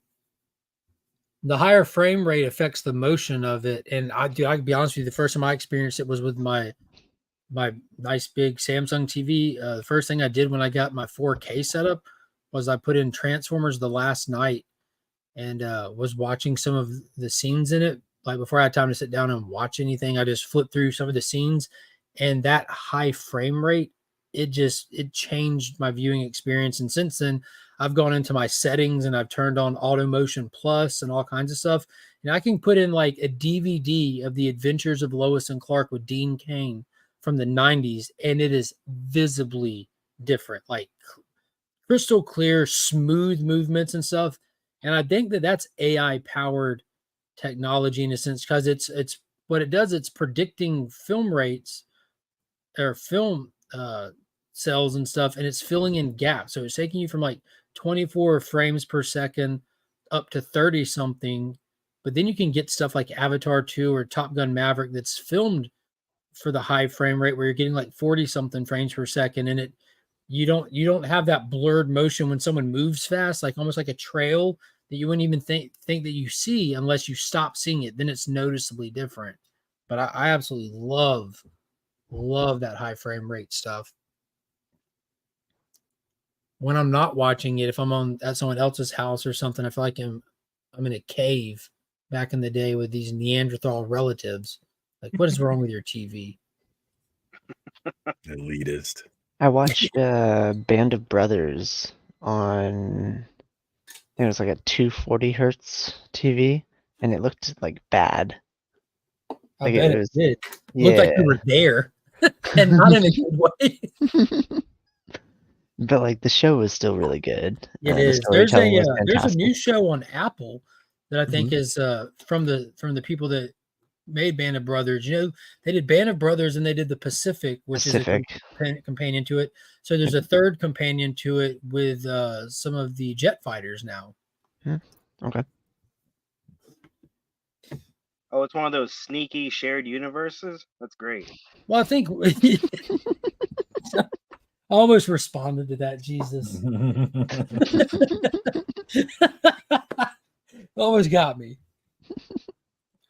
Speaking of sneaky shared universes, did anybody else watch Argyle yet since it's released on Apple? I don't have Apple. Me neither. I have not watched I may get it for that movie though. I need to watch the last episode of Ted Lasso too. I was about to say, if you get it, there's stuff on there worth binging if you get even like a month at a time kind of thing. Silo. Please tell me someone else has watched Silo. There's something really good on Apple TV that I watched. Yeah. I just got like a month. Seen a better TV show since I've watched Silo. I read all the books after watching Silo, and I ruined it for myself. Oh man, it is. I can't imagine, but I absolutely understand because, dude, I'm so ready for the next episode. So ready. And yeah, I had to know what happened, and I just bought the audiobooks. I started listening to them all. The first one, it was just like the it's like a 1-to-1 telling. It's a really, really faithful adaptation. That's really promising. Yeah, so you can just check out the other books if you want to know what's probably just going to happen. Just send me your login stuff for it. Sure. Listen to all this Star Wars and Star Trek I got on here. Yeah, I still haven't gone through Heir of the Empire that I bought, that deluxe version. Well, you should, because listening to Thrawn's voice will make you crazy. I prefer listening to your voice as Thrawn. What platform are you talking about? Marketers. What platform are you talking about? I use Audible, but I also use Libby. with a Oh, library card. Libby, yeah. I You use can that listen for to your audiobooks. area's collection. Yep. And if anyone happens to live in the New York area and wants to give me a library card, that would be awesome because their collection is the best. Mine's pretty decent. I have LA, so. I try to collect library card numbers. You want to send me one, that'd be awesome. Because then you can just go to different collections and check out what they have and listen to all the audiobooks for free. But they kick you Absolutely. off in like a year. Ag, how much is a library card?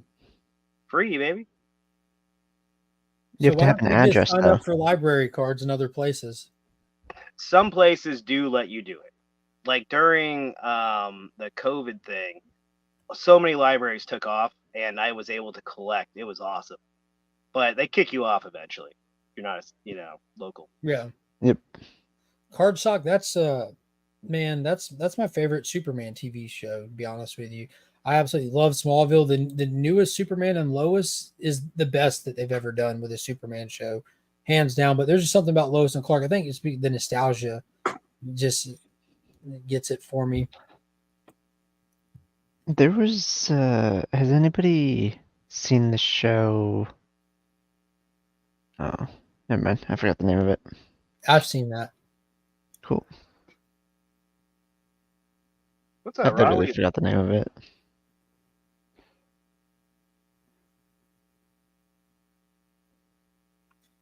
Rob ain't talking to you, apparently. That's fine. I'm a bit much.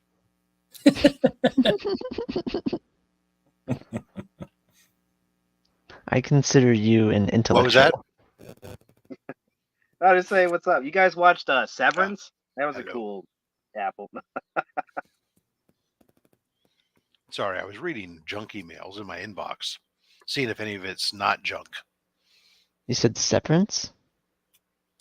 Yeah, that's this movie where you can take half of your consciousness and stick it into just make it do work for you. So you get to live the fabulous life of someone who just has money and not even think about the part of you that you have put into, enslavement. Their whole existence is like working. And then your whole existence is like, I have a hot tub. I don't know where it comes from, but Is it's that good. the one with Kevin Costner? I think he is in that. Like Kevin Costner and Ryan Reynolds or something? This one stars the guy from Parks and Rec. What's his name? Adam Scott. Okay. I'm trying to Yeah, think if I Kevin love him Costner in shows up. Piranha 3 Double D. I want to watch Mythic Quest as well. Oh, that's on Apple, yeah, dude. Mythic Apple's Quest. got a lot of talk about prestige content. Their stuff feels like it's all really, really well done. Mm-hmm. Yeah, that Tom Hanks robot show. I watched a couple episodes of that. It was pretty good.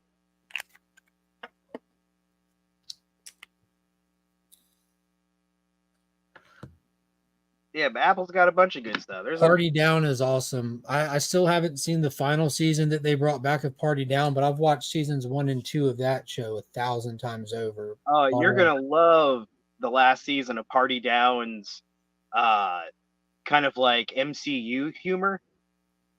A member of the cast finally makes it big, and it's kind of like given a role that's like Wonder Man level, and everyone talks about it like this bastard. Is it He's Henry? all really excited. Is it Henry's character? I should watch that. That's the newest season, right? That they did. Yeah, but it's only on Stars. I don't have Stars. Neither do I. I did like that show. I think it was 2 seasons and then it stopped. Yeah, That God, was the a great cameo, show. every episode being like a special cameo kind of thing was great. And watching Ken Marino's character, golly, go from so excited, Ron, to be the team leader to getting the girlfriend and then coming back as the nobody. Dude, it was just. I loved Martin Chicken Starr. crackers. Martin Starr is so funny to me. He was on that show. He was also on Silicon Valley. Yeah, dude, the episode where he got his due diligence, where they went to the theater, the community theater night, where the writer is God, and he's sitting there just drunk out of the with like the toga on, and the thespians of the community theater just hanging on him. It was amazing. Yeah, that's a fun show. I like when he changed roles with what was the the Marilyn Manson-esque character. There's like Axis Molasses or something like that, and they swap places because he just wanted to be an ordinary people. Am I right? You remember this show? It's been probably over a decade since I watched that show. I don't remember the last time I watched it. My brain's weird, man. You know that. Y'all unlocked all these memories. Yeah, I don't remember stuff like that. I wish I did. He was played by Ryan McPoyle from It's Always Sunny in Philadelphia, the same actor. Yeah, I also have a really good memory that's, basically acts as a handicap more than, Yeah, I think I have a selective memory. I just don't get to choose what I select at the time. Yeah, I remember political stuff from back then, but I don't remember TV shows. That's because it's all documented in your blog. It's a manifesto. A blog that does not exist anymore. Why does it not exist? It does still exist. I'm just never going to share it with anybody. Because I've been on the hunt for it for like weeks now. It's my rant 24 years ago. Nobody gives a shit about any It's of very that deep. stuff. I need to know what it's called. Oh, we very much give a shit. I will never, ever reveal this information. All right, well, I have to leave I wasn't even interested until you said that. I know. If I did share it, I promise you would be disappointed. I promise. You're not making it better. Early, Rob, to go get Monkey. I have to go to my wife's job on the way. Making it better. Swap cars with her. Shut her down, baby. Well, that's going to do it for today, everybody. Remember, there's no In the Mix tonight, but Biggie Shack will be going live at 9 p.m. for the Collectors Club. Will be a special Funko Pops night over there. Tomorrow, if you check out Rob's Fat Sacks channel, he'll be doing a show that's called Slab Hub, but he has rebranded it only Slabs, but it's still Slab Hub, and he'll have special guest Dave, also known as Still Only 35 Cents. And that's what that is. And if you miss that show, be sure to tune in Tuesday to Circumstances show where we battle FOC. If you want FOC to win, don't show up, but fuck FOC. We'll see you there on Tuesdays. And if you want just shitty content, be sure to check out the Promiscuous Time Traveler. But you better catch it live. Yeah, catch it live. The disappearing content.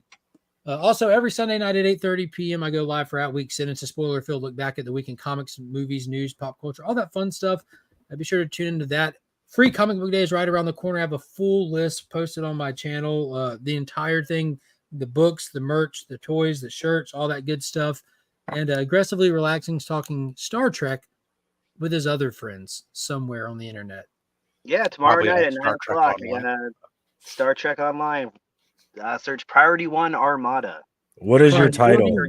What's your title? They are in that game. Supreme Leader. In your guild. In your guild, I mean. What's your title in your guild? Yeah, I'm Fleet Admiral.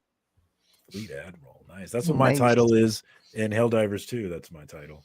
That's my title. I'm not joking. That's literally my title. Marcus is dispensing that democracy. Managed democracy. It's my title in the bedroom. Fleet Admiral. Well, I appreciate everybody coming and hanging out. Don't forget to hit that thumbs up on your way out. It helps in the eternal battle against the YouTube algorithm. And until next time, as always, we are Legion. Our farmers. Bum, bum, bum, bum, bum, bum. Is that it? Is that all you got?